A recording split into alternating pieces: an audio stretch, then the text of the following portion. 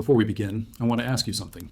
Have you ever stopped to wonder how many lives were built and broken just to raise the walls around us? The hands that carried stone, the lungs that filled with dust, the laughter that somehow survived the weight of suffering. All of it is part of a story almost erased by time. Stay with me now, because what you're about to hear is not just history, it's the echo of people who refuse to be forgotten. Imagine walking into a cloud that looks harmless, almost soft, like the mist you see rising from a waterfall. But instead of freshness, it stings your throat, burns your lungs, and refuses to leave. That was the daily reality of quarry workers. The dust from stone was not just dust. It was a fine, invisible enemy, floating into every breath, lodging itself deep into the lungs, grinding away silently day after day. At first, the men coughed a little, laughed about it, said things like, "I swallowed half the mountain today," as if joking could make it less deadly. But weeks turned into years, and those jokes became wheezes, and those wheezes became silence, interrupted only by gasps for air at night. It's strange how the body adapts to slow destruction. Some workers would wake up with their chests rattling like old wooden drawers being pulled open, but they still went back to the quarry, because what else could they do? There was no plan B, no safety net, only stone, dust, and the need to put food on the table. The cruel irony is that the very lungs that gave them life were turned into graveyards of powder. They were, in a sense, burying themselves long before the coffin arrived. And here's the brutal comedy of it. Society admired the buildings, the monuments, the cathedrals made from that stone, while the men who carved them became forgotten piles of bones beneath the earth. The world celebrated the product, but never the producer. The danger wasn't just that dust would choke you in the long run, it was also that nobody could see it as an immediate threat. A boulder falling? Everyone knew that was death. A pickaxe accident? Obvious and bloody. But dust? Dust was sneaky. It wasn't dramatic. It didn't scream for attention. It just lingered, waiting. Imagine being in a card game where you never realize the house is winning because it cheats quietly, one coin at a time, until you're bankrupt without knowing when it happened. Quarry dust worked the same way. It didn't kill spectacularly. It killed slowly, humiliatingly, stripping workers of their breath until even walking felt like climbing a mountain with chains tied to their chests. And the cruelest twist? Back then, no one called it silicosis or gave it a neat medical name. It was just the cough. Something expected, like gray hair or wrinkles. Old quarrymen weren't retired. They were simply too broken to keep lifting. They'd sit outside their homes, hacking, spitting into the dirt, watching the younger ones head to work with the same false confidence that maybe they'd be different. But none of them were. They all ended up coughing the same cough, dying the same slow death. It was like a cruel fraternity with no initiation other than breathing. Think about how unfair that is. Breathing, the most basic human act, became their downfall. You don't even need to swing a hammer or push a cart to get sick. Just being there, inhaling, was enough to sign your death certificate. There's something bitterly ironic about that. The thing that gives you life turns into the very thing that takes it away. You can't even quit breathing. Try it for a few seconds. That's right, you can't. And that's exactly how trapped they were. The dust didn't stay in the quarry either. It clung to their clothes, rode home with them, spread across the small houses where their families lived. Wives shook out laundry and unknowingly breathed it in. Children hugged their fathers and filled their little lungs with the same invisible poison. Whole households shared the slow suffocation, all because one man had to earn a living. That's not just brutal, that's tragic comedy on a cosmic scale. The stone didn't care if you were a strong man, a fragile woman, or a curious child.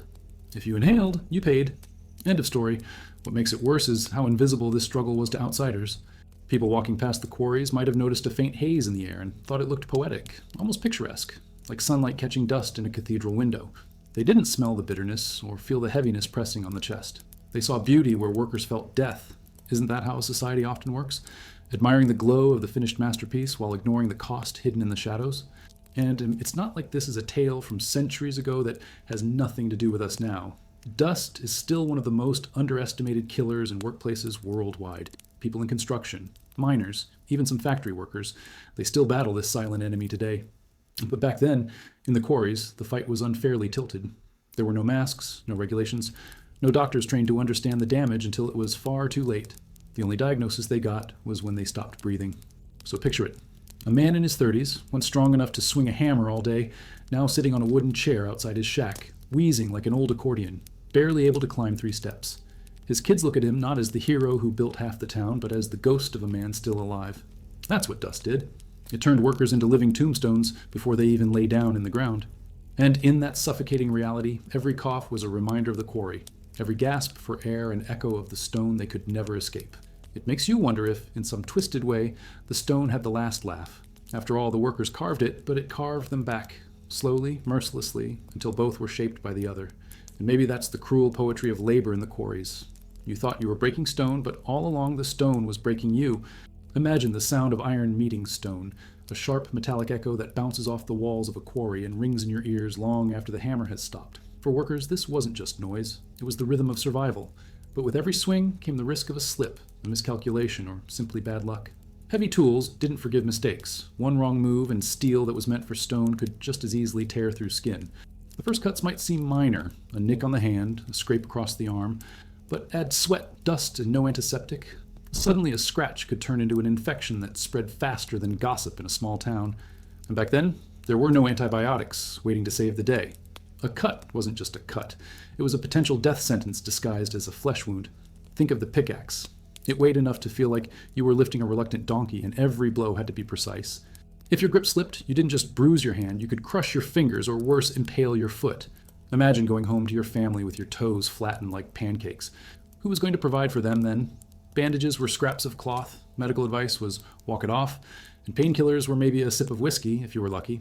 It's almost comical in a tragic way, how the most advanced first aid kit for a quarry worker was usually the same bottle they used to celebrate payday. You had to laugh, because otherwise you'd cry. But cuts and bruises weren't the only things those tools delivered. Sometimes the hammer bounced back, smashing noses or teeth. Some men learned to live with missing fingers, carrying them like silent medals of honor. Others weren't so lucky. A misplaced swing could end a career in an instant. And the cruel truth? Losing a hand didn't mean you stopped working. It meant you had to adapt to find some miserable task that could still be done one-handed. The quarry didn't care if you were whole or broken. It only cared if you could still produce. If not, someone younger, stronger, and desperate would replace you by sunrise. And then there was the weight of the tools themselves. Just carrying them all day left arms shaking, muscles trembling like overcooked jelly. A hammer wasn't just an object. It was a companion that demanded loyalty, respect, and sometimes blood. Workers developed calluses so thick they looked like armor, but armor doesn't stop fatigue. By midday, the hands that once gripped firmly would start to slip, and that's when accidents happened. Imagine holding a razor-sharp chisel while your palms are sweaty, your arms are weak, and the sun is blinding your eyes. It's like asking for a handshake with disaster. The thing is, danger didn't only come from their own mistakes. Tools were often passed down, old and cracked, handles splintered, edges dull. A hammer with a loose head was like a ticking time bomb. Swing it too hard, and instead of hitting the rock, the iron head could fly off, turning into a deadly missile. More than one man met his end, not from the stone in front of him, but from the tool that betrayed him mid-swing. And here's the kicker. The bosses often shrugged. It's just a tool, they'd say. Easy for them. They weren't the ones dodging flying iron. It's a bitter kind of humor when your best friend in work, the tool in your hand, is also plotting against you. What makes this even more chilling is how normalized it all was. Men came home with fresh scars and their wives didn't panic. They just fetched the rag, wiped the blood, and asked if dinner should still be kept warm. Scars were part of the job description, almost like badges that proved you belonged to the fraternity of the broken. Kids even traced their father's wounds with curiosity, as if those jagged lines on skin told stories better than books ever could. You can almost picture a child saying, "Papa, how did you lose this finger?" And the father replying with a tired grin, "The stone bit me harder than I bit it." That kind of humor was their shield, a way to turn horror into something almost bearable. Of course, no amount of jokes could erase the truth. Every cut, every bruise, every missing piece of flesh was a reminder that the quarry demanded sacrifice. And the irony? These men built monuments meant to last centuries, yet their own bodies deteriorated in a fraction of that time. Stone was eternal, flesh was disposable. And as they wiped sweat from brows already streaked with blood, they knew tomorrow would demand the same gamble. Hammer, chisel, and the hope that today's cut wouldn't be the one that ended everything. What's remarkable is how quickly they accepted that risk. It wasn't bravery so much as resignation. They knew they were walking into battle every day, not with enemies carrying swords, but with stones that never moved yet always fought back. And sometimes the stone won. Sometimes the tool betrayed, and sometimes the blood spilled into the cracks seemed like part of the job, part of the payment, because in the end, the stone demanded more than labor. It demanded flesh. And the workers, knowingly or not, gave it freely, because survival left them no other choice. There is something profoundly humbling about standing in the open air of a quarry, surrounded by walls of stone that rise like ancient guardians. They trap not just sound, but also heat and cold, amplifying whatever nature decides to throw at you. If the sun blazed, those stone walls turned into ovens, radiating the heat back onto the workers until their skin burned and their vision swam. If the wind howled in winter, the quarry became a funnel, slicing through coats and bones with icy fingers. It wasn't just a job, it was a duel with the weather, and the weather rarely lost. On summer days, the stones absorbed sunlight all morning and then radiated it back in the afternoon like massive slabs of fire. Workers described it as if the ground itself were trying to cook them alive. The sweat didn't cool them, it stuck, mixing with dust until it formed a paste that clung to skin like cement. You can almost imagine a worker laughing bitterly and saying, "At least I'll die pre-seasoned." Their only shade came from rocks that could fall on them, and their only relief from heat was a gulp of lukewarm water, if they had any. Some passed out mid-swing, collapsing onto sharp edges or under the weight of their own tools. The sun was merciless, and the quarry reflected every ray. And when the seasons turned, the cruelty simply changed costume. Winter brought no mercy. The cold bit into fingertips until they split open, and swinging a hammer with cracked hands was its own form of torture. Breath turned into clouds, and those clouds instantly froze in beards and mustaches, turning men into living statues. Some joked they looked like ancient philosophers with frosted beards, but philosophy meant little when you couldn't feel your toes. Gloves, if they had them, were more holes than fabric. Stone didn't care about the seasons. It demanded to be broken, whether your body shivered or burned. Rain turned the quarry into a pit of mud, sucking at boots, making every step a gamble. Slippery rocks were more dangerous than knives. One slip could send a man tumbling, arms flailing, body cracking against jagged edges until he came to a stop, broken and still. Workers joked that they didn't need dance lessons because the rain taught them all the moves. But nobody laughed when someone didn't get up. Mud swallowed dignity too. It caked on clothes, mixed with blood, and hardened until men felt like statues dragging themselves home. Storms were another beast entirely. Lightning striking near stone walls echoed like cannon fire, and thunder bounced around the quarry like war drums. Imagine standing in a hole, holding long metal tools, while the sky decided whether or not to strike. There's a certain dark humor in that, like volunteering to be a lightning rod with every swing. But even storms had to be endured because stopping work wasn't an option. The bosses didn't care if the heavens opened, they only cared if the stones moved. Perhaps the most exhausting part wasn't the extremes themselves, but the way they never let up. There was no comfortable middle ground. Heat blurred vision, cold stiffened joints, rain risked bones, and storms threatened lives. It was a cycle of punishment tailored to each season that demanded men keep breaking stone regardless of what nature threw at them. And when you think about it, the environment was a silent supervisor, harsher and less forgiving than any human boss. You could argue with a foreman, you couldn't argue with the sun. What's fascinating is how the human spirit tried to cope with this torment. Men found ways to laugh, even in suffering.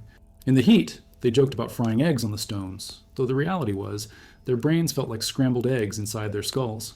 In the cold, they'd challenge each other to see who could still wiggle frozen fingers, as if frostbite were a game. That dark humor didn't erase the misery, but it made it survivable.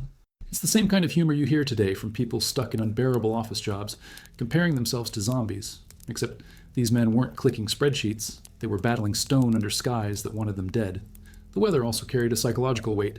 Imagine waking up and hearing rain on the roof, knowing your day would mean slipping and sliding in mud, or seeing frost on the window, already feeling the sting in your lungs before you even left home. The quarry followed them before they stepped into it, because the elements dictated their fate. The stone was constant, but the weather turned it into a new kind of beast every day. That anticipation wore on them, slowly draining hope until even laughter sounded hollow. And yet, they went back, day after day, season after season. Because the stone didn't wait, the bills didn't stop, and their families needed bread. It's almost absurd to think about how much misery was tolerated just to keep breaking rocks. But maybe that's the essence of it. Life demanded survival, and survival meant enduring whatever heat, cold, rain, or storm decided to punish them. And in that endurance, the men became something like the stone itself, hard, weathered, cracked, but still standing. For a while, at least. Because even stone, given enough time, crumbles. And so did they. There is a special kind of silence that hangs in a quarry right before something goes wrong. The kind of silence that makes the hairs on your arms rise, as if the stones themselves are holding their breath.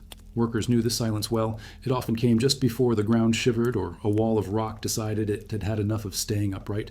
Quarrymen lived with the constant awareness that the very environment they worked in could collapse on them without warning. Imagine waking up every morning, kissing your family goodbye, and knowing deep down there was a chance the mountain might bury you before lunch. That's not melodrama. It was daily reality. Every cut into the rock created instability. Every hammer blow, every chisel strike, every blast of powder loosened more than just the piece they wanted. Cracks ran deep into the walls, invisible to the naked eye, waiting like hidden fault lines. One wrong vibration, one small shift, and tons of stone could come crashing down. It wasn't a question of if, it was when. And workers knew this so well they developed an instinct for danger. They could hear tiny fractures, whispers in the stone, but sometimes Even the sharpest ears missed the warning. Because how do you outlisten a mountain? There's a strange irony here. The very skill of quarrying meant you had to destroy stability to earn your wage. The better you were at cutting deep and fast, the more unstable your surroundings became. It's like being rewarded for poking holes in your own lifeboat. And yet, they did it anyway, because stopping wasn't an option. Hunger was always louder than fear. Men risked being crushed under boulders not because they were fearless, but because they were fathers, sons, husbands. Fear paid nothing. Stone paid a little. When a collapse happened, it was violent. There were no second chances, no polite warnings. A rumble, a shudder, and then the air filled with dust as massive rocks crashed down. Bodies disappeared under the debris, sometimes never recovered. Imagine the cruel humor of that, spending your life cutting stone only to have the stone take you into itself forever. Workers joked grimly that the quarry was greedy, that it always wanted to keep a piece of the crew. But nobody laughed when the silence returned after the chaos, when they realized a friend wouldn't be coming home. It wasn't just walls collapsing. Even the ground could betray them. Quarries often had hidden cavities, soft spots that gave way under the weight of men or carts. One second you were walking, the next you were plunging into darkness, swallowed by the earth itself. Some men survived with broken bones, others vanished completely, their screams muffled by tons of rock. And yet the work never paused for long. The foreman would gather the men, brush the dust off his coat, and order them back to their hammers. Mourning was a luxury. Stone didn't respect grief. Explosives added another layer of danger. Workers used black powder and later dynamite to break larger sections of rock. But these weren't carefully calculated engineering marvels. They were crude, risky gambles. Light the fuse, run, and hope you guessed right. Sometimes the blast was too weak, leaving the rock intact but trembling with instability. Sometimes it was too strong, sending shards flying like shrapnel, tearing through flesh. A misfire meant crawling back to a dud fuse that could reignite at any second. That wasn't courage, that was necessity. Imagine the absurdity of treating every explosion like a fireworks show, where the fireworks aimed back at you. Even the simple act of loading and moving stone carried danger. Blocks weighed tons, and the makeshift pulleys and carts weren't exactly reliable. Ropes snapped, carts tipped, wheels broke, and when they did, the stone didn't politely stop rolling.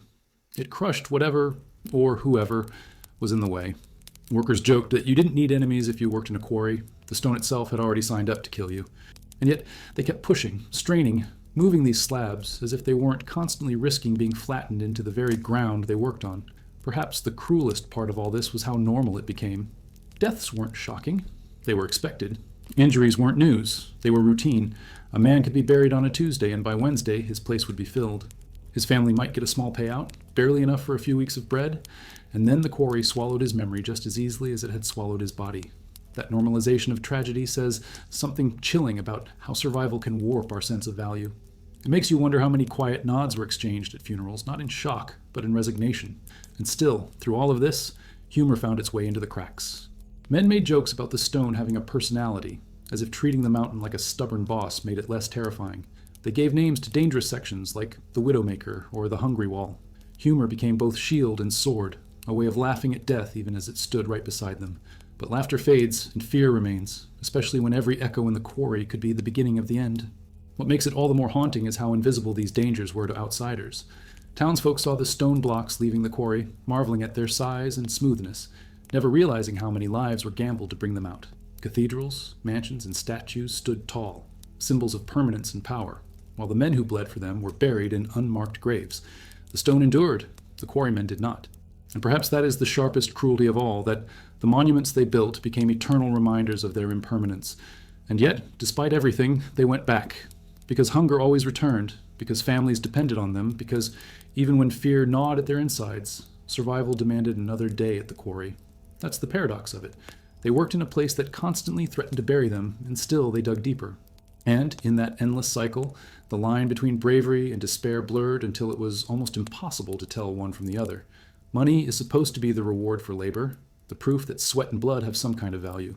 But in the quarries, the pay was so meager it almost felt like an insult. Imagine swinging a hammer for 12 hours, skin peeling under the sun, lungs filling with dust, risking being buried alive. And at the end of the week, you could barely afford bread, maybe a little cheese if you were feeling extravagant. It was as though the mountain gave you a death sentence, and the boss gave you pocket change to make it sting less. That's not payment, that's mockery. The cruelty of it lay in the arithmetic of survival. A man might earn just enough to feed his family, but never enough to escape the quarry. It was a trap disguised as employment. You worked to live, and living meant working again the next day. No savings, no future, no cushion against disaster. A broken tool could set you back. An illness could ruin everything. It's almost comical in a bitter way. These men moved mountains, yet they couldn't move themselves out of poverty. They carved stone for cathedrals that touched the sky, but their own children often went barefoot. Payment wasn't always in money either. Sometimes it came in credit slips, redeemable only at the company store. A clever scam if you think about it. The boss gives you wages, then takes them back when you buy overpriced flour and stale bread from his own shelves. It's like being robbed twice, once by the stone and once by the system. And people today complain about overpriced lattes. Imagine paying triple just for a sack of potatoes and knowing your boss was the shopkeeper smirking at you. The injustice was baked into the bread they ate, salted into the meat they bought.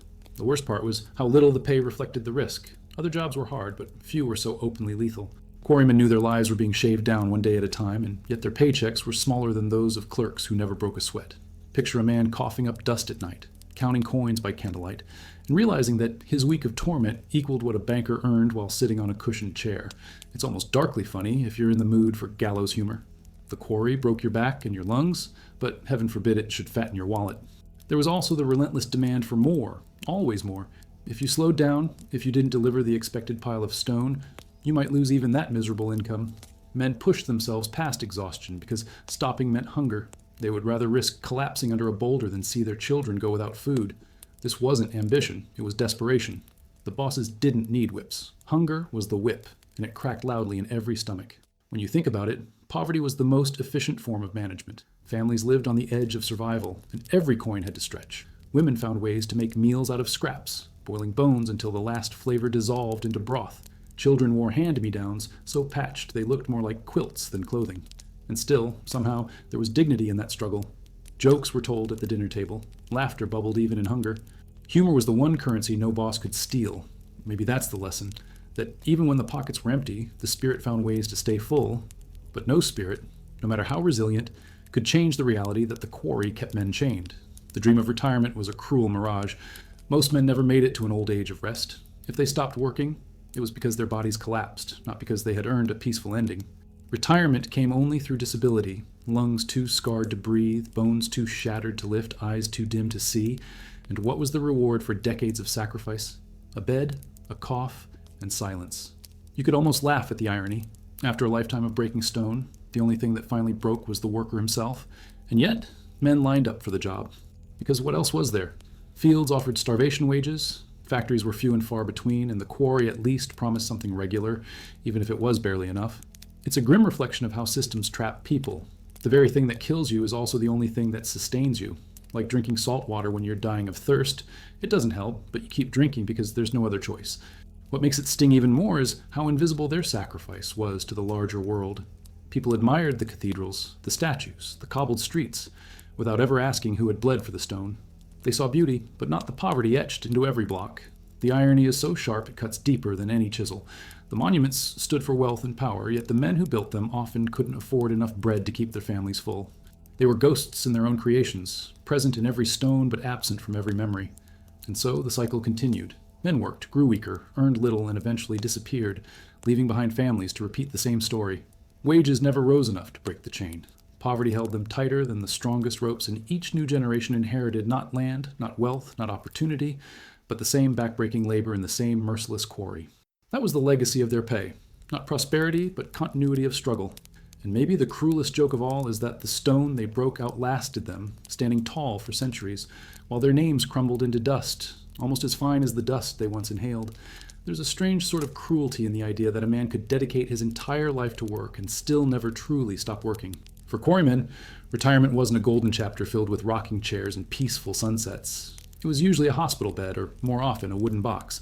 The body gave out long before the years of service turned into any kind of reward. If you lived long enough to retire, it was almost always because your lungs had finally rebelled against years of dust, or your bones had been shattered once too often to keep lifting. It was less a retirement and more a surrender. The lungs were usually the first to wave the white flag.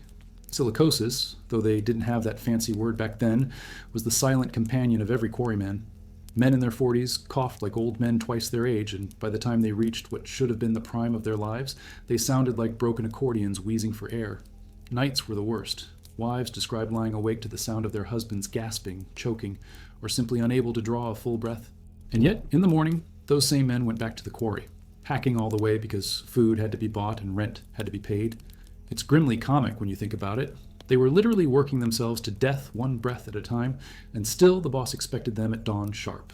Then came the bones. Years of swinging hammers carrying slabs and bending under impossible weights wore bodies down until joints cracked and spines curved like bent nails. Men who once stood tall were reduced to hobbling figures, their steps short and painful, their bodies creaking like old doors. Rheumatism, arthritis, slipped discs, all of them were part of the retirement package.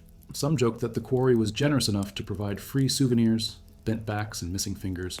If you wanted a keepsake from decades of service, just look in the mirror. But the saddest part wasn't just the physical breakdown, it was the way society treated it. There were no pensions, no health care, no safety nets. If you couldn't work, you didn't earn. And if you didn't earn, you didn't eat. A man who became disabled was often seen less as a victim and more as a burden. Families had to adjust. Children were pulled from school to help with income. Wives took on endless tasks to make ends meet. The man who once provided became the man who needed providing for, and the shame of that weighed heavier than any block of stone. It's a cruel paradox. Men who gave their bodies to the quarry ended up feeling worthless when their bodies could no longer give. Some workers tried to prepare, saving coins here and there, but it was almost laughable. How can you save pennies when you're already living in debt? It's like trying to patch a sinking ship with chewing gum. The system was designed to squeeze every last drop of strength out of them and then discard them when they were no longer useful. They weren't retiring, they were being retired, like old tools tossed aside once they lost their edge. And that's the haunting part. These weren't tools, they were fathers, husbands, human beings whose only mistake was being born into a world where stone was valued more than flesh. Even those who somehow reached old age often carried the quarry with them, etched into every movement.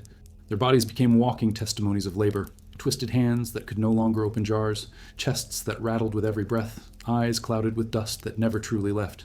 Their grandchildren might sit on their laps, asking for stories, and those stories would always circle back to stone. The dangers, the laughs, the losses. Retirement wasn't about escape. It was about reflection. But reflection is painful when every memory is tied to suffering. What makes it almost unbearable is the contrast. These men built monuments that lasted centuries, bridges, cathedrals, city squares, structures admired by tourists long after the workers were gone. Those stones stood tall and proud while the men who cut them crumbled into anonymity. There's a bitter kind of comedy in that. The buildings earned immortality, but the builders were forgotten before their bones cooled. People snapped photographs of the stonework, marveling at its perfection, without realizing that perfection was bought with broken bodies. And still, even in the face of such cruelty, there were flickers of humor and humanity. Some old quarrymen joked that they were half stone already, their joints so stiff they felt fused with the very material they once cut. Others laughed about being retired champions of dust eating, as though making a competition of their suffering made it more bearable. Humor became a final rebellion, a way of refusing to let the quarry have the last laugh. Because if you can still joke, you're not entirely defeated, even when your body says otherwise. The truth is, retirement for quarrymen wasn't an ending. It was the final stage of a long punishment. The quarry claimed their youth, their strength, their health, and finally their dignity. And yet they endured day after day because survival demanded it. Their legacy wasn't in pensions or peaceful old age. It was in the stones that shaped cities, in the laughter they forced through broken lungs, and in the quiet resilience of men who knew that life rarely gave them a choice.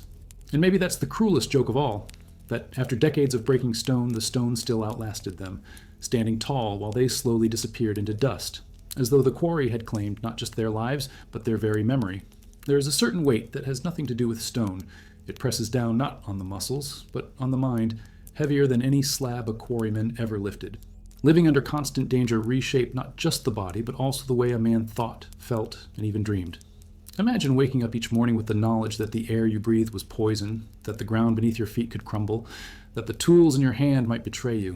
That kind of knowledge doesn't disappear when you hang up your coat. It lingers, creeping into every corner of your thoughts. It's like trying to sleep with a thunderstorm trapped in your chest. Fear became a companion, but not one anyone could afford to show openly. Admitting fear was seen as weakness, and weakness was a luxury men couldn't afford, so they laughed instead.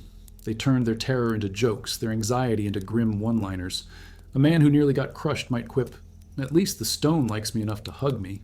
Another, coughing so hard his ribs ached, would say, "That's just the quarry singing me a lullaby." Humor was their armor, because silence would have been unbearable, and yet, when the laughter faded at night, the truth returned like an echo. Every day was a gamble with fate. The psychological toll stretched far beyond the quarry walls. Wives described husbands who came home with eyes still fixed on invisible dangers, flinching at sudden noises, waking up drenched in sweat after nightmares of falling rock. Children learned quickly not to startle their fathers. Even playfulness could trigger a reaction born of constant vigilance. These men lived in a permanent state of alert, as though the quarry had rewired their nerves to expect disaster everywhere. It's almost darkly comical. Outside the quarry, even a pot falling in the kitchen could send a seasoned worker leaping as if the mountain were collapsing again. Isolation was another invisible weight.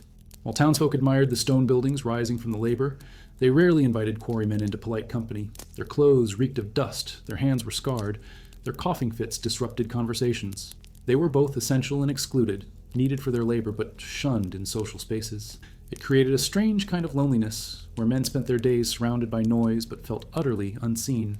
Some found solace in drink, others in quiet resignation, but all of them carried the ache of being valued only for what their bodies could endure, never for who they were as people. And yet, amid all that pain, there was a raw resilience. Men developed rituals to steady their minds before stepping into the quarry. Some muttered prayers, clutching worn crosses or charms in their pockets. Others had superstitions, always putting on the left boot first, never swinging the hammer until they spat on the ground.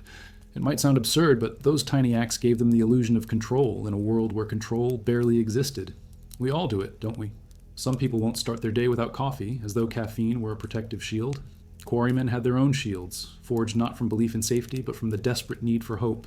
The constant presence of death also forced a kind of fatalistic philosophy. When you see a man crushed one day and his place filled the next, you start questioning what your own life means.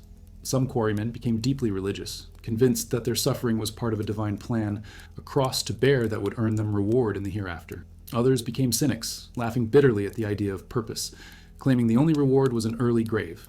That spectrum of belief, between faith and despair, was itself a survival mechanism, a way to wrestle meaning from the chaos. But perhaps the most devastating psychological blow was watching the cycle repeat. Fathers saw their sons enter the same quarry, picking up the same tools, inhaling the same dust. They warned them, pleaded with them to find another path, yet poverty left no choice. Imagine the guilt of a man who couldn't protect his child from the same fate that was destroying him. And still, those sons carried on, believing maybe they would be the exception, though none ever were. That generational trap etched itself into the minds of families, breeding a quiet hopelessness that lingered even when words weren't spoken. At times, the pressure boiled over into anger. Workers resented their bosses, the system, the very stone itself. But rebellion was rare because rebellion required unity, and unity was hard to maintain when hunger divided men. Still, in the taverns after long shifts, voices would rise, fists would slam tables, and curses would fly at the invisible hand of exploitation. These moments of rage were cathartic, but fleeting. By morning, the same men trudged back to the quarry, heads bowed because fury didn't put bread on the table. It's almost tragically comic, spending nights roaring like lions only to return as beasts of burden the very next day. And through it all, the quarry never left their minds. Even when they weren't working, it haunted them. The sound of hammers echoed in their skulls. The taste of dust lingered on their tongues. The image of collapsing walls replayed behind their eyelids. Some men carried the quarry inside them so deeply that even in old age, long after they'd left the work behind, they still coughed up its memory with every breath. It wasn't just a place they worked. It was a place that lived in them, shaped their fears, and molded their very identity until they couldn't separate who they were from the stone they cut. And maybe that's the final cruelty of it. The quarry wasn't simply a job, it was a state of mind. It broke bodies, yes, but it also burrowed into thoughts, dreams, and souls. You can patch a wound, you can set a broken bone, but how do you heal a life that has been built around danger, fear, and exhaustion? Perhaps the answer is you don't. Perhaps the quarry's most lasting monument wasn't the stone carved into cathedrals or streets, but the psychological scars carved into the men who gave themselves to it. And those scars, unlike the buildings, were invisible, yet heavier than any block ever pulled from the earth.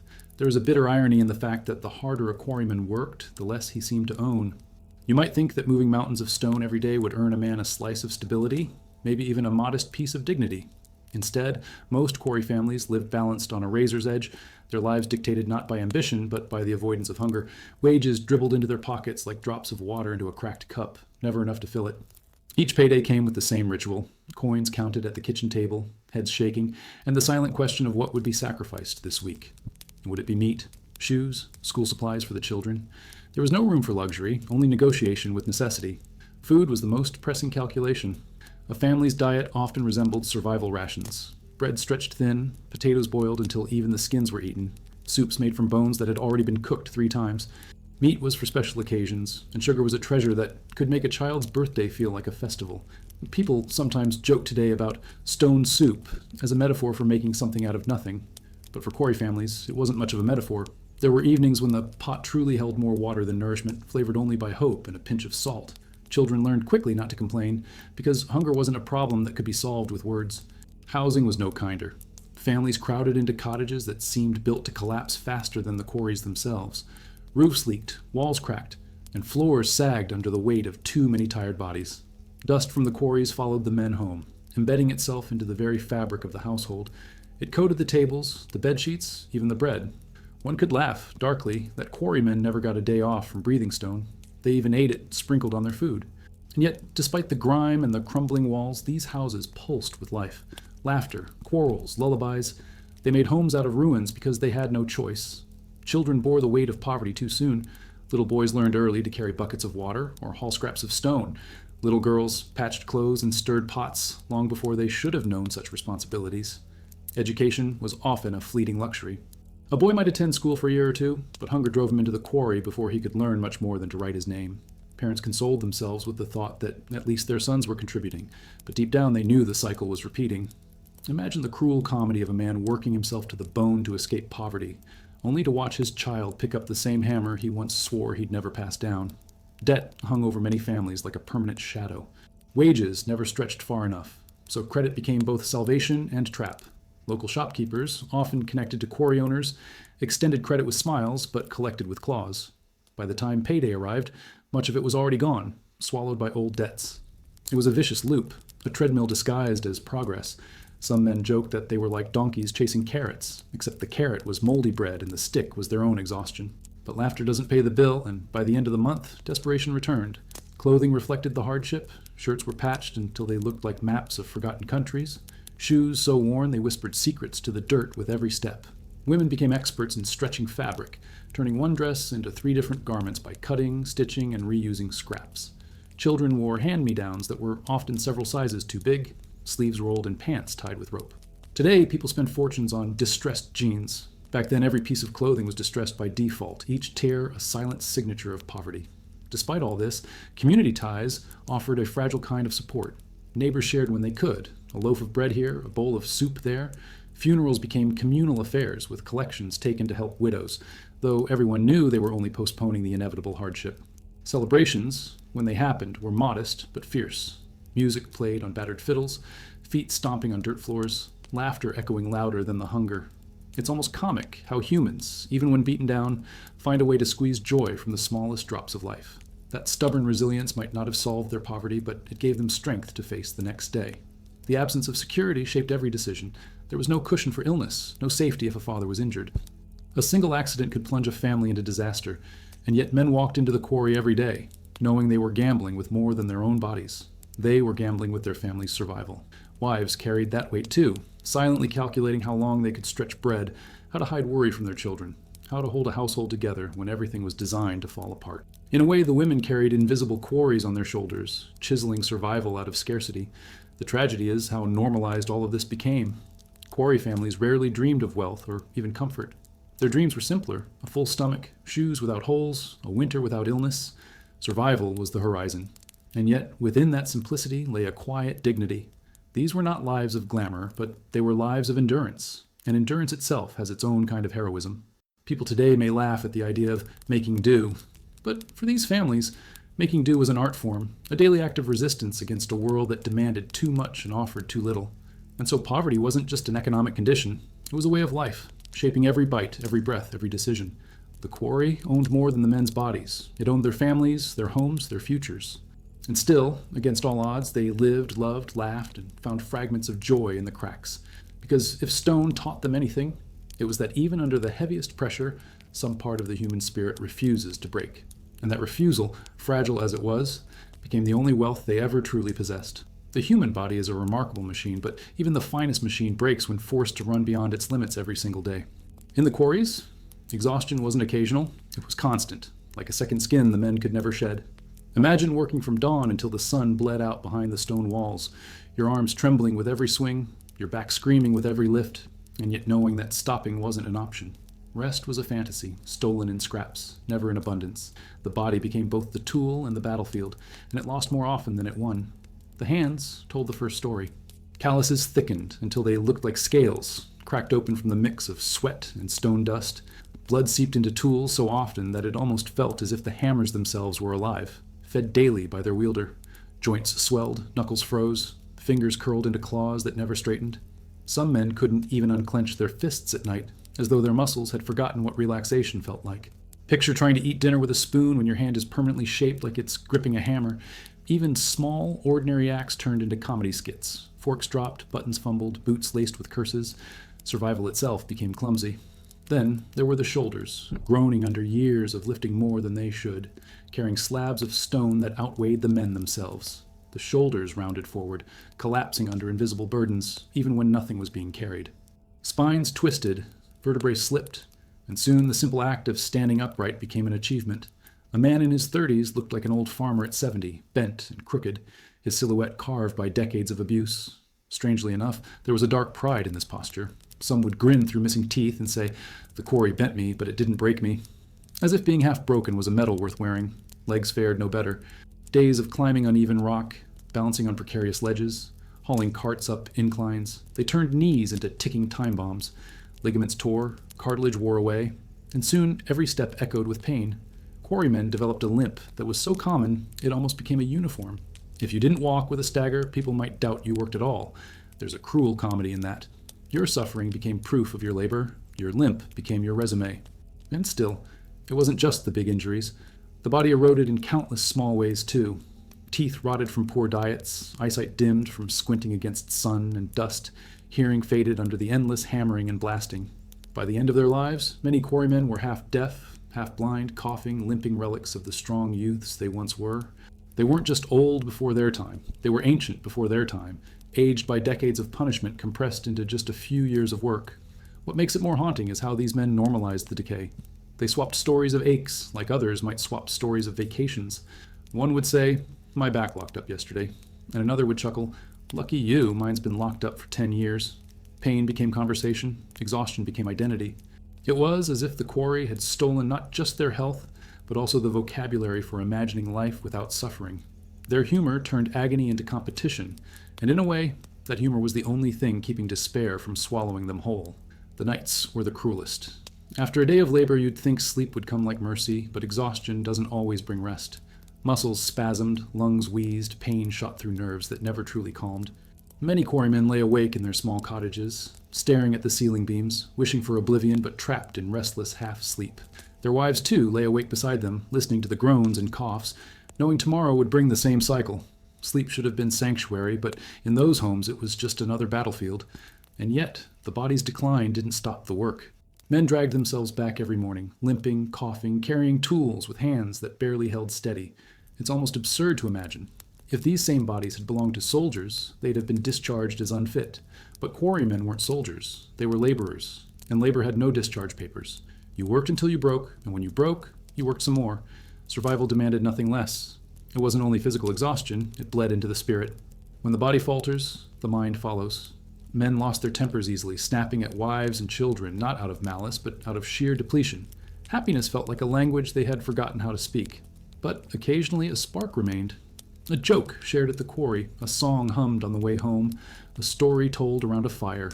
These small rebellions against despair kept the human inside the machine alive, even as the machine rusted. And maybe that is the strangest part of all, how the body endured far beyond what should have been possible. Year after year men kept going, each movement carved from sheer willpower, each swing of the hammer a declaration that they would not yet be erased. They became monuments themselves, living statues of endurance, until at last they crumbled like the stone they had spent their lives shaping.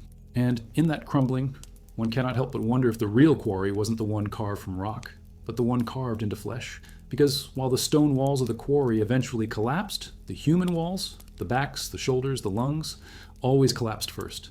There's something almost theatrical about how the body changes under relentless labor, as if each decade of quarry work rewrites the script of a man's appearance. You can picture it. Young men walking into the quarry with shoulders broad, eyes clear, and strides firm. They looked like they could wrestle the very stones they were about to cut. But the quarry was patient. It didn't strike all at once. Instead, it chipped away day by day, until the mirror no longer reflected youth, but a stranger carved out of fatigue, pain, and dust.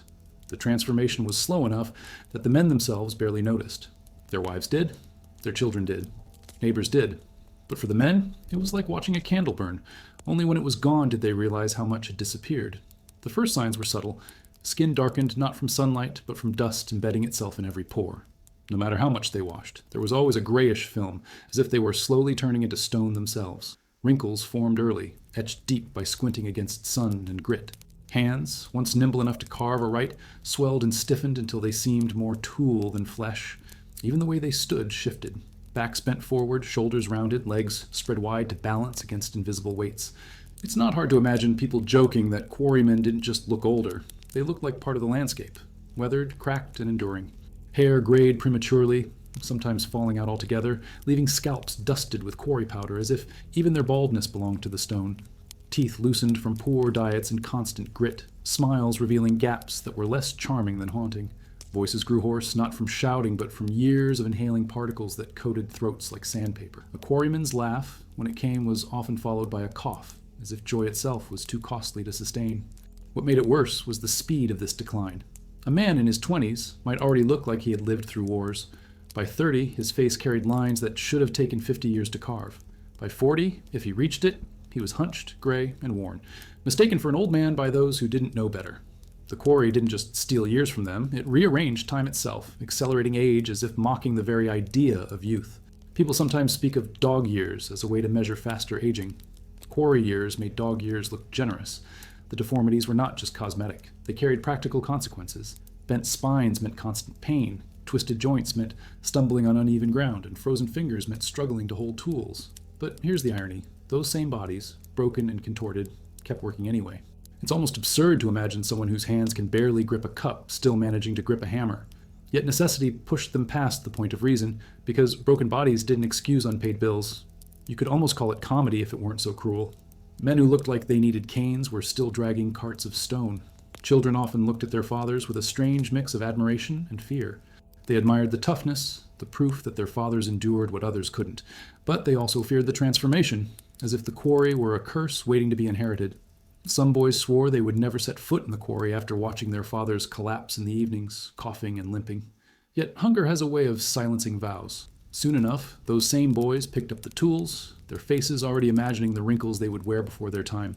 The aging wasn't only physical, it seeped into spirit and mood. Exhaustion carved not only lines in faces, but also shadows in minds. Men became quieter, their humor turning darker, their tempers shorter. The joy of youth seemed to drain as surely as their strength. Wives remembered husbands who once sang or whistled, only to find those songs replaced by silence or muttered curses. It's almost funny, in a bitter way, how the quarry seemed to tax even happiness. The more stone they cut, the less joy they had left to spend. Still, they found ways to hide the despair, because families needed more than bread. They needed hope. So men joked about their bent backs, calling themselves walking question marks. They laughed about their missing teeth, saying they'd save money on toothbrushes. They turned their broken bodies into punchlines, as if mocking themselves made the pain easier to swallow. And maybe it did. Humor became a survival tool as essential as any chisel, a way to turn tragedy into something bearable, even if only for a moment. But humor couldn't erase the truth. The quarry left its fingerprints on every inch of their bodies, branding them with marks that never faded. You could spot a quarryman in a crowd without ever hearing his story. His gait, his hands, his cough told the tale more clearly than words. They were walking monuments to endurance, living evidence of the price paid for every stone that built the world around them. And unlike the monuments of stone, their monuments were mortal, destined to crumble long before the buildings they had created. Perhaps that is the cruelest detail. The very structures that men built to symbolize permanence outlasted the men themselves. Cathedrals still tower centuries later, their stones proud and unyielding, while the men who carved them turned to dust before their time. It's hard not to see the dark comedy in that. The stone won the battle always, transforming the quarrymen twice, first by reshaping their bodies in life, and then by outlasting them in death. And in that endless exchange, the question lingers, who truly shaped whom, the men who carved the stone or the stone that carved the men? Breathing is supposed to be effortless. It's the one action we do from birth to death, without thinking, a rhythm so natural that we only notice it when something goes wrong. In the quarries, however, breathing was never natural.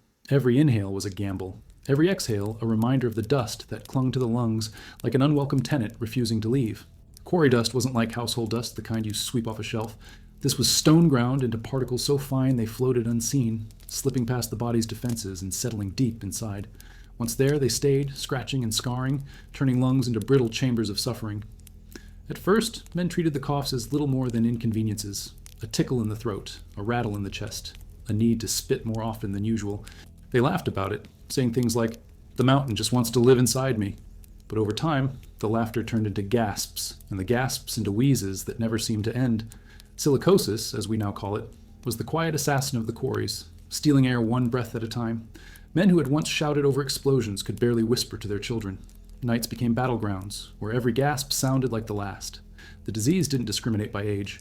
Some men in their 20s, barely into adulthood, coughed like old men on their deathbeds. Their bodies were still strong, arms able to swing hammers and legs to carry stone, but their lungs betrayed them, hollowing out their strength from the inside. It's almost comical in a dark sense. A man could lift half a ton of rock, but collapse after walking 100 yards. Strength on the outside, weakness on the inside, a contradiction that mocked the very idea of masculinity, in a world where toughness was currency. And the cough followed them everywhere. At home, wives listened to the sound with dread, knowing each fit could end in blood. Children grew up recognizing the soundtrack of the quarry in the chest of their fathers, mistaking it for normal, until they realized not every man hacked up gray phlegm at the dinner table. The dust didn't stop at the quarry gates. It clung to clothes, hair, even food. Families were unwilling participants in the same slow suffocation. In some homes, it wasn't just the father who coughed. It was everyone, as if the entire household shared the same poisoned lungs. Doctors, when they were consulted, had little to offer. In truth, many didn't even recognize the disease for what it was. It was simply the cough, the inevitable price of working stone. Some men were told to rest, but rest meant starvation. Others were advised to move away from dust, which was as absurd as telling a fish to move away from water. Advice without solutions was salt in the wound, a reminder that society saw their suffering but didn't care enough to fix it. The quarry owned their lungs as surely as it owned their time. What made it worse was the silence of the disease. Unlike dramatic accidents, which ended lives in an instant, dust worked in shadows. It robbed men slowly, humiliatingly, making them dependent long before death arrived. They became shadows of themselves, sitting by doorways with hands on their knees, fighting for every breath. Neighbors would see them and shake their heads, as if the sight was both familiar and inevitable. There's a cruel kind of comedy in how predictable it was. So predictable that people stopped being shocked by it. A man wheezing wasn't news. A man not wheezing was. And yet, through all this, humor refused to die completely. Some quarrymen, gasping for air, joked that at least they didn't have to spend money on running shoes. They couldn't run if they tried. Others mocked their condition by calling themselves stone chimneys, belching dust with every cough. It was gallows humor, yes, but it was also survival. If you could still laugh, even while choking, then you hadn't surrendered entirely. That defiance was its own kind of oxygen. The tragedy, of course, was that the world admired the stone, but ignored the sacrifice of lungs behind it. Cathedrals echoed with choirs, statues gleamed in the sunlight, cobbled streets bustled with life, all while the men who made them gasped their way into early graves. No plaque, no monument, no tribute recorded that price. The beauty of stone endured, the breath of the workers did not. It's hard not to see the bitter poetry in that. The very buildings that drew people in for their grandeur were, in truth, tombstones for the lungs of countless quarrymen. The final cruelty was how easily the disease erased identity. Men who had been strong, loud, commanding presences became fragile and quiet, defined not by their work, but by their wheeze. They were no longer remembered for the blocks they cut or the walls they built, but for the sound of their failing chests. The quarry reduced them to breathless relics long before their time, and in doing so, it stole not only their bodies, but their dignity. And yet they kept working, because air was not the only necessity. Bread was too, and bread demanded sacrifice. And so, breath by breath, the quarry claimed its due, not in sudden crashes or spectacular explosions, but in the slow rasp of lungs turning to dust. It is tempting to think of dust as harmless, something you wipe off a shelf with a rag. But in the quarries, dust was the most merciless killer of all, one that couldn't be seen, couldn't be fought, and couldn't be escaped. And perhaps that's the bitterest joke of all. Men spent their lives breaking stone, only to discover that it was stone in its tiniest form that broke them first. If lungs gave out slowly, bones gave out loudly. There was no such thing as a quarry without fractures. The body, no matter how tough, had limits, and those limits were tested every hour by rock, tools, and gravity. Bones snapped under falling slabs, ankles twisted on uneven ground, ribs cracked from being pinned between carts. And unlike a clean break in a doctor's office today, where plaster casts and x-rays come to the rescue, these injuries were patched with little more than cloth, alcohol, and prayers. A man with a broken arm might be back at work within weeks, hammer in hand, the bone still crooked. The quarry didn't wait for healing, it demanded presence. Imagine trying to swing iron with a forearm that looks like a bent pipe. It was survival theater, with men performing strength they no longer had. The crushing accidents were the most terrifying. A slab weighing hundreds of pounds could slip from a pulley and land on a leg. In an instant, the difference between a worker and a cripple was measured in inches. Some men never stood again. Others limped for the rest of their lives, dragging one foot behind them like a stubborn child. Jokes emerged even from this misery. "At least the stone loves me enough to dance on my feet," some would mutter, though nobody really laughed. Humor was a way of pretending that pain was companionship instead of punishment. Hands were the most common victims. Fingers severed by chisels, knuckles smashed by hammers, palms torn open by rope burns. You could almost measure a quarryman's career by the number of digits he still had left. Children often learned to count on their father's hands and discovered they didn't always reach 10. The sight of missing fingers became so common it stopped being shocking, like a grim badge of service. Some men even wore their injuries with pride, holding up mangled hands and saying, "The quarry took these, but I'm still here." It's darkly comic how humans turn mutilation into achievement when life leaves no other reward. But bones didn't need accidents to collapse. The endless repetition of lifting, swinging, bending, and hauling wore joints down until they ground against each other like sandpaper. Arthritis arrived early, hips and knees locking up, shoulders screaming at every motion. A man of 30 might move like a man of 70, creaking and groaning with every step. Some wives joked that they could hear their husbands coming home without ever seeing them. Their joints provided the soundtrack. Yet this music of pain became as ordinary as birdsong in the morning. It wasn't a question of if joints would fail, only when. What makes it worse is how little value was placed on these injuries. A worker who lost a finger, or even a leg, often received no compensation. The quarry's logic was simple. If you can still move, you can still work. And if you can't work, then you're no longer the quarry's problem. There's a brutal honesty in that kind of cruelty. It didn't hide behind false promises or sympathy. You were useful until you weren't, and once you weren't, you were discarded like a cracked hammer or a broken wheelbarrow. The stone demanded labor, not loyalty. Families bore the consequences, too. A father with broken bones meant lost wages, and lost wages meant empty cupboards. Children went hungry not because their father lacked will, but because his body had finally rebelled. Some families resorted to sending children into the quarry earlier, to replace what injury had stolen. In this way, bones that broke in one generation rippled through the next, shaping the destinies of sons who never had a chance to escape. It's like watching dominoes fall in slow motion, each fracture tipping another life into hardship. And yet, through all this, the men carried on. They walked with limps, worked with missing fingers, hauled stone with crooked backs. They adapted, turning broken bodies into tools that somehow kept functioning. You could almost call it grotesque ingenuity. A man with one good hand learning to tie knots faster than a man with two, or a limping worker pulling more weight than those still whole. It was both tragic and inspiring, proof of human resilience twisted into something absurd. The quarry broke them, and still they found ways to keep serving it. The cumulative effect of all these injuries wasn't just physical, it seeped into identity. A man became the one with the limp, or the one missing 3 fingers, his injuries replacing his name in casual talk. He was no longer John or Thomas. He was his wound, his scar, his crooked gait. The quarry reduced men, not just to laborers, but to broken parts labeled by damage. And maybe that was the final cruelty of it all, when your very sense of self becomes indistinguishable from your suffering.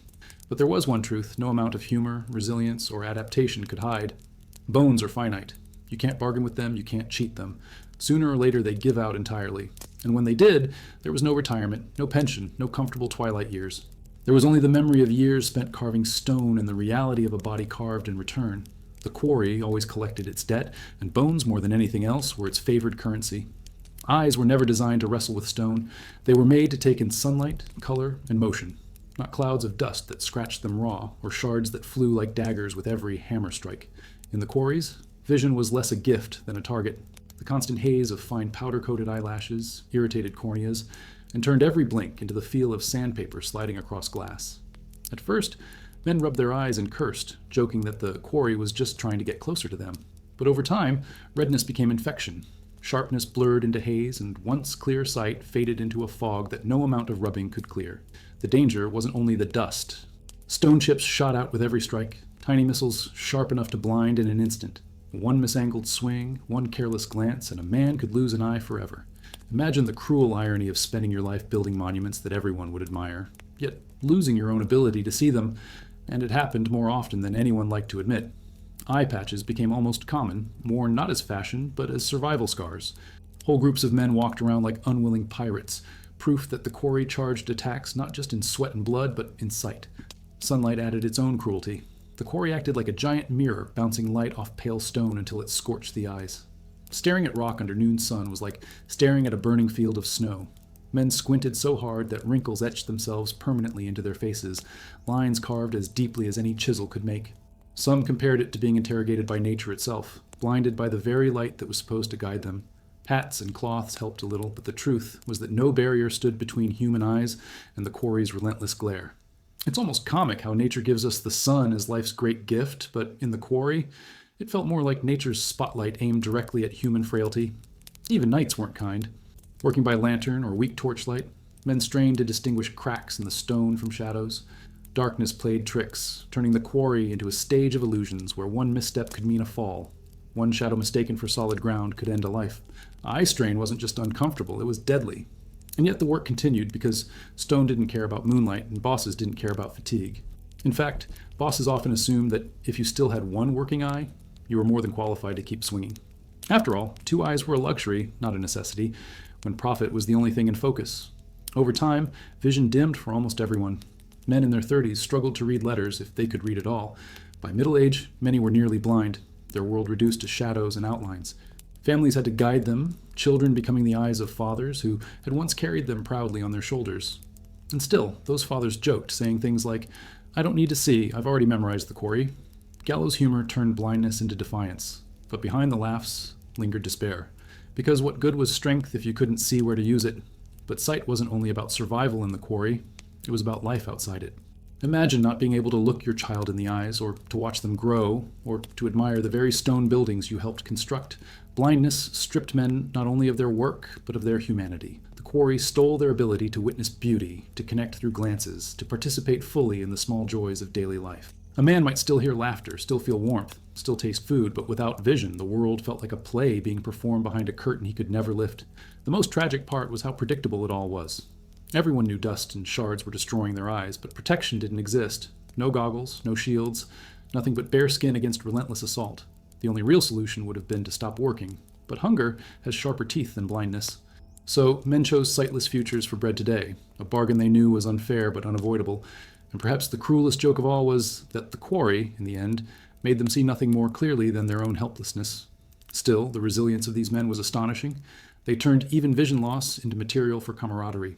A blind worker might stumble, and another would guide him, muttering, "Don't worry, I've got 2 bad eyes to cover your one." It wasn't much, but it was enough to turn sorrow into shared laughter, however fleeting. Humor stitched together what despair tried to rip apart, binding them to one another even as their sight failed. Yet, for all the jokes, blindness was no laughing matter. It meant the end of work, the end of income, the end of independence. Families carried the burden, children took on extra labor, and wives became caregivers for men who had once been the family's backbone. The quarry didn't just blind men, it blinded futures, narrowing possibilities until nothing but hardship remained. And in that narrowing, you see the true cruelty. Vision lost, not only from eyes, but from life itself, as dreams shrank into shadows long before the body stopped moving. And so the quarry carved more than stone. It carved sight away from men, one blink, one shard, one ray of light at a time. They entered as workers and left as ghosts, stumbling in half darkness, their bodies still present, but their gaze stolen forever. And perhaps that is the sharpest edge of all, that the same hands that built monuments of beauty left behind men who could no longer see them, condemned to live in a darkness their own labor had unknowingly created. Noise in the quarries was more than a background detail. It was a constant assault. The clanging of hammers against chisels, the crack of stone splitting, the grinding of carts over uneven ground, and the muffled booms of blasting powder all combined into a relentless orchestra of chaos. For a newcomer, it must have felt like stepping into the middle of a storm that never ended. For veterans, it became the soundtrack of life, an endless rhythm that hummed in their bones long after they left work. But the price of this involuntary concert was steep. Hearing was often the first sense to crumble. At first, it was subtle. A man would ask his wife to repeat herself at dinner or fail to hear the laughter of his children across the room. He would joke that the quarry had selective hearing, allowing him to ignore nagging while still catching the sound of coins hitting the table. But soon, the subtlety faded. Conversations became puzzles, words arriving muffled or distorted. Men began nodding and smiling even when they didn't catch a word, because admitting deafness was almost as humiliating as the deafness itself. The hammering was the worst culprit. Each strike was like a small explosion in the ear, a vibration that traveled not just through the stone, but directly into the skull. Multiply that by thousands of strikes in a day, and it's no wonder ears gave out. Some workers described the sensation as if their heads were hollow drums being beaten from the inside. Others swore they could still hear phantom hammering years after they left the quarry, as if the sound had burned itself permanently into their minds. It's a strange, almost comic cruelty. The quarry gave them tinnitus, like a lifelong souvenir, a ringing that refused to fade even in silence. Explosives only added to the punishment. Black powder and later dynamite shattered stone with deafening blasts, reverberating through walls and chests alike. Workers often didn't have time to plug their ears. Even if they had, cloth or fingers were poor defenses against such force. The shockwaves rattled teeth, blurred vision, and left men stumbling as if drunk. Afterward, some couldn't hear for hours, wandering through dust clouds in eerie silence as though the world itself had vanished. For a few, hearing never returned at all. One moment of thunder, and life was forever muted. Noise also did something more insidious. It wore down patience and nerves. Living inside constant clamor frayed tempers. Small irritations grew into outbursts. Laughter turned sharper. Arguments flared easily. The brain was simply too tired to process peace when it never experienced any. Imagine trying to enjoy a quiet meal with the echo of hammers still pounding inside your skull. The quarry wasn't just breaking stone, it was breaking harmony. Even families suffered. Children might whisper secrets, only for fathers to respond with blank stares, not out of neglect, but because their ears no longer worked. The result was distance disguised as indifference. The hearing loss crept in unevenly. Some men grew deaf in one ear first, turning their heads constantly to catch words. Others lost the high notes, unable to hear birdsong or laughter, while still catching the lower grumble of carts. The world became unbalanced, filled with gaps and distortions. And in those gaps, isolation flourished. Being unable to hear made men feel cut off even in crowded rooms, alone in a sea of voices. Silence wasn't peaceful, it was suffocating. Yet, true to form, quarrymen found ways to laugh about it. "What did you say?" became the most common punchline, delivered with a grin and repeated until it was half comedy, half tragedy. Friends would tease one another, exaggerating gestures to communicate, turning conversations into pantomimes. Some even joked that deafness was a blessing. It allowed them to sleep through the babies crying at night or ignore their wives' complaints about muddy boots. Humor was the thin thread holding dignity together, proof that even silence couldn't entirely drown out resilience. But as the years passed, the jokes wore thin. Deafness made survival harder. Orders shouted in the quarry were missed, warnings went unheard, and accidents multiplied. Not being able to hear a crack in the stone or the shout of a coworker could mean death. Silence wasn't just isolating, it was deadly. And outside of work, the inability to engage with family created a void that love struggled to fill. Fathers couldn't hear bedtime stories. Husbands couldn't join in gossip. Friends couldn't share secrets. The quarry took away more than hearing. It took away connection. The tragedy of all this is sharpened by the fact that protection could have helped. Simple ear coverings might have spared countless men from deafness, but in those times, hearing loss wasn't considered an injury.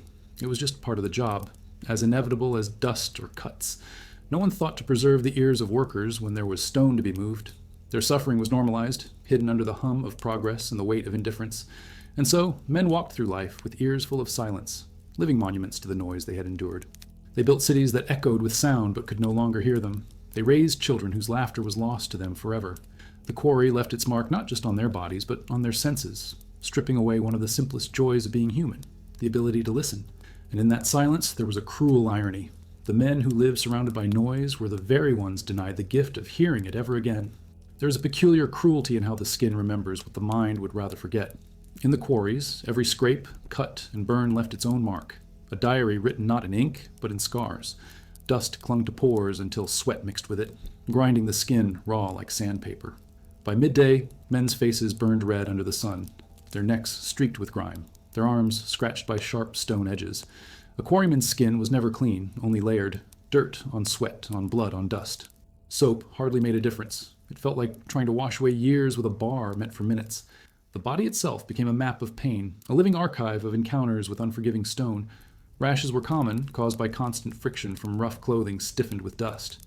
Shirts were more like coarse sacks than garments, rubbing against raw skin until men felt like they were being flayed by fabric.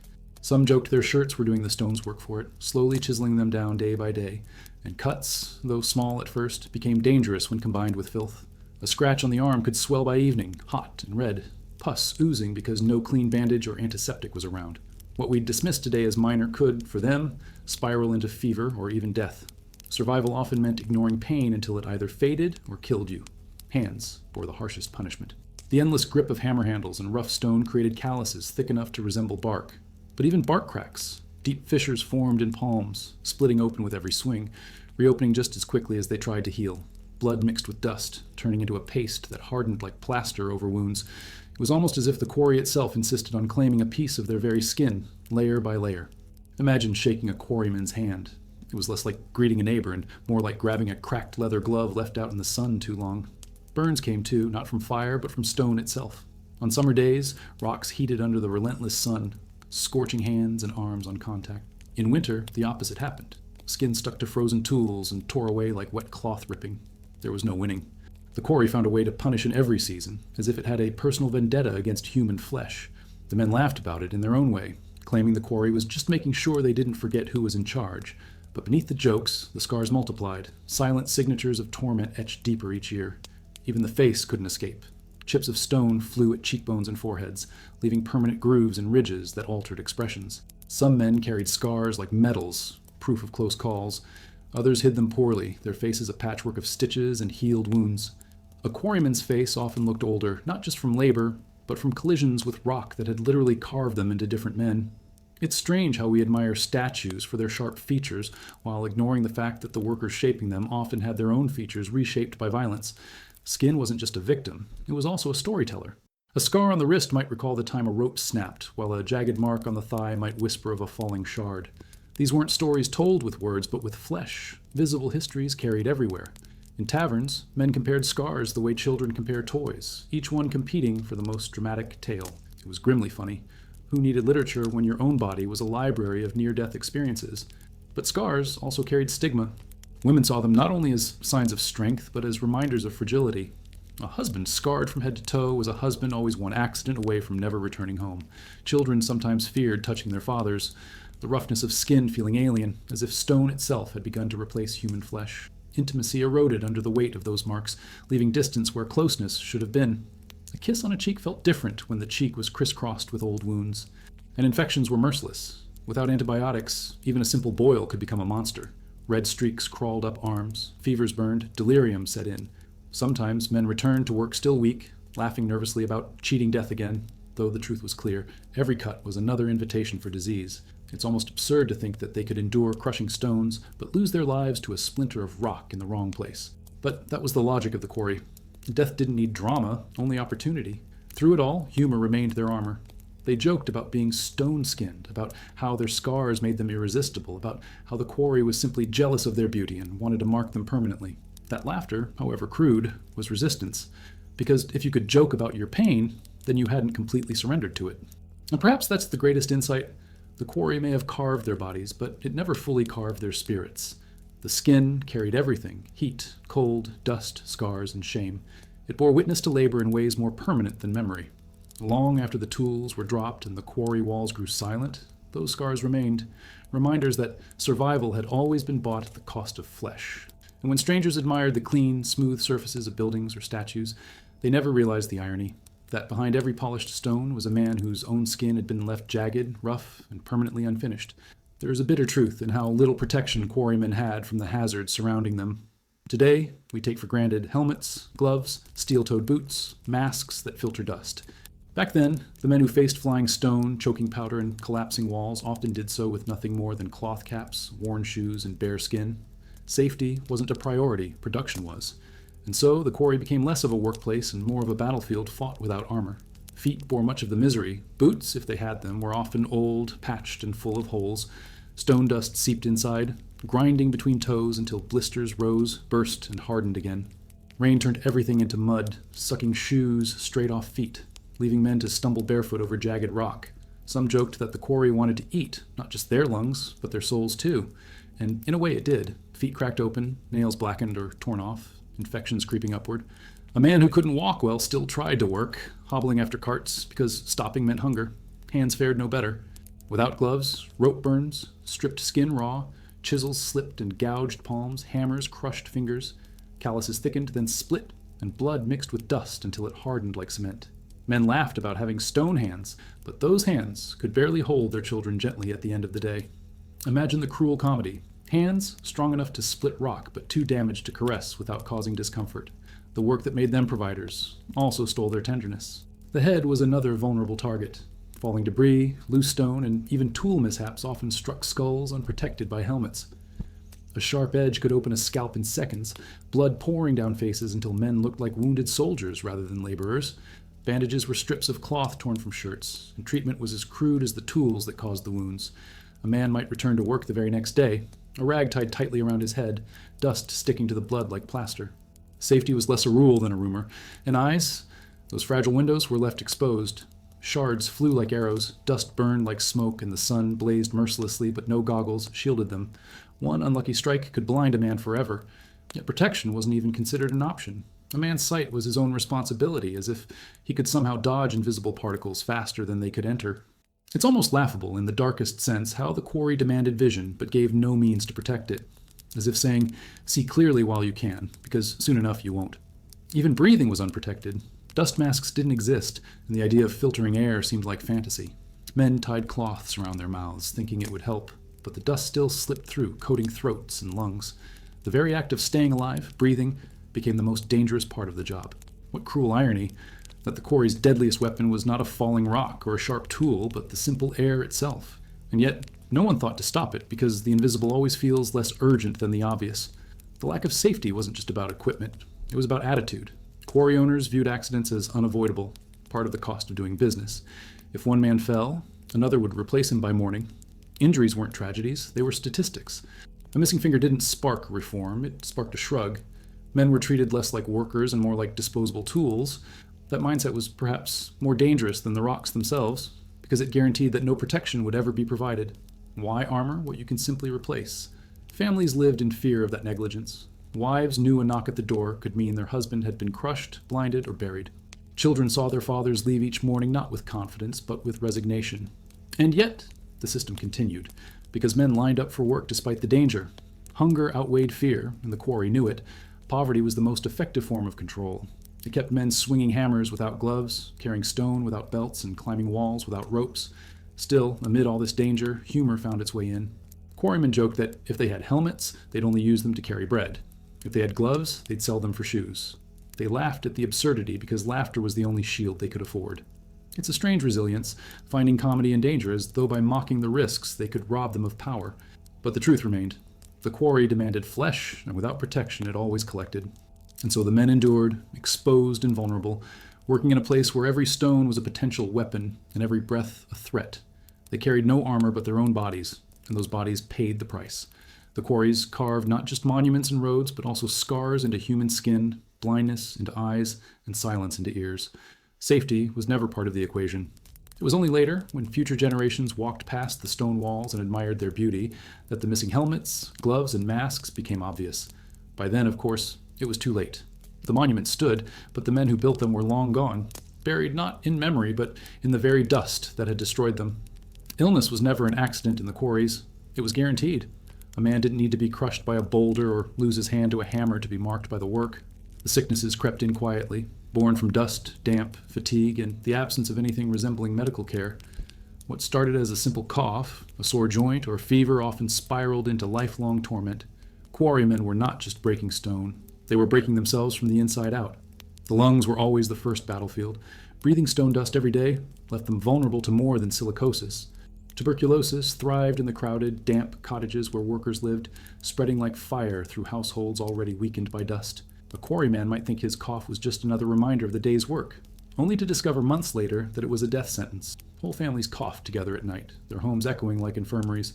Some joked bitterly that they didn't need church bells to mark funerals. Their own chests told loudly enough. Humor softened the cruelty, but it never slowed the march of disease. The skin carried its own collection of ailments. Constant exposure to dust and sun brought rashes that burned and itched until men tore themselves raw. Cuts turned septic, swelling until arms and legs became hot, red, and useless. Boils erupted on backs and thighs from the endless sweat and grime, painful reminders that hygiene was impossible when soap was rare and water often scarce. What today would be handled with antibiotics or even a quick doctor's visit could then mean weeks of suffering or death. Imagine dying not from an avalanche of stone but from a splinter in your palm. The absurdity would be laughable if it weren't so tragic. Stomach illnesses were just as merciless. Food was cheap, sometimes spoiled, and always insufficient. Bread hardened like stone after a day.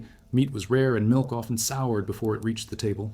Men who could crush rock with bare hands were undone by parasites or diarrhea that left them doubled over in agony. And there was no pausing work for stomach pain.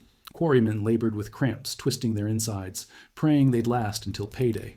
Some joked that the quarry didn't just carve stone, but also carved their intestines, one meal at a time. Rheumatism and arthritis were inevitable companions. Long hours in cold rain or biting wind stiffened joints until every movement screamed. Knees cracked, shoulders froze, and spines locked.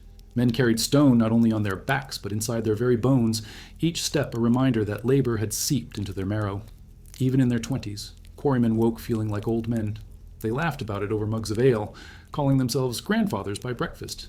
But behind the laughter lay dread. Because if your body aged decades too fast, how much time did you really have left? Fever claimed many, often without explanation. Infections spread rapidly, and when chills shook a man's frame, everyone knew his chances were slim. Malaria and typhus struck in certain regions, carried by stagnant water or vermin around the work sites. The line between exhaustion and illness blurred. Men collapsed without knowing if it was hunger, fever, or simply the quarry itself claiming another victim. The wives who tended them at home knew too well that most fevers ended not with recovery, but with another grave dug into the earth. And then there was the shadow of mental illness, though it had no name back then. Endless fatigue, the constant presence of death, the crushing poverty, it left men hollowed out. Despair set in quietly, masked by drink or by silence. Some workers, unable to cope, simply disappeared, walking away from their families and never returning. Others drowned their misery in alcohol until they were no longer themselves. The quarry consumed not just bodies, but also minds, chiseling away at hope until only resignation remained. What makes all of this even more devastating is how preventable so much of it was.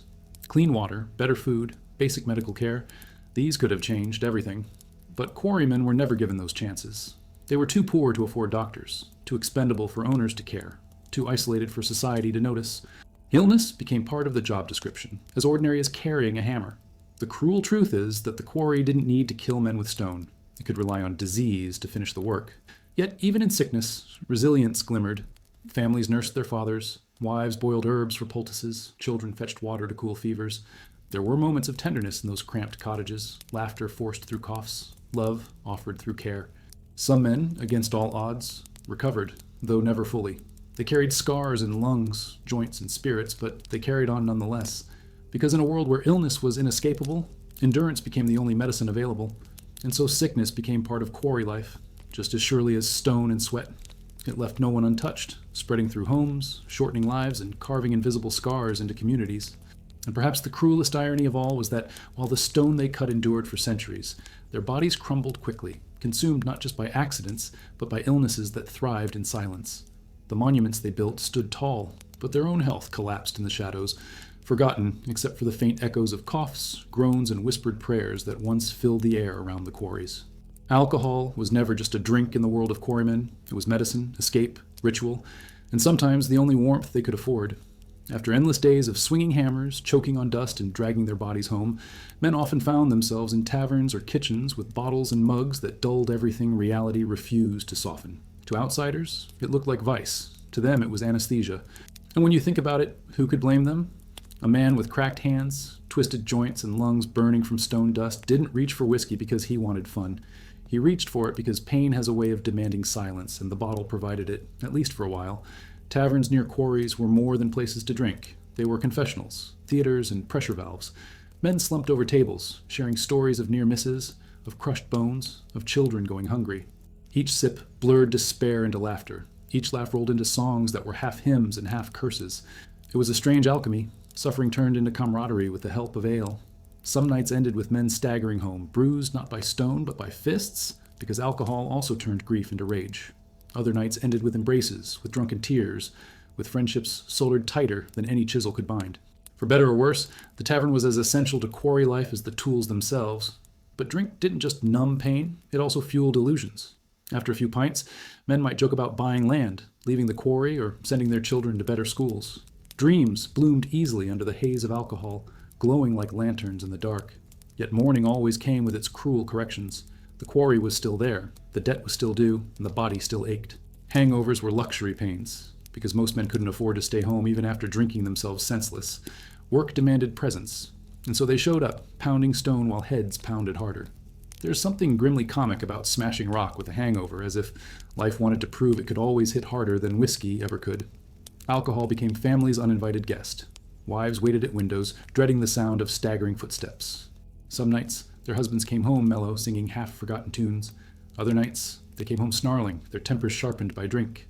Children learned early to read the signs, the slurred words, the heavy steps, the crash of a mug on the table, and knew when to stay silent. Poverty already bruised families, but alcohol deepened the blows, turning frustration into arguments and love into tension. And yet, even in those homes, humor survived. A wife might scold her husband for smelling like a brewery, and he'd grin through bleary eyes, muttering, "At least I saved water by drinking beer." The cruelest irony was how alcohol offered temporary relief, but carved deeper wounds over time. Men who drank heavily weakened faster, their livers giving out, their hands trembling too much to hold chisels steady. Those who relied on the bottle to forget pain eventually found the bottle creating new pain. Broken health, fractured families, dwindling wages. But without it, despair sometimes felt unbearable. It was a trap disguised as comfort, a thief wearing the mask of a friend. And in communities where nearly everyone bore scars, the cycle was hard to break. To not drink almost made you an outsider, as if refusing whiskey was a refusal to share in the unspoken rituals of survival. Yet, not all alcohol stories ended in ruin. Some men truly did use it sparingly, treating it as a companion instead of a master. They sipped enough to take the edge off without tipping into destruction. In those cases, drink was less an escape and more a tool, crude, yes, but effective. Laughter came easier, pain dulled slightly, and evenings passed with songs instead of silence. One might argue that alcohol was both the worst enemy and the most loyal friend of quarrymen, depending entirely on how much was poured into the cup. The psychological pull of drink cannot be overstated. When your body is exhausted, your lungs are failing, and your wages barely buy bread, the promise of an hour where you can forget all of it is intoxicating in itself. Alcohol wasn't just liquid, it was time, stolen from misery, borrowed from despair. Every sip said, "For now, you're not broken." And men clung to that promise even when they knew it was false, because sometimes a false promise is better than none. It's tempting to condemn the reliance on alcohol, to point out how it shortened lives and strained families, but to do so is to ignore the environment that created the need. The quarry demanded so much from men that something had to give. If not lungs, then livers. If not bones, then minds. The bottle was simply the tool they chose to manage what could not be managed otherwise. And perhaps the more uncomfortable reflection is this: when modern people pour themselves a drink after a bad day, are they really so different? Pain takes many shapes, so do the ways we numb it. So alcohol was more than a drink. It was a symptom of quarry life, a mirror reflecting the unbearable weight of survival. It dulled the sound of hammers, softened the edge of hunger, and wrapped despair in the illusion of joy.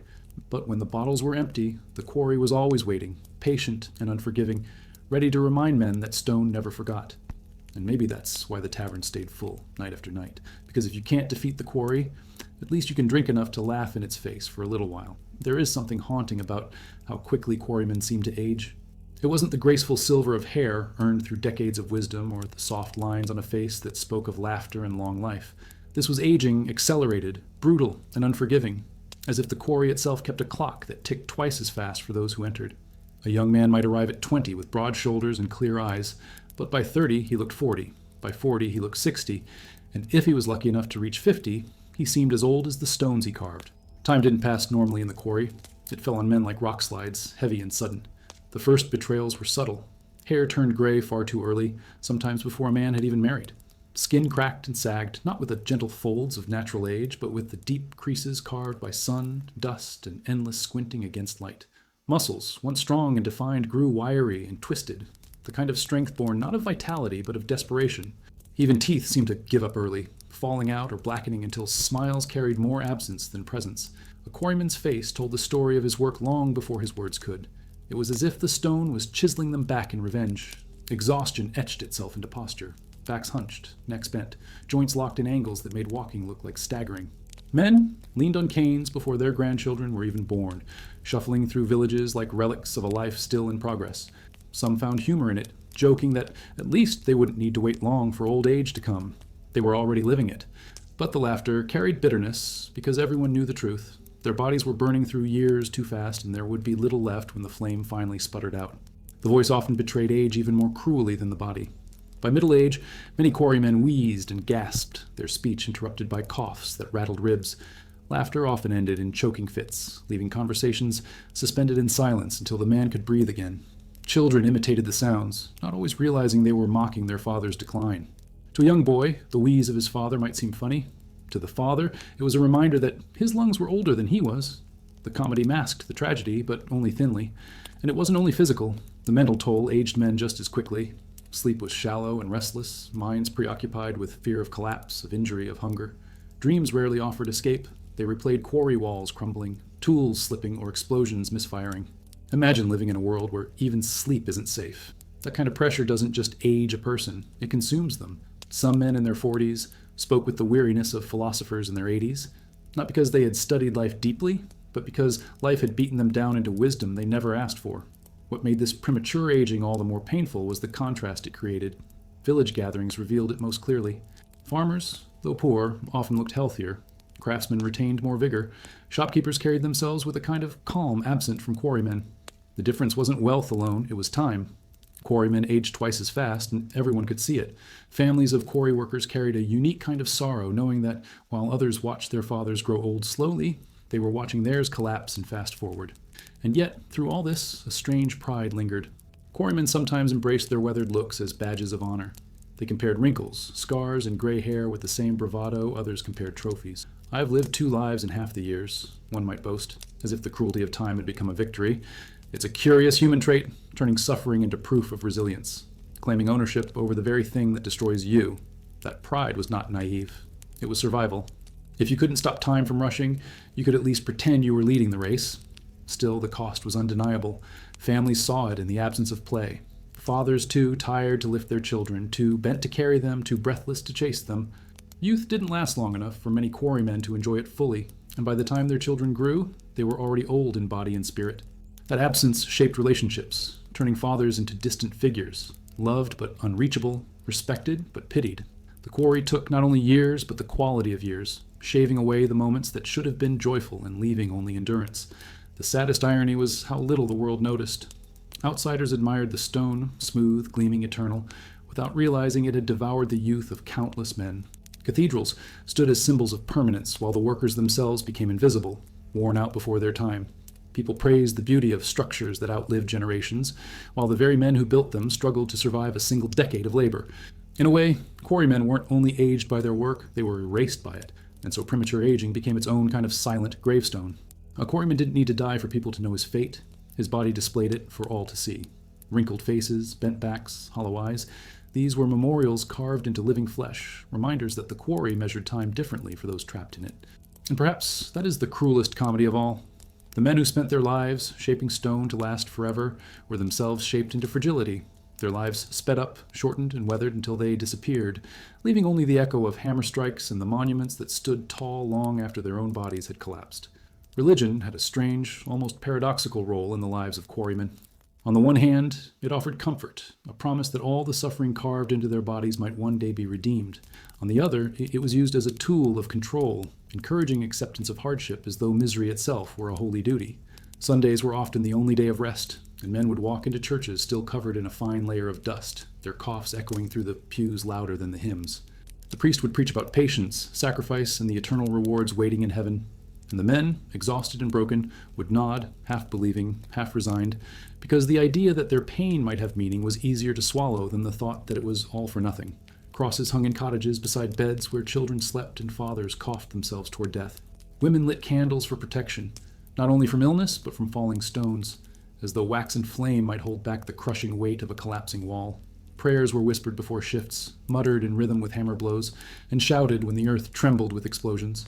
Faith was not separate from labor. It was stitched into it, as natural as breathing dust.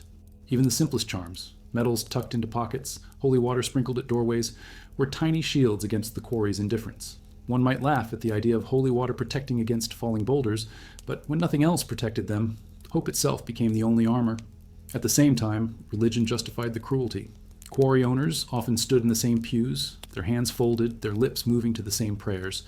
They reminded workers that suffering brought them closer to Christ, that endurance was a virtue, that obedience was godly. It's almost comic in a bitter way. The same men who profited from broken backs preached that those backs should bend willingly. Faith became not only comfort, but a leash, binding men to labor with the promise of heaven as payment. When wages fell short, sermons rose higher, as though words could fill the empty stomachs of children. But faith was not only about submission, it was also rebellion. Some quarrymen clung to it fiercely, not as obedience, but as defiance. To believe that their lives meant something, that they were seen by a power greater than any foreman, was a radical act of self-worth. Hymns sung after work turned taverns into sanctuaries. rough voices weaving together into choirs that shook dust from rafters. These moments blurred the line between sacred and profane, showing that even laughter over ale could become a prayer of survival. Faith wasn't confined to the church. It lived in the stubborn will to keep going when everything else screamed to give up. Religion also marked death with its rituals. Funerals were constant companions, processions of black-clad widows and coughing men winding through villages to bury another body taken by the quarry. Priests spoke of eternal rest, while children clung to mothers who wondered how to feed them without a husband's wage. The graveyards filled quickly, rows of wooden crosses, standing as mute reminders that faith promised more permanence than flesh could deliver. And yet, these rituals gave structure to grief, turning chaos into ceremony, loss into something survivable. Without them, despair might have consumed whole families. What is striking is how religion, despite its contradictions, gave quarry communities a language for endurance. Pain became a cross to bear. Early death became God's will. Poverty became humility. These phrases softened the edges of reality, wrapping brutality in the silk of meaning. Some might scoff at this as superstition or manipulation, but in the absence of medicine, safety, or justice, meaning itself was a form of survival. If you could believe your suffering had purpose, then it was no longer just suffering, it was a step toward redemption. And for men who coughed blood at night, that difference mattered. Even humor carried traces of faith. Quarrymen joked about the saints watching over them, muttering that the saints must have been on vacation whenever rocks fell. Others quipped that hell held no fear for them. After working in the quarry, they were already acquainted with fire, dust, and endless labor. These jokes were more than laughter. They were theology in disguise, tiny rebellions against despair that turned faith into something earthy, human, and unpolished. It wasn't the polished sermons that sustained them, but the gritty humor that transformed misery into a kind of rough grace. And so religion, like stone dust, settled into every part of quarry life. It was inhaled with every breath, present in whispers and curses, in church pews and tavern benches alike.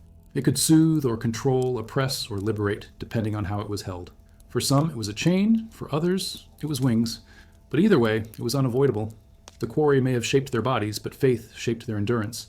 And perhaps that is why, even centuries later, when the stones they cut still stand tall, the echoes of their prayers remain faintly audible in the silence. Because belief, like dust, has a way of lingering long after the hammers fall silent. The taverns near the quarries were more than places of drink. They were theaters of exhaustion, confessionals of despair, and sometimes the only places where quarrymen felt like human beings again. After long days of hacking stone, men staggered into dimly lit rooms that smelled of ale, smoke, sweat, and fried scraps of food. The air was thick. Voices overlapped, laughter burst like thunder, and arguments ignited like sparks from flint. These gatherings were chaotic, but beneath the noise was something vital: community. A pint of beer wasn't just alcohol. It was a ticket back into the world of the living, even if only for a few hours. Stories flowed as easily as the drinks. Men bragged about near-death escapes, exaggerating rock falls into epics and hammer slips into comedies. One might slam his mug on the table, declaring that he'd wrestled a boulder larger than a house, while his friends roared with laughter, knowing full well it had been a stone no bigger than a goat. It wasn't the truth that mattered. It was the relief. These tales turned misery into entertainment, pain into legend. And perhaps, in their laughter, they were doing more than joking. They were reclaiming control over lives that otherwise offered so little of it. Music was another balm. Fiddles screeched, tambourines clattered, and voices lifted in rough harmony. Songs carried verses about lost love, endless labor, and the cruel humor of life. Some were bawdy, filled with innuendo and laughter, while others carried such sorrow that entire rooms fell silent. Imagine a room full of coughing, scarred men, their heads bent over mugs, humming together about hardship and hope. In that moment, the tavern became a church without pews, a sanctuary built on rhythm instead of ritual. The quarry stole their breath, but the tavern gave it back in song. Of course, not all was joy. Fights erupted quickly, often over nothing more than spilled drinks or a stray insult. Exhaustion mixed with alcohol was a volatile combination, and bruises from fists were sometimes carried home alongside bruises from stone. But even the brawls had a strange function. They were releases, a way for pent-up rage and fear to escape in bursts of violence, instead of festering silently. The next day, black eyes and split lips were shrugged off as casually as coughs. In a darkly comic sense, a fight in the tavern was almost as routine as a shift in the quarry. Gambling thrived in these spaces too. Dice clattered on wooden tables, coins passed from calloused hand to calloused hand, fortunes rising and collapsing in minutes. For men who lived paycheck to paycheck, gambling was both folly and necessity. A small win meant bread for the family, a small loss meant tighter belts at home. And yet they played, not just for money, but for the thrill of chance. After all, their entire lives were gambles. The quarry might bury them tomorrow. Why not roll the dice tonight? Women moved through these taverns as well, serving drinks, sharing laughs. sometimes offering companionship for a price. Their presence reminded the men of a world beyond stone and dust, a softer world they rarely touched. But it also created tension. Jealousy flared, accusations flew, and homes grew strained when wages disappeared into tavern nights instead of bread. Wives cursed the taverns as thieves of money and men alike, yet even they understood why their husbands went. In a way, taverns were competitors to the home, but they were also survival spaces where men could forget, if only briefly, the suffocating grip of the quarry. Children, too, felt the echo of taverns. They heard the songs drifting through streets at night, the staggering footsteps returning home, the laughter that sometimes dissolved into shouting. They grew up associating ale with both joy and sorrow, comfort and chaos. Many swore they'd never fall into the same habits, only to find themselves years later on the same stools, mugs in hand, repeating the rituals of their fathers. Poverty doesn't just pass down hunger, it passes down habits, traditions, even vices disguised as relief. Yet, despite its flaws, the tavern was one of the only places where quarrymen could feel rich. A few coins bought them warmth, drink, music, and camaraderie that their homes could rarely provide. In those moments, they weren't just laborers gasping for air or dragging broken bodies through stone. They were men again, full of stories, songs, and laughter. They toasted each other, swore oaths of loyalty, and found meaning in moments that the quarry itself never granted. It may not have been paradise, but it was proof that they were still alive. What makes taverns so fascinating is how they balanced on the edge of contradiction. They healed and harmed, brought men together and tore families apart, provided joy and fueled sorrow. They were both sanctuary and snare. But perhaps that contradiction mirrors quarry life itself. Endurance always came with cost. Relief always carried danger. Joy always had shadows hiding behind it. The tavern wasn't an escape from the quarry. It was simply another version of it, carved in wood and ale instead of stone and dust. And so, taverns became the beating heart of quarry communities. Not perfect hearts, not clean or gentle, but beating nonetheless. Without them, despair might have swallowed entire villages. With them, men found laughter, music, anger, and fleeting freedom. And maybe that's the truest measure of their worth. Not in how they solved problems, but in how they gave men the strength to keep facing problems that never went away. Because in a world where stone never stopped pressing down, sometimes the only way to push back was to lift a mug, sing a song, and remind yourself you were still standing. Quarry life didn't only shape the men, it reshaped entire families, bending their days, their hopes, and even their love around the rhythm of stone. Every dawn, children watched fathers leave with hammers slung across their shoulders, already tired before the day began. Mothers knew the quarry owned their husbands more fully than marriage vows ever could. The sound of stone being broken was the background music of their lives, a constant reminder that survival came at the expense of everything else. Poverty might have been the chain, but the quarry was the lock that held it tight. Wives carried burdens that rivaled the quarry itself. They kept homes standing while their husbands brought dust back with them every night, coughing and limping through the door. They stretched meager wages into meals, patching holes in clothes until fabric turned into patchwork mosaics. When sickness struck, it was women who boiled herbs, sat awake with damp cloths, and prayed feverishly for recovery. Some joked that their husbands wrestled with stone, but they themselves wrestled with life. And more often than not, life put up a harder fight. Their labor was invisible, unpaid, yet essential. Without it, families would have collapsed long before the quarries claimed their men. Children weren't spared either. From an early age, they felt the weight of stone even if they never touched a chisel. School was a fragile privilege, often abandoned when a father's wage no longer stretched far enough. Boys followed their fathers into the quarry, sometimes while their voices were still cracking, and discovered that childhood ended the moment hunger demanded labor. Girls took on household work, becoming second mothers to their siblings before they'd even learned to braid their own hair. Play existed, yes, but it was always shadowed by necessity. Toys were carved from scraps of wood, laughter often cut short by chores. Childhood in a quarry family wasn't measured in years, but in responsibilities. Families bore the constant fear of accidents. A knock on the door during work hours was enough to freeze a wife's heart. Was it news of injury, death, or perhaps just a neighbor asking for flour? Every absence stretched into dread. Funerals became community rituals, children in black learning too early how to stand beside graves. Widows were left not only with grief, but with impossible decisions. Remarry quickly to survive, or raise children alone with no income, but pity.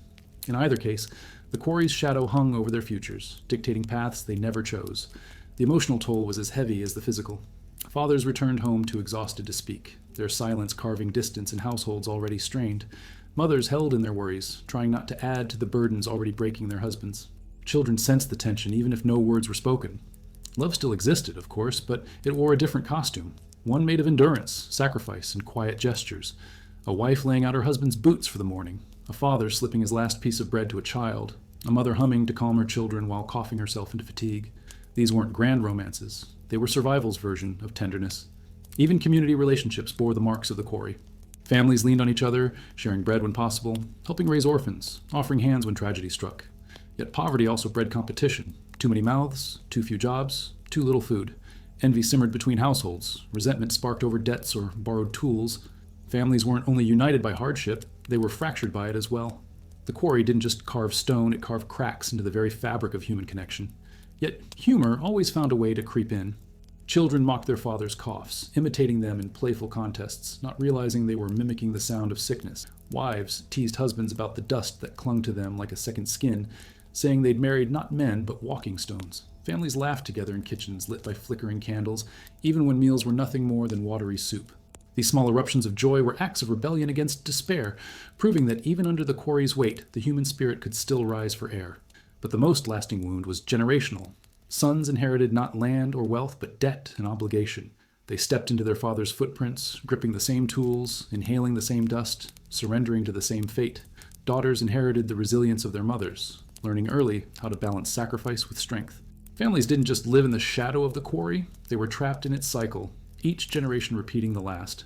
It's almost comical, in a tragic way, how the quarry provided everything except escape. And yet, despite it all, families endured. They found ways to stitch meaning into the ragged fabric of their lives, to hold together through rituals of love, humor, and survival. The quarry owned their time, their health, and often their futures, but it never fully claimed their humanity. In whispered prayers, in children's laughter, and wives' steady hands, there remained something unbreakable. And maybe that's the cruelest and most beautiful truth. Even when stone reduced men to dust, families carried on, stubborn proof that love could outlast even the harshest weight. The quarry didn't just carve stone, it carved silence between classes.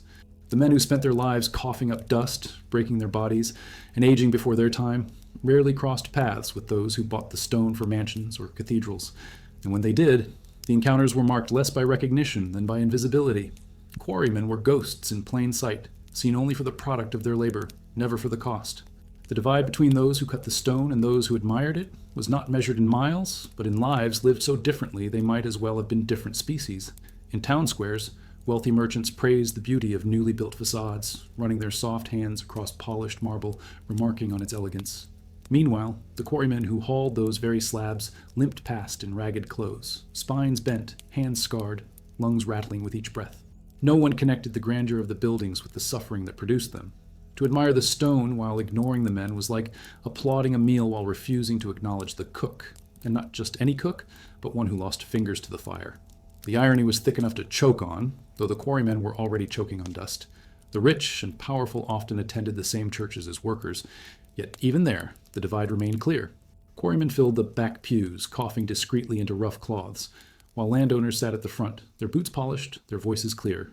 The sermons about patience and humility seemed aimed at one side of the room, while blessings of prosperity seemed reserved for the other. The building itself, a structure made possible by stone cut from the hands of those in the back, stood as the most damning symbol of inequality. It was as though the walls themselves were whispering, "Their suffering builds your sanctuary." Markets revealed the gulf even more cruelly. Quarry families bartered for scraps, counting coins carefully, stretching every purchase. The wealthy bought without hesitation, baskets filled with meat, wine, and fruit. To the poor, each apple was weighed against hunger tomorrow. To the rich, an apple was just an apple. Quarrymen's wives patched clothes endlessly, while merchant families discarded garments for fashion's sake. This wasn't just inequality, it was insult. The same stone that lined the homes of the wealthy never shielded the quarry workers from rain leaking through broken roofs. They lived beneath walls of dust, while others lived within walls of stone. What makes the divide even more absurd is how often the wealthy romanticized the workers. Painters sketched quarrymen as symbols of strength. Poets described them as noble figures close to nature. Sculptors celebrated their rugged forms. But these portrayals were fantasies, stripped of suffering. The coughs, the broken bones, the hunger lines etched into children's faces, these were never part of the art. To be admired as a symbol but ignored as a human being is a cruelty that stings sharper than poverty itself. It's like being invited to dinner only to discover you're the main course. The divide also showed in opportunities. A wealthy child might study letters, philosophy, or even travel abroad. A quarryman's child was lucky to hold a pencil before being handed a hammer. Education became another quarry wall, impossible to scale without tools, and tools were reserved for those who never touched stone. Families dreamed of escape through learning, but dreams alone couldn't pay for books. And so the cycle repeated, generation after generation, while the wealthy spoke of destiny as if it were divine rather than designed. Humor, as always, offered a coping mechanism. Quarrymen joked that while the rich were busy buying paintings, they were busy becoming the paintings. Every scar a brushstroke, every wrinkle a masterpiece carved by stone. Some even teased that the wealthy envied them because at least the workers didn't have to worry about which wine paired with dinner. But laughter couldn't hide the resentment entirely. Beneath the jokes was a bitter truth. The quarry didn't just break men's bodies, it cemented their place at the bottom of society's ladder. The injustice stretched beyond daily life into memory itself. Wealthy names were carved into plaques, remembered as benefactors of churches and patrons of art. Quarrymen's names, if remembered at all, were etched only into headstones in crowded graveyards, where their bodies lay under earth rather than under marble. Their contributions were anonymous, swallowed by the very stone they cut. The irony is almost unbearable. The men who made monuments eternal were themselves forgotten within a single generation, and yet, within this divide, resilience thrived. Quarry families built their own networks of loyalty, shared food when they could, raised each other's children when tragedy struck. They may have lacked wealth, but they had solidarity, a currency the rich rarely understood. In laughter, in songs, in stubborn survival, they carved meaning into lives the world dismissed. That was their quiet rebellion, their refusal to let inequality erase their humanity. The gap between quarrymen and the wealthy was never just about money. It was about visibility, dignity, and memory. One side lived surrounded by the beauty of stone, the other carried the scars of cutting it. And perhaps the most uncomfortable reflection is this. Societies still stand on such divides today. We still admire the product while ignoring the producer. We still polish the stone and forget the hands. And that realization, like dust in the lungs, lingers long after the quarry falls silent. Superstition clung to the quarry as tightly as dust clung to the men's skin. When your daily life revolved around unpredictable stone, collapsing walls, and the silent killer of dust, it made sense to imagine that unseen forces were also at work. Luck wasn't an abstract concept. It was a matter of survival. A man who survived a near miss often credited not his reflexes, but a charm in his pocket or a prayer whispered at dawn. To laugh at these beliefs would be to misunderstand the world they inhabited. When danger comes at you from every direction, you'll grab at anything that feels like protection, even if it's only a string around your wrist or the way you lace your boots in the morning. One of the most common beliefs was that the stone itself was alive, listening and watching. Quarrymen claimed that speaking too boldly about safety invited disaster, as if the rock resented arrogance. Some swore that the mountain punished pride. He never said, "I'm strong today," because that was an open invitation for a slab to come crashing down. Instead, men cloaked their fear in silence or humor. "The stone has ears," they whispered, and though it sounds comical to imagine granite eavesdropping, in the quarry it was deadly serious. Better to keep quiet than to tempt fate. There were rituals before shifts, too. Some men always spat on the ground before their first swing of the hammer, others tapped the rock 3 times as a greeting, and still others muttered short prayers that blurred into habit. These weren't random quirks. They were anchors, small gestures that created a sense of control in a world where control was almost non-existent. It's not so different from modern people refusing to start their day without coffee, except in the quarry. Skipping the ritual might cost you your life instead of just your patience. Animals were woven into superstition as well. A bird flying low over the quarry was a bad omen, a sign that stone would fall. Cats wandering near the site were sometimes seen as guardians, their sudden movements warning of danger before humans noticed. And if a dog howled at night near a quarryman's cottage, wives grew tense, convinced it meant someone would not come home the next evening. In communities where death was constant, even ordinary sounds and sights became coded messages from fate. You listened to them because ignoring them felt reckless. There was also deep suspicion about certain days. Some workers believed that Mondays carried more risk, not because of fatigue, but because starting anew angered the stone. Others feared Fridays, linking them with biblical suffering and unlucky outcomes. If a man was injured on a particular date, that date became cursed, remembered for years as one to avoid heavy tasks. It's easy to dismiss these beliefs as irrational, but when your workplace could crush you in an instant, patterns gave the illusion of logic, and logic, however shaky, gave a sliver of comfort. Even tools carried their own lore. A hammer that had once saved a man from being crushed might be treated almost like a relic, never lent out, carefully stored. Conversely, a chisel that slipped and injured someone might be blamed for bad luck and quietly discarded. Tools weren't just objects. They were characters in the ongoing drama between men and stone. Each carried a reputation, and workers respected or feared them accordingly. It's funny how quickly superstition can turn an inanimate object into a trusted ally or an enemy. But when your hands rely on steel more than anything else, it's no wonder you start to imagine it has a will of its own. Superstitions also bled into family life. Wives tied charms to their husbands' clothing, stitched tiny crosses into collars, or left bread on the table as an offering before dawn. Children learned not to cry too loudly as fathers left for work, since it was believed the sound might call misfortune. Entire households revolved around invisible rules designed to appease fate. It wasn't just the men working in the quarry who believed. They carried those beliefs home, weaving them into the fabric of daily life until even the smallest gesture felt like a shield. And then there were the stories, the myths passed from one generation to another, tales of spirits haunting abandoned quarries, of voices echoing at night that didn't belong to any worker, of lights flickering deep within stone walls as if souls were trapped inside. Some laughed at these stories after a few drinks, but laughter didn't erase the chill that came when strange sounds drifted through the quarry at dusk. Whether real or imagined, these tales reminded everyone that the quarry wasn't just a workplace, it was a presence, something larger and more mysterious than human effort could ever fully control. The strangest part about superstition was how it blurred with reality. Men who avoided certain rituals often did suffer accidents, not because of curses, but because superstition itself created caution, spitting on the ground, muttering a prayer, waiting for a bird to pass overhead. These slowed men down, made them more deliberate, perhaps even saved them. Belief became its own kind of protection, not magical but practical. And isn't that the essence of all superstition? It gives us a way to tame chaos, even if only in our minds. So while outsiders might sneer at quarrymen for their charms, rituals, and omens, the truth is that these beliefs were as essential as their tools. They gave shape to fear, dignity to routine, and meaning to lives constantly under threat. Without superstition, the quarry was just stone and danger. With it, there was at least the comfort of order. The suggestion that even in the face of crushing weight and choking dust, human beings could negotiate with fate, even if only by spitting on the ground before lifting the hammer. Winter in the quarry was not just a season, it was a siege. The cold arrived like an enemy that refused to retreat, settling into stone, into lungs, into bones. Every breath turned into smoke, every tool felt like ice, and every movement became a negotiation between endurance and collapse. Quarrymen already labored against the weight of rock, but in winter they labored against nature itself. And unlike stone, which at least stayed still until struck, winter was always moving, creeping into every gap in clothing, every crack in walls, every pore of skin. The mornings were the hardest. Men rose before dawn in cottages that offered little more insulation than the fields outside.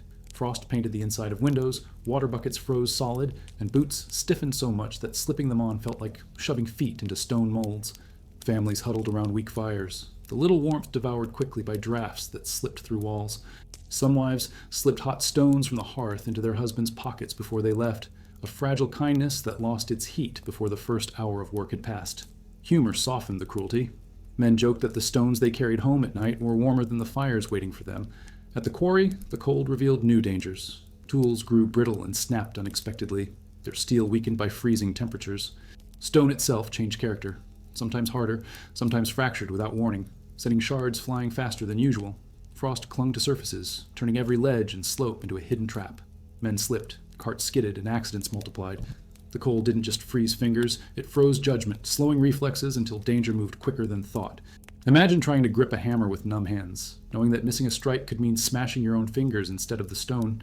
Winter turned clumsiness into catastrophe. And then there was the endless damp. Snow melted into puddles that soaked through boots, leaving feet wet for hours. Frostbite lurked in toes and fingertips, silently claiming flesh. A man might laugh at first, stamping his feet and muttering that cold builds character, but by evening his skin turned white, his nails black, and pain gave way to numbness that was far more frightening. The quarry did not forgive weakness, and winter made weakness unavoidable. Some men returned home limping not from stone but from frozen feet that would never fully heal. Food became scarcer as well. Winter stripped fields bare, raised prices in markets, and left quarry families surviving on whatever could be stretched longest. Potatoes, bread gone stale, watery soups made from bones, reused so many times, they offered more memory than flavor. Warmth in the belly mattered as much as warmth in the hands, and hunger made the cold sharper. Children cried at night from both chills and emptiness, their mothers wrapping them in every available scrap of cloth. Quarrymen joked grimly that if you wanted a hot meal in winter, you had to imagine it. Humor helped, but hunger was relentless. The body aged faster in winter. Backs already bent grew stiffer. Joints screamed louder. Lungs rasped harder against air that cut like glass. Coughs multiplied, sometimes turning bloody as cold air deepened old injuries. Pneumonia and fever thrived, striking down men who were already worn thin. The sight of coffins carried through snow was common enough that children no longer asked questions. They simply knew the quarry and the cold had claimed another.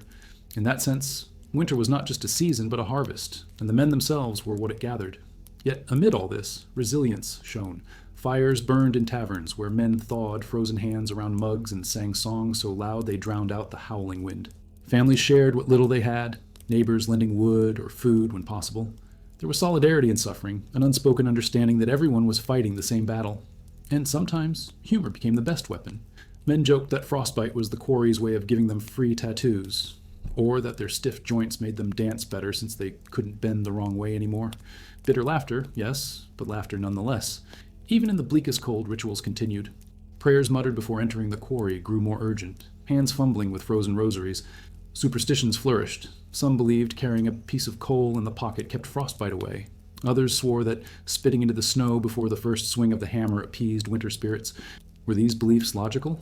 Not at all. But when faced with nature's indifference, rituals gave the illusion of partnership with fate, and that illusion was worth holding. And still, life went on. Men trudged home through snow, their bodies bent, their faces raw from wind. But inside their cottages, children ran to greet them, wives warmed what little food they had, and for a brief moment, the cold outside seemed less overwhelming. These small domestic victories mattered. They were proof that even in the harshest winters, life could not be entirely frozen. Warmth wasn't only fire, it was love, humor, and the stubborn refusal to let the quarry and the cold take everything. Winter in the quarry was brutal, yes, but it also revealed the essence of survival. The seasons stripped away illusions and left only the raw determination to endure. And perhaps that is the lesson hidden in the frost. Stone may break bodies, cold may gnaw at flesh, but as long as men returned home each night to laugh, to sing, or to simply sit quietly by a fire with those they loved, the quarry had not fully won. Survival itself, fragile as it was, became the greatest act of defiance. Summer in the quarry was not the gentle warmth of picnics and fields. It was a furnace, a season that seemed designed to test how much heat a body could withstand before crumbling. Stone absorbed the sun all morning and by noon radiated it back like giant ovens. The quarry floor shimmered, the air thickened, and men felt as if they were being baked alive between walls of rock. Sweat poured in rivers, soaking clothes until they clung like second skin, then evaporated so quickly it left white crusts of salt on their shirts. There was no escape from the sun because the very stone they cut reflected it back into their faces. Shade was rare, fleeting, and always too small for the number of bodies that needed it. Tools grew scorching hot under the relentless rays. Hammers burned palms, chisels had to be wrapped in scraps of cloth, and even wheelbarrow handles blistered skin. Men joked that the tools were as angry at the heat as they were, too hot to hold but too stubborn to drop. Some dipped them into water buckets, only to watch steam rise as if they were cooling swords straight from a forge. The comparison wasn't far off. Quarrymen were blacksmiths of survival, forging strength against the dual anvils of stone and sun. The body reacted violently to such conditions. Dehydration struck quickly. Lips cracked, tongues thickened, and throats turned into desserts. Water was scarce and often warm by the time it reached the men, tasting faintly of stone dust. Some chewed on damp cloths to trick their mouths into thinking they were drinking. Others endured dizzy spells, their vision narrowing as if the quarry itself were closing in. Fainting wasn't uncommon, but collapsing near heavy stone was as dangerous as the heat itself. More than one man never rose again after a fall, his body too drained to recover. Skin, already scarred from years of labor, took another beating in summer. Sunburn left it raw, peeling and blistered while sweat stung into open cuts. Quarrymen often worked with shirts open or stripped to the waist, their backs shining like bronze in the sun, bronze that quickly turned to leather. By their 30s, many looked twice their age, their skin toughened and creased, a testament not just to labor, but to the merciless glare of the sky. Some laughed at their own appearance, saying the sun was trying to carve them into statues. Bitter humor, but humor nonetheless. And yet, work never stopped. The quarry's schedule wasn't dictated by weather, but by demand.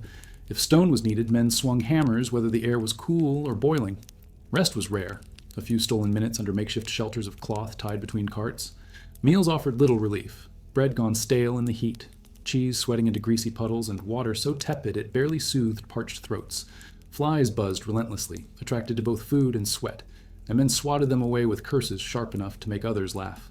Sometimes the laughter was all that kept tempers from boiling over worse than the sun. Summer also brought storms, sudden and violent. Skies that were clear in the morning darkened by afternoon, thunder rolling over stone walls like a drumbeat of doom. Lightning struck nearby hills, and rain turned dust into thick mud within minutes. Men found themselves soaked to the bone, tools slipping from hands, carts sinking into muck. But as quickly as storms came, they left, leaving behind heavier air, steam rising from stone, and workers forced to continue in conditions even worse than before. The cycle was cruelly repetitive. Burn, drench, burn again. Children felt summer's sting too. At home, cottages became ovens, their small windows trapping heat more effectively than they released it. Babies cried endlessly. Mothers fanned them with scraps of cloth. and older children fetched buckets of water in a desperate attempt to cool their families. Food spoiled faster, wages stretched thinner, and tempers flared. Families fought more in summer, not because they loved each other less, but because misery sharpened every word. And still, in the evenings, when quarrymen dragged themselves home, laughter somehow found its way to the table. Dry, tired laughter, but laughter all the same. The most curious part about summer was how it changed perception of time. Days felt endless, sun refusing to set until men had already given more strength than they had. Evenings offered no true relief because stone walls radiated heat long into the night, turning sleep into a restless, sweaty ordeal. Yet weeks passed faster, blurred by exhaustion, until suddenly summer was gone, leaving behind only more scars, more memories of sweltering pain, and the quiet fear of the next season's arrival. It's strange to think about how seasons balanced each other in cruelty. Winter froze, bodies stiff, summer melted them alive, spring soaked them in mud, autumn buried them in winds and chill. There was no kind season in the quarry, only different versions of punishment. And maybe that's why quarrymen, despite everything, carried such biting humor. They learned to laugh at heat, to curse at cold, to mock the rain, because the only choice was surrender. Better to joke that the sun was trying to cook them for dinner than to admit it was slowly cooking away their strength. Summer didn't just test the body, it tested the will. It demanded endurance, resilience, and a kind of stubbornness that bordered on defiance. And when men survived it, they carried that survival like a badge, proof that even the fiercest furnace couldn't entirely consume them. But deep down, they knew the truth. Every summer took something: a little water from their veins, a little youth from their faces, a little life from their lungs, and each time the quarry collected its due, with the sun acting as its most faithful accomplice. Summer in the quarry was not the season of leisure and golden fields. It was an ordeal, a daily confrontation with fire and stone. The sun rose early and lingered too long, flooding the quarry walls with blinding light that bounced from pale rock to weary skin, until everything glowed with a heat that felt almost deliberate, like the earth itself had conspired to punish the men who tried to cut into it. By noon, the stone burned hotter than iron pulled from a forge, and the quarry floor shimmered like a mirage. You couldn't tell if you were standing on rock or inside an oven. Every breath seared the throat. Every movement wrung sweat from the body until clothes clung like damp rags. Tools became traitors in the heat.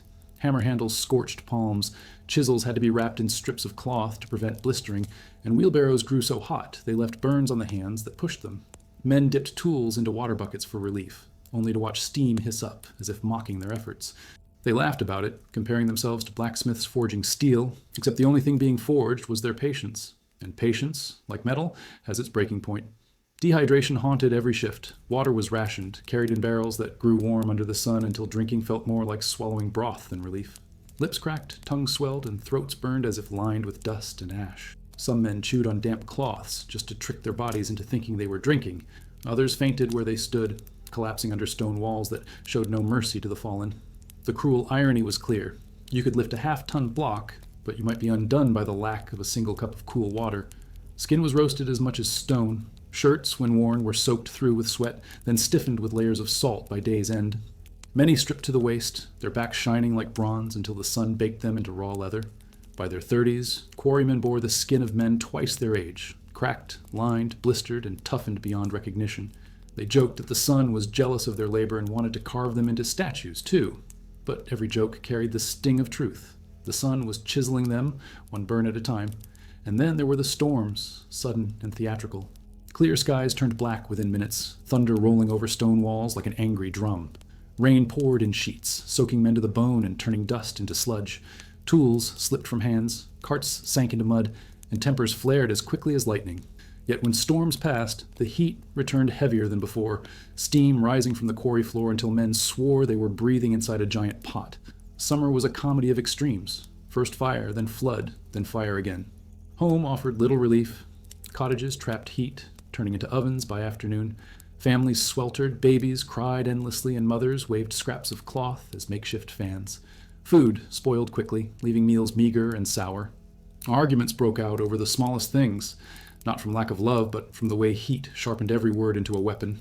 Still, in the evenings, after fathers returned covered in dust and sweat, families found space for laughter, dry and tired but real, because laughter cooled where no breeze could. Children, too, felt summer's cruelty. They fetched water with buckets nearly too heavy for their arms, ran barefoot on scorching ground, and slept on floors that radiated warmth long into the night. Play was brief, cut short by chores. Yet even then their games echoed the quarry, stacking stones, mimicking hammer strikes, coughing theatrically as if rehearsing for the lives they were destined to inherit.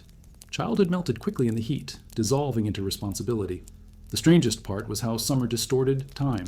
Days stretched endlessly, the sun refusing to set until men had already given more than they had. Nights offered little rest with stone walls glowing hot long after dark. Sleep was shallow, sweat-soaked, broken by coughing fits or the buzz of insects. Yet, for all its length, summer vanished quickly. Weeks blurred into each other by exhaustion.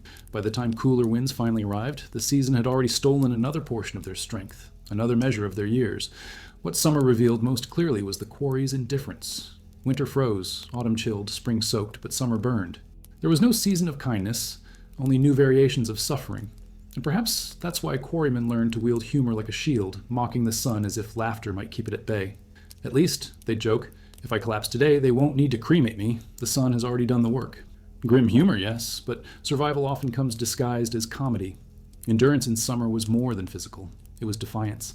To swing a hammer under a blazing sky, to carry stone across ground hot enough to blister, to return home with enough strength to kiss your children goodnight, these were victories, however small. Each day survived was proof that even in the fiercest furnace, the human spirit refused to be reduced entirely to ash. And yet, every summer took its toll, stealing water from their veins, youth from their faces, life from their lungs. The quarry collected its debt season by season, and the sun was its most loyal accomplice. Autumn in the quarry was not the romantic season of red leaves and golden sunsets that poets like to sing about. For quarrymen, it was the slow tightening of a noose, a season that carried the chill of what was coming and the exhaustion of what had already been endured. The air grew sharper, the wind cut deeper, and the stone seemed to grow heavier with every passing day, as though it too was bracing for winter. Men felt it in their bones, in their lungs, in the way their hands stiffened earlier in the mornings. Autumn was a warning more than a season, a whispered reminder that survival was about to get harder. Rain was the first enemy. It fell steadily, soaking stone until the ground turned slick and treacherous. Boots slid on ledges, carts sank into mud, and tools rusted overnight if not carefully hidden away. Quarrymen joked that the rain was the only thing that worked harder than they did, but the laughter didn't keep them from cursing when ropes snapped or when stone that should have split cleanly instead shattered in the wet. Water seeped into everything, boots, clothes, lungs, and once inside, it refused to leave. Men came home dripping, hung garments by fires that barely dried them, and returned to the quarry the next day to repeat the cycle. The damp did something worse than chill the body. It fed disease. Coughs grew harsher, fevers more common, and joints swelled with rheumatism. Quarrymen woke with fingers so stiff they could barely close them around a hammer, yet by midday those same fingers were forced into obedience by necessity. The body's protest meant nothing against hunger. Families depended on wages that never rose, no matter how much the cold deepened. And so, men pushed through, carrying stone with spines already bowed, coughing into sleeves while praying the damp wouldn't claim them before the snow arrived. Autumn also brought shorter days, which added insult to injury. Work began in darkness and ended in darkness. The quarry lit only by dim lanterns or the fading glow of the sky. The sun seemed stingier, as if it too had grown tired of the endless struggle. Darkness magnified danger. Shadows played tricks, turning cracks into gaps and disguising hazards until accidents became inevitable. A misstep in summer might bruise, a misstep in autumn could kill. It was a season that reminded men constantly that light itself was a luxury. The winds were relentless. They howled through the quarry walls, carrying dust into eyes and lungs, whipping clothing until skin felt flayed. Some swore the wind was mocking them, whistling through the cracks of stone like laughter. Others simply pulled their caps lower, heads bent against the invisible force that pushed them back with every step. It's almost comic when you think about it. Men strong enough to lift half-ton slabs defeated by air. But the humor was thin, because the wind was no joke. It drained strength silently, leaving men shivering and hollow by the end of a shift. And then came the harvest reminders. While farmers gathered crops, quarry families faced the irony of laboring harder just as food became scarcer. Markets swelled with produce, but prices rose so high that quarry wages couldn't reach them. Men who could see apples piled high in stalls went home to tables with nothing but bread and broth. Children asked why they couldn't have the fruits glowing in baskets, and parents found no answer but silence. The cruelty was palpable, surrounded by abundance, yet barred from it. Quarrymen sometimes joked that they were harvesting stone, not grain, but behind the sarcasm was bitterness, sharp enough to choke on. The psychological toll of autumn was heavy. It wasn't just the cold or the hunger, it was the knowledge of what lay ahead. Winter loomed, and every gust of wind carried its shadow. Men counted firewood nervously, measured the thickness of their coats, and wondered how many of their neighbors would still be alive by spring. The quarry was already merciless, but winter turned it into a predator. Autumn was the season of dread, a slow tightening of the chest that no drink, no song, no joke could fully loosen. Yet resilience still flickered. families adapted, gathering together in kitchens lit by single candles, sharing what little food they had with neighbors worse off. Songs were sung more often, as though voices could push back the encroaching dark. Jokes turned darker too, but laughter was laughter, even when it came through cracked lips. Children kicked at piles of leaves and turned rags into kites, proving that joy, however fragile, could survive even in the shadow of stone and cold. There was something strangely poetic about autumn in the quarry. The world outside dressed itself in color, trees ablaze with gold and crimson, skies painted in fiery sunsets. But within the quarry walls, men lived in grays and browns, the palette of dust and exhaustion. That contrast was cruel, yet it also reminded them of beauty, however distant. Perhaps that's why they noticed sunsets more keenly than most, pausing on their way home to breathe in a moment of color before returning to cottages where everything was dim. And so autumn stretched on, a season of damp, hunger, and waiting. Waiting for the cold to strike harder, waiting for the stone to claim more lives, waiting for spring that always felt too far away. It was not the season of poets or painters. It was the season of quarrymen, who carried not leaves but scars, not harvests but burdens, not colors but shadows. And in those shadows, endurance grew, quiet and stubborn, the only harvest they could truly call their own. Festivals in quarry towns carried a strange duality. They were moments of color painted against a backdrop of dust, laughter echoing against walls that usually only knew the clang of hammers. For a few days each year, men who spent their lives bent beneath the weight of stone stood taller, their clothes patched but freshly washed, their wives' hands smoothing collars and brushing off dust as if preparing them for a role in a play. Children ran ahead, wide-eyed, as if the fairgrounds or churchyards transformed overnight into wonderlands. Festivals didn't erase hardship, but they suspended it, like holding one's breath underwater, just long enough to remember that breathing exists. Music filled the air, fiddles, drums, voices raised in songs that sounded brighter outside the tavern walls. Dances unfolded on uneven ground, boots stomping hard enough to rival quarry hammers, skirts twirling in defiance of poverty. For a while, joints stiffened by labor bent and moved with unexpected grace, as though the body remembered it had once been young, agile, even joyful. Some laughed that the festivals were the only times when quarrymen looked like men instead of worn-out tools. And it was true. Beneath lanterns and garlands, they became more than their labor. They became human again. Food was at the center, though scarcity turned it into spectacle. Families saved scraps for weeks, pooling coins to afford meat pies, roasted chestnuts, or candied apples for children. To taste sweetness was to remember life beyond survival.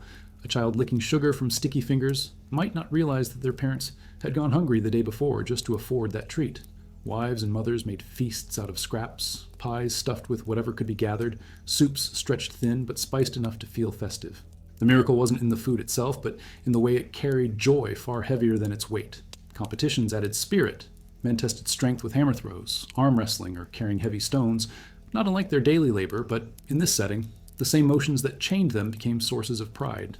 Crowds cheered, wagers were placed, and children gazed at their fathers with admiration instead of pity. For once, lifting a stone was not just survival, but celebration.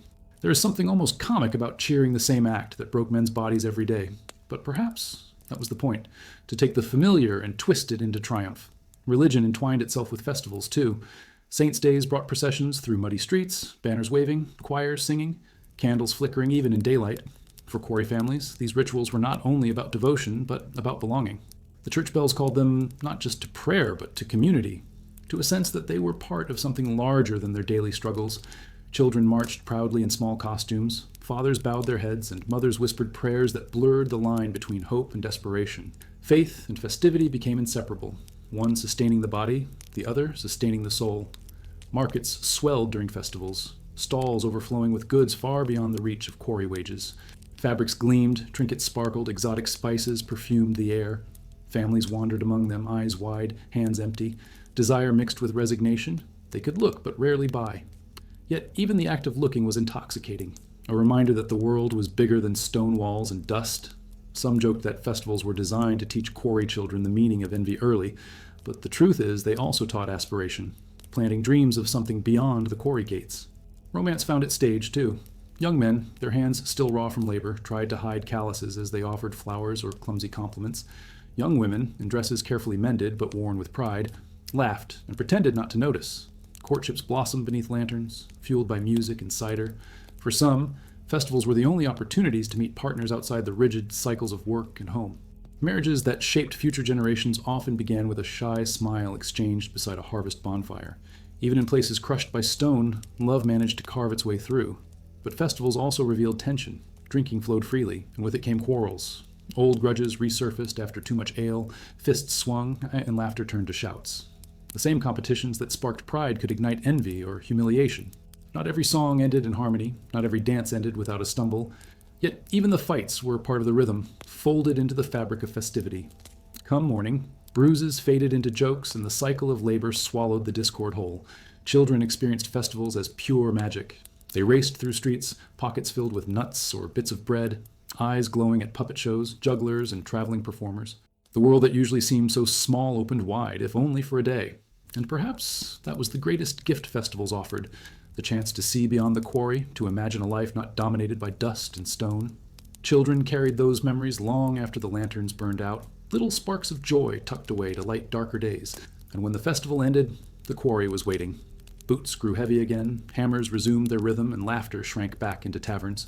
Yet something lingered.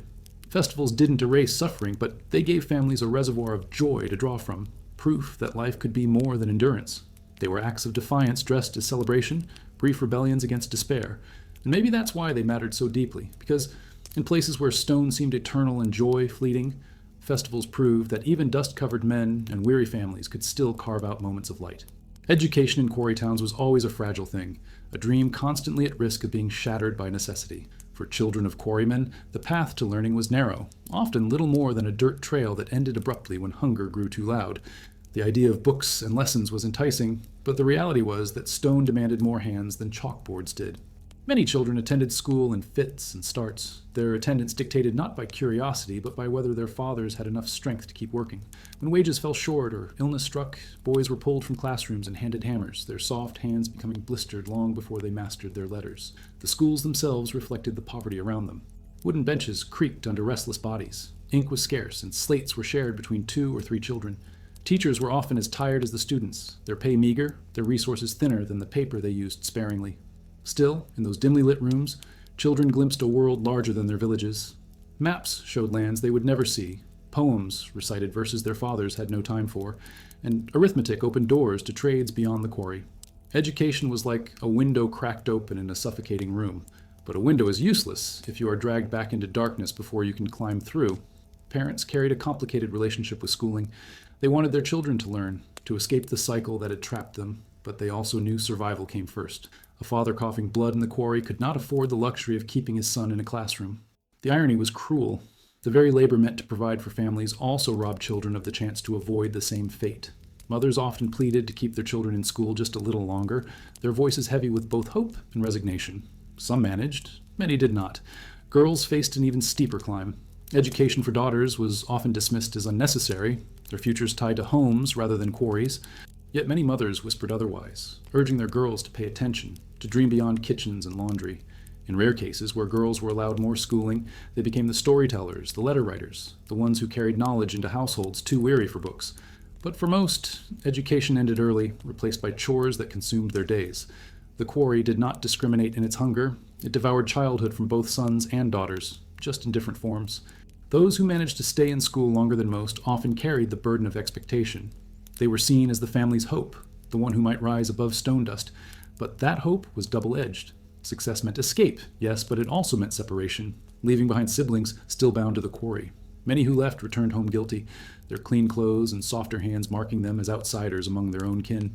Education promised freedom, but often delivered distance. And yet, even partial schooling had ripple effects. A boy who learned to read could translate contracts for neighbors, sparing families from being cheated. A girl who could write letters connected her community to distant relatives or opportunities. Knowledge spread quietly in scraps, like embers carried from one hearth to another. The quarry might have controlled bodies, but minds found cracks through which to grow. Some children wrote poems on scraps of stone, carved their names into walls, or hummed lessons to siblings who never stepped into classrooms. Education seeped into the town even when it could not flourish fully.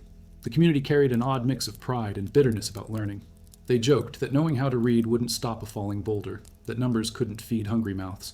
And yet, when a child recited a passage or solved a difficult problem, eyes lit up in ways the quarry could never produce. Knowledge was invisible labor, one that built futures instead of walls. It was the only kind of work that didn't scar the body but healed the spirit. Families clung to those moments like treasures, proof that their sacrifices were not entirely in vain. There's something both tragic and comic about how education worked in these towns. Imagine a boy practicing his alphabet in the morning, only to be yanked into the quarry by afternoon, trading letters for levers, chalk for chisels. His calloused hands would later trace letters on a slate at night, the dust from stone mingling with chalk dust. It was absurd, heartbreaking, and oddly beautiful all at once. A reminder that learning, even in fragments, had a stubborn way of surviving. And that's the essence of it. Education was never guaranteed, but it was never entirely extinguished either. It lived in the determination of mothers, the fleeting presence of teachers, the scribbles of children on stone walls, the whispered recitations in candlelit cottages. The quarry might have claimed bodies, but the hunger for knowledge gnawed just as fiercely. And perhaps that hunger, though quieter, was the one thing capable of outlasting even stone. Because knowledge, once planted, grows in places where even the harshest labor cannot reach. Debt was the invisible chain that bound quarry families just as tightly as the stone walls that surrounded their lives. If the quarry took their health, the lenders took everything else, and together they created a trap that was nearly impossible to escape. Wages were meager to begin with, barely enough to keep bread on the table and roofs patched with more holes than tiles. But whenever illness struck, tools broke, or a child needed medicine, families had no choice but to borrow. The debt started small, like cracks in stone, but soon spread until it consumed everything. Moneylenders thrived in these communities, circling like vultures that new quarrymen couldn't resist. They offered coins with quick hands and quicker interest, smiling as they watched desperation override caution. A man might borrow enough for a week's worth of food and spend the next month paying it back at double the cost.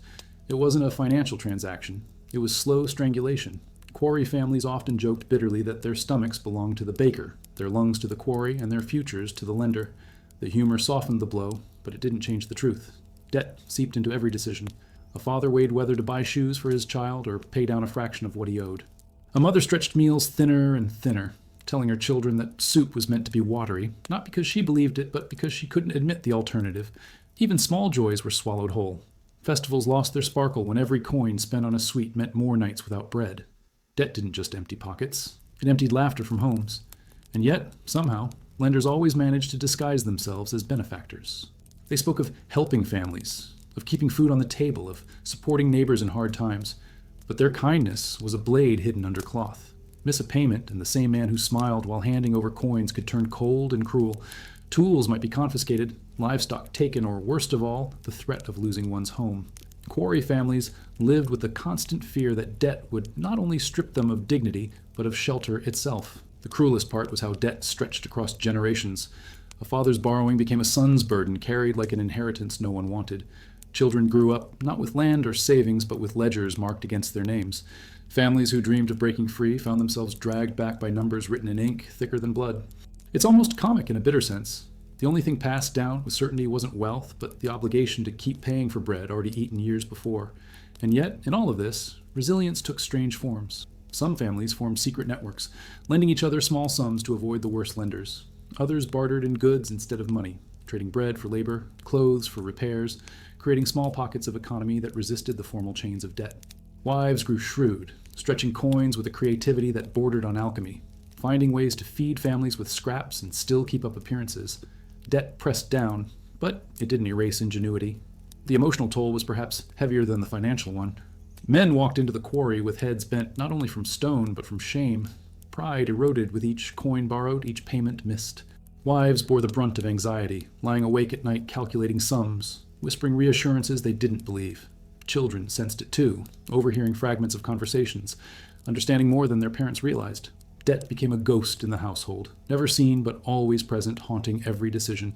Quarrymen often joked in taverns that they worked not for themselves, but for their creditors. At least the quarry only takes my lungs, one might say. The lender takes my soul. The laughter that followed wasn't lighthearted. It was the kind of humor born from despair, where joking was the only way to avoid tears. And maybe that's what made the humor so sharp. It wasn't about escaping truth, but about staring it in the face and laughing anyway. Debt, in the end, was another kind of quarry, one without stone, one that didn't bruise skin but suffocated nonetheless. It carved away at lives, chipped at dignity, and left families hollowed out. And unlike the stone walls that could eventually be conquered with hammer and chisel, this quarry had no end, no bottom, no escape. It was a pit dug deeper with every coin borrowed, and every family knew that once you stepped inside, it was nearly impossible to climb out again. And yet, they tried, clinging to small acts of defiance, to moments of laughter, to the fragile hope that someday the weight of numbers would lift just as surely as the weight of stone. Charity in quarry towns was never simple. It arrived dressed in two very different costumes, one of genuine compassion and one of polished self-interest. On the one hand, there were neighbors who shared bread when cupboards were bare, widows who gave coins to orphans though they had none to spare, and churchwomen who stitched blankets through the night so children could face another winter. On the other hand, there were wealthy patrons who handed out alms in public, not to heal suffering, but to be seen healing it.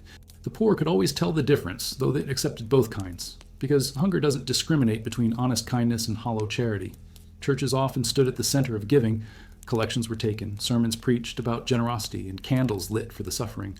Bread was sometimes distributed at the chapel door, but the portions rarely stretched far. Men lined up quietly, their pride tucked into pockets beside calloused hands, while women waited anxiously to see if the priest's basket had enough left by the time it reached them. The humiliation stung more than the hunger, because everyone knew who needed help and who didn't. Still, they bowed their heads, muttered thanks, and walked away with crumbs that never lasted more than a day. Then there were the quarry owners, who occasionally staged displays of benevolence. They would fund small feasts on holidays, hand out coins to widows, or donate funds for new church bells. But everyone in town knew these gestures were less about compassion and more about reputation. It was easier for a wealthy man to give away a coin at Christmas than to raise wages in July. Quarrymen joked that the owners believed in heaven too much to risk stinginess, but not enough to risk fairness. It was a cruel kind of comedy, but one rooted in bitter truth. The most meaningful charity came from those who had little themselves. Neighbors shared potatoes, mothers nursed children that weren't their own, and families took in orphans without hesitation. This kind of giving carried no announcement, no applause, no priestly blessing. It was quiet, hidden, and therefore far more powerful. A boy wearing shoes passed down through 3 families might not even know how many households had sacrificed to keep his feet covered. These acts stitched communities together, weaving bonds stronger than stone walls. In places where poverty was the rule, generosity became a form of rebellion. Children often witnessed both faces of charity, and their memories lasted long. They remembered who gave with open hands and who gave with open eyes, always watching to see who noticed. They learned early that generosity wasn't measured in how much was given, but in how it was given. A single loaf from a poor widow carried more dignity than a wagon of bread from a wealthy man who demanded gratitude in return. And isn't it curious how even children can sense the weight of sincerity? Hunger sharpens perception more than any sermon ever could. But charity also carried its own dangers. Accepting too much could brand a family as beggars, stripping them of respect in the eyes of their peers. Pride mattered deeply, even when bellies ached. Some men refused alms altogether, choosing hunger over humiliation, muttering that they would rather be buried by stone than fed by pity. Others accepted help quietly, but worked twice as hard the next day, desperate to erase the shame of dependence. Poverty wasn't just about the absence of money. It was about the constant negotiation between survival and dignity. Ironically, taverns often acted as centers of informal charity. A man who won a few coins at dice might buy drinks for his companions, sharing luck in liquid form. Meals were divided, debts forgiven in laughter, and sometimes entire evenings passed where generosity flowed freer than ale. Of course, the next morning hunger returned, and with it the debts. But for those hours, community triumphed over scarcity. It's almost comical how easily men gave away beer they couldn't afford, but hesitated over bread. Perhaps generosity feels easier when it comes wrapped in celebration. And then there were the stories of miraculous charity, retold so often they blurred truth and legend. Tales of anonymous gifts left on doorsteps, baskets of food appearing in winters of famine, or benefactors who paid debts in secret. Whether true or embellished, these stories mattered because they kept hope alive. They reminded families that unseen kindness might still exist, even if it rarely touched their own doors. Hope, after all, was the most precious form of charity, one that fed not the stomach, but the will to endure. In the end, charity in quarry towns revealed as much about givers as it did about receivers. Some used it to polish their halos, others to ease their consciences, and still others to genuinely lighten another's burden. But for the quarry families themselves, the source mattered less than the relief. A full belly, a warm blanket, a coin to buy medicine. These were lifelines, however tangled. And maybe that is the deeper truth. In places where stone crushed bodies and poverty crushed spirits, charity, whether flawed or pure, was proof that humanity still flickered, even in the dust. And sometimes that flicker was enough to light the way through another day. Leisure in quarry towns was not leisure as we imagine it today. It wasn't beaches, theaters, or quiet afternoons with books. It was scraps of time stolen from exhaustion, brief flickers of relief carved into days already consumed by labor. Quarrymen didn't leave work at 5 to enjoy hobbies. They left work when their bodies gave out, and whatever hours remained were filled with tasks of survival. And yet, in the margins, people found ways to rest, to laugh, and to remind themselves that they were more than machines designed to break stone. For many, leisure meant the tavern. The tavern was the theater, the stadium, the social club, all packed into a single smoky room. Men gathered after shifts, their backs bent and their hands raw, mugs of ale in front of them. They told stories, some true, some wildly exaggerated, about near misses with falling rocks or quarrels with foremen. These tales often grew more dramatic as the night wore on. A pebble that grazed a man's shoulder at noon became a boulder the size of a house by midnight. Everyone knew the lies, but that was the fun. It wasn't about accuracy, but about performance. And perhaps in their tall tales, they reclaimed a sense of control over the quarry that controlled everything else. Others found leisure in song. Music didn't require money, only voices. And those voices filled taverns, cottages, and even the quarry itself. Songs were bawdy, sorrowful, sometimes religious, sometimes mocking. They carried laughter and grief in equal measure. A man might cough through half a verse, yet his companions would roar the chorus until the rafters shook. For a few minutes, dust-coated lungs became instruments rather than prisons. Children picked up the melodies, repeating them in the streets, turning hardship into play. And in those songs there was something defiant, a chorus loud enough to drown out despair. Leisure also meant games, though they were simple. Dice clattered on tables, cards wore thin from overuse, and small wagers exchanged hands with more excitement than money could justify. Victories were celebrated as though fortunes had been won, losses cursed with equal passion. It's almost comic to imagine men who spent 12 hours moving massive stones getting worked up over the fall of a single cube of bone. But that's the charm of leisure. It isn't about scale, it's about escape. For a few rolls, fate seemed negotiable, unlike in the quarry where it was written in stone. Children invented their own forms of leisure, often imitating the adults they watched. They played with scraps of stone, stacking them into miniature walls, pretending to be quarrymen. They raced barefoot, kicked ragged balls made of cloth, and chased one another through dusty streets. Their laughter was sharp, bright, and sometimes jarring against the grim backdrop of poverty. It was proof that joy has a stubborn way of surviving, even in the harshest conditions. But childhood games often ended in work, as mothers called them, back to fetch water, watch siblings, or help prepare what little food there was. Leisure for children was as fleeting as it was for their parents, but perhaps more resilient, because children never needed much excuse to laugh. For women, leisure was an even rarer commodity. Their days stretched endlessly, cooking, washing, mending, nursing, and tending to children. Rest, if it came at all, was in the company of neighbors, sharing stories while stitching clothes or preparing food. These conversations carried gossip, advice, and humor that lightened burdens. They joked about husbands stumbling home from taverns or about children's mischief, finding comedy in chaos because the alternative was despair. Women's leisure wasn't about escape, but about weaving solidarity into the grind of survival. Occasional fairs or festivals provided larger bursts of leisure, transforming entire towns, streets filled with music, stalls, and performances. For a day or two, poverty dressed itself in color. Quarrymen brought their families, ate treats they couldn't normally afford, and cheered at games of strength or races.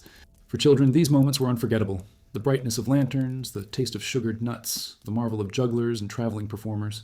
Festivals didn't erase hardship, but they reminded people that joy, however brief, was still possible. And that reminder was sometimes as necessary as bread. Nature itself offered stolen leisure. Some men sat quietly by rivers after shifts, letting cold water soothe swollen hands. Others walked into fields or woods, not to gather resources, but simply to breathe air that wasn't thick with dust. Couples strolled at dusk, hands brushing together, whispering hopes they couldn't speak aloud at home. These were small moments, unremarkable to outsiders, but in lives ruled by stone, they were treasures. It's ironic, really. While the wealthy traveled for leisure, quarry families found it sitting beside a stream or watching the sunset, free luxuries that poverty couldn't take away. Humor was perhaps the greatest form of leisure, threaded through every part of life. Quarrymen joked about their aches, about the dust in their lungs, about the endless weight of stone.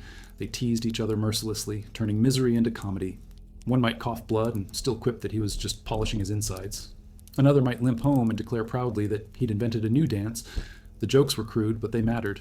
Laughter didn't feed stomachs or heal wounds, but it fed something else, the stubborn refusal to let hardship have the last word. In the end, leisure in quarry towns wasn't about luxury. It was about survival in another form, the survival of spirit. It came in songs shouted until voices cracked, in dice rolled on shaky tables, in children's laughter ringing against stone walls. It came in gossip, in walks, and jokes so dark they made misery feel lighter. These fragments of rest didn't erase the weight of the quarry, but they carved out space where humanity could breathe. And maybe that was the most remarkable thing of all.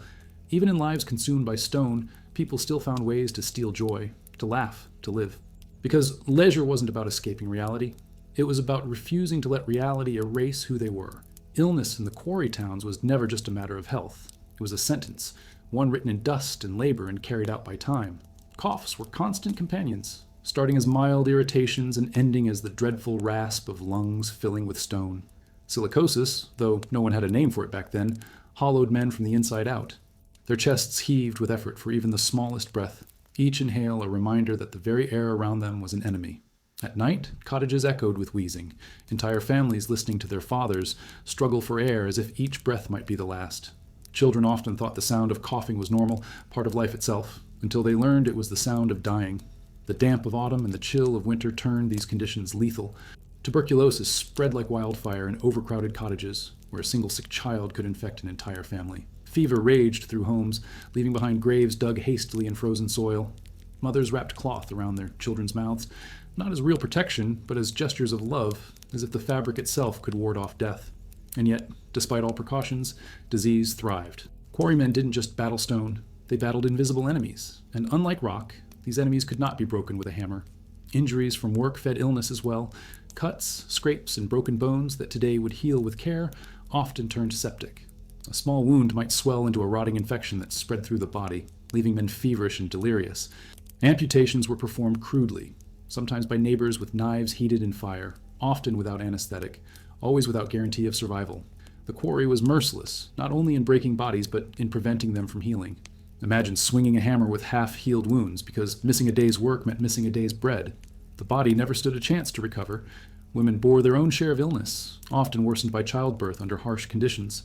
Midwives did what they could with herbs, warm water, and whispered prayers, but mortality rates remained high. For every new life brought into the world, there was the risk of losing the mother, leaving families fractured. Children grew up motherless, fathers, too, broken by work to carry the double burden, and neighbors stepping in to keep households from collapsing. Even joy, when it came, carried the shadow of grief close behind. Children were not spared either. Malnutrition weakened their bodies, making them vulnerable to infections. Rickets bent their legs, thin bones fractured easily, and their growth was stunted long before they ever picked up quarry tools.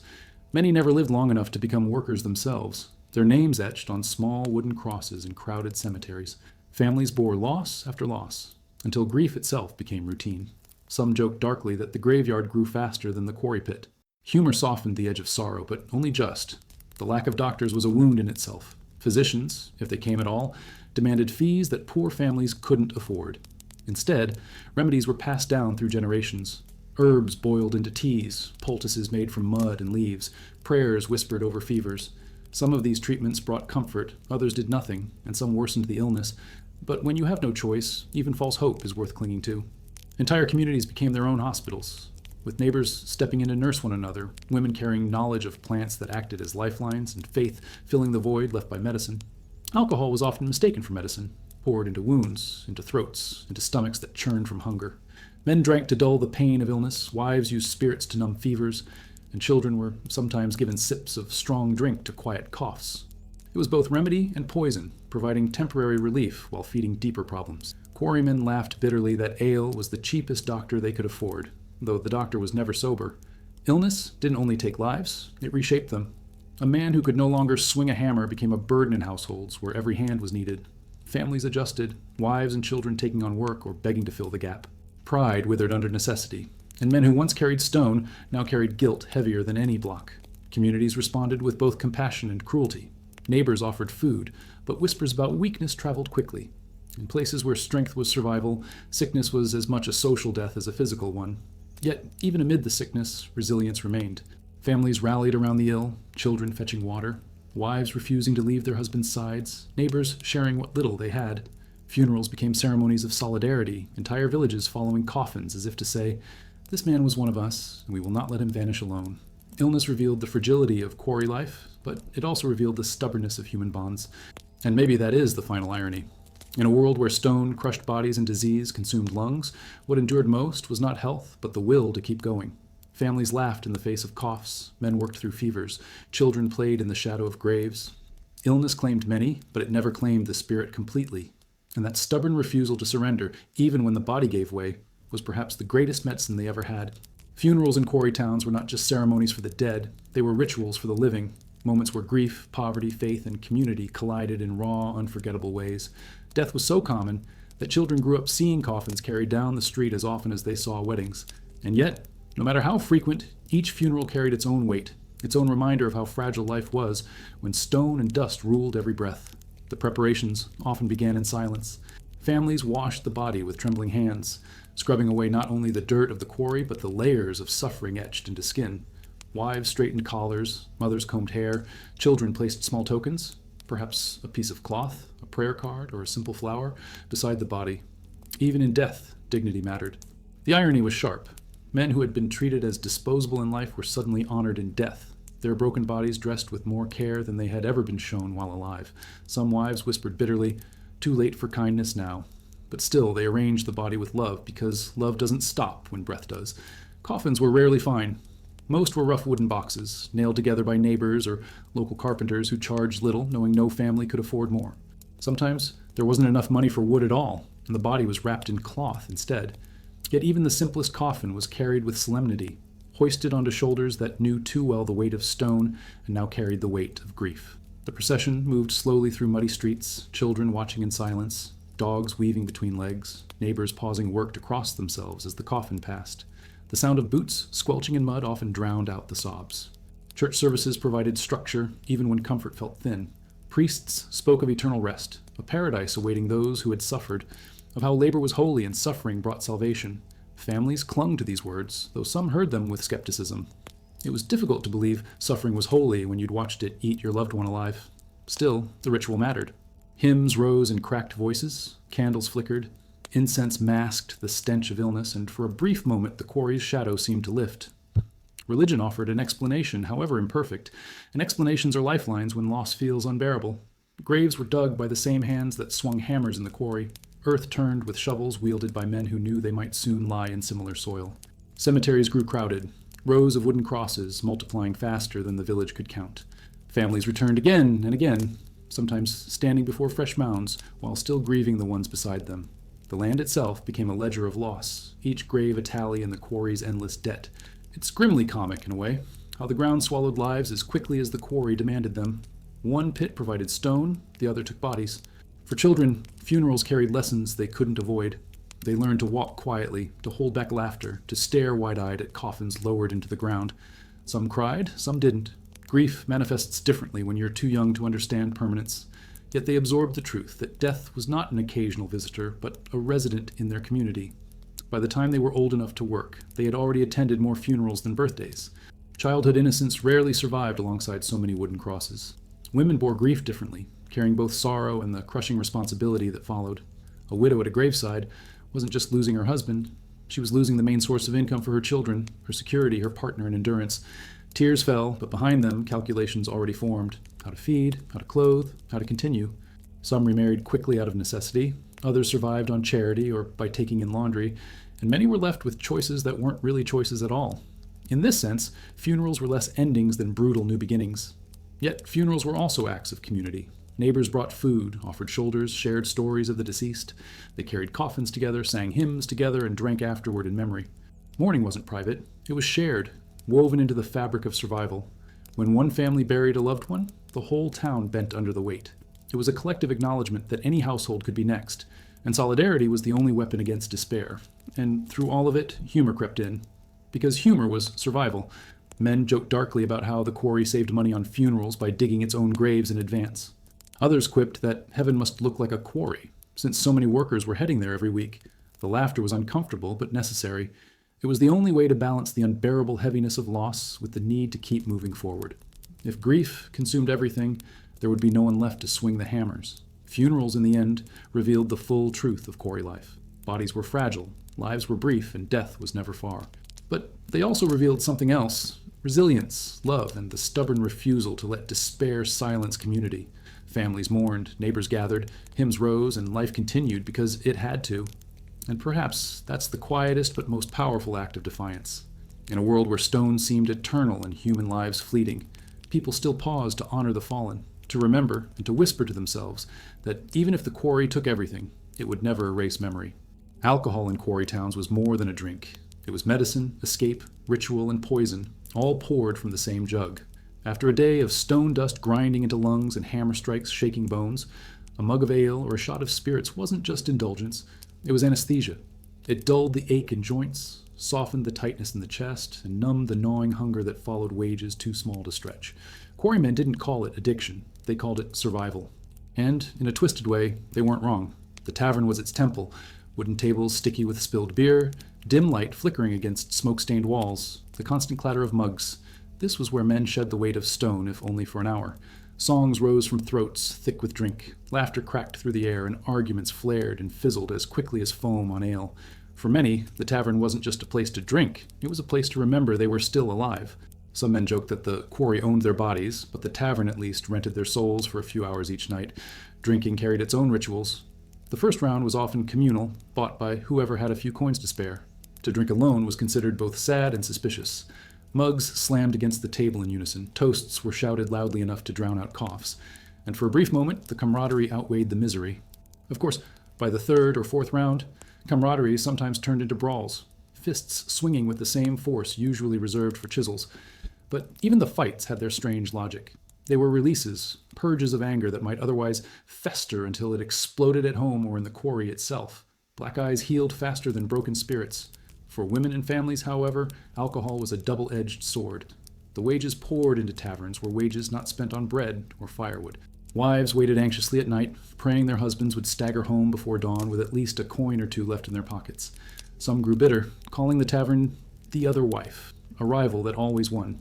Children noticed too, listening for the sound of heavy boots outside, bracing themselves for either laughter or rage, depending on how deep the bottle had been drained. For them, drink wasn't an escape, it was another burden. Yet, alcohol was also medicine in places where real medicine was too expensive to dream of. A shot of spirits was poured on wounds, swallowed to ease fevers, rubbed onto chests to quiet coughing fits. Mothers gave children sips of brandy to help them sleep through illness, a practice both desperate and dangerous. Quarrymen swore by ale as a cure for everything from headaches to heartbreak. And in a world where doctors were scarce and remedies scarcer, perhaps it was the only cure they could afford. Humor softened the truth. If it doesn't heal me, at least I'll forget I'm sick. The social life of entire villages often revolved around alcohol. Deals were made over mugs, friendships forged and broken at tavern benches. Even courtship sparked after too much cider loosened tongues. Some weddings began in church and ended inevitably in taverns, where the celebrations lasted longer than the marriages themselves. Festivals, too, leaned heavily on drink. Ale flowed as freely as music, and by the end of the night, even the most solemn widower found himself dancing clumsily with someone's aunt. Alcohol was woven into every stage of life: births, funerals, harvests, strikes, even defeats. It was the constant companion of joy and sorrow alike, but it was also a thief. It stole coins, time, and sometimes years from lives already shortened by labor. Men who drank too much aged faster, their faces puffed, their hands trembling, their tempers snapping. Accidents in the quarry were often whispered to have less to do with slippery stone than with shaky mornings after long nights. Families fractured under the strain, wives left behind with children and debts, and men stumbled toward graves earlier than the stone dust alone might have claimed them. It is bitterly comic that something used to dull suffering so often ended up doubling it. Still, it's too simple to paint alcohol only as villain. It was also a tool of survival, a crude form of rebellion against the crushing monotony of stone. To raise a mug and laugh at misery was to declare, however briefly, "You haven't beaten me yet." In that sense, every swallow was a small act of defiance. Perhaps that's why even the poorest quarrymen always found coins for drink, even when they couldn't find enough for food. Hunger gnawed the stomach, but despair gnawed the soul, and despair was always the more dangerous enemy. The story of alcohol in the quarries is the story of contradictions: comfort and destruction, medicine and poison, escape and prison. It soothed the coughs caused by dust and worsened them the next morning. It stitched friendships and tore families. It gave life to songs and shortened the lives of singers. And yet, through it all, it remained indispensable, a fixture as reliable as stone itself. Because in a world where the quarry claimed bodies piece by piece, men clung to whatever gave them back even a fragment of themselves, even if it came in a mug that was always emptier than they wished. Violence in quarry towns was both an outlet and an inevitability. When men spent 12 hours hammering stone under foremen's watchful eyes, returning home with bodies aching and pockets nearly empty, tempers simmered close to the surface. It didn't take much: a spilled drink, a careless word, a glance held too long for fists to fly. In the tavern, brawls erupted like sudden storms, mugs turning into missiles, chairs crashing to the floor, blood mixing with ale on wooden planks. And yet, the next morning, those same men often worked side by side again, their swollen eyes hidden behind dust, their grudges buried under heavier stones. But violence was never only about drunken quarrels. It was woven into daily life in subtle and brutal ways. Quarry foremen used intimidation to drive productivity, barking threats, sometimes punctuating words with a shove or a strike. Workers lived under constant pressure. Their exhaustion met not with sympathy, but with anger if they faltered. The system itself thrived on fear. To stand up against mistreatment was to risk not only your job, but your family's survival. Some men swallowed their rage, while others carried it home, where wives and children felt the weight of frustrations that had no safe outlet. It is an ugly truth. Violence begot violence, spreading like dust into every corner of life. Street fights were common, especially among the young. Boys raised in shadows of hardship learned quickly that fists spoke louder than words. They fought for respect, for scraps of pride, or simply to prove they were tough enough to survive the quarry world waiting for them. Mothers scolded, priests lectured, but the cycle continued because violence wasn't just learned. It was inherited, passed down like tools, like debt, like the cough that rattled through every household. If stone hardened men's hands, it hardened their hearts too. There was also organized violence, though few would have dared to call it that. Disputes over wages sometimes boiled into strikes, and strikes were often met with fists, clubs, or worse. Quarry owners hired guards or local thugs to break lines, to intimidate men into returning to work. These confrontations turned muddy streets into battlegrounds, leaving behind bruised bodies, broken bones, and smoldering resentment. Families watched from windows, children peeking through cracks, learning too early that survival meant not only enduring the quarry, but enduring the blows of those who controlled it. Violence seeped into homes in ways more silent than tavern brawls or street fights. Poverty itself was a form of violence, grinding down patience until it snapped. Men, stripped of dignity at work, sometimes sought to reclaim it through control at home. Arguments escalated, and anger that had no other target found its release within four walls.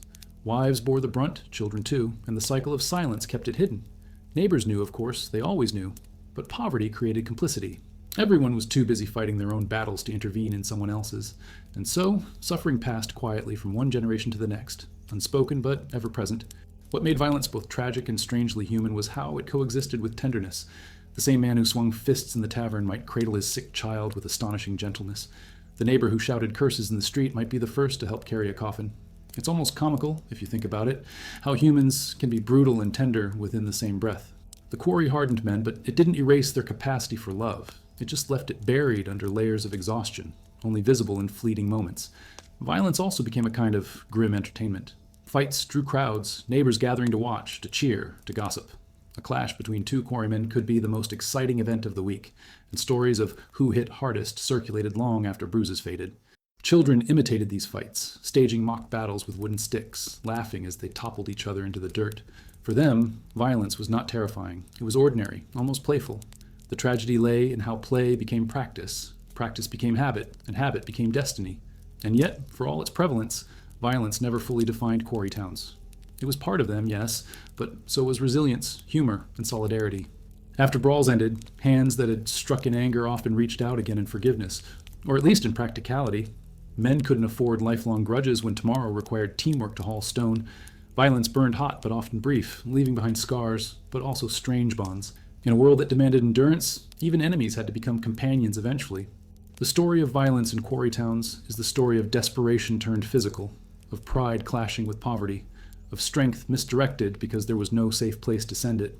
But it is also the story of survival, because in some twisted way, violence was proof of life. To fight was to assert existence, to remind oneself and others that you were still standing, still capable of striking back, even if only with your fists. And that, perhaps, is the most haunting reflection. In a world where stone broke men daily, they sometimes broke each other just to feel unbroken, if only for a moment. Fear in quarry towns was as real and as heavy as the stone itself. It seeped into mornings before the first hammer fell, lingered in the dust that choked lungs, and followed men home at night, slipping into their dreams. Fear was not a rare guest. It was a constant roommate, one that never paid rent but always demanded space at the table. Quarrymen feared accidents, feared sickness, feared hunger, feared debt, and perhaps most of all, feared the inevitability of their own decline. To live in a quarry town was to live in a state of quiet dread, interrupted only by laughter loud enough to momentarily drown it out. One of the deepest fears was the unpredictability of the quarry itself. Stone walls loomed with menace, cracks appearing without warning, slabs shifting silently before collapsing with thunderous violence. Men who survived cave-ins often said it was like the earth breathing in and out, and one day deciding not to exhale. Each swing of a hammer carried the possibility that the next sound would not be steel striking stone, but stone striking flesh. And yet they swung anyway, because the only thing more frightening than being crushed by rock was being crushed by poverty. Illness added another layer of dread. Coughs were never just coughs.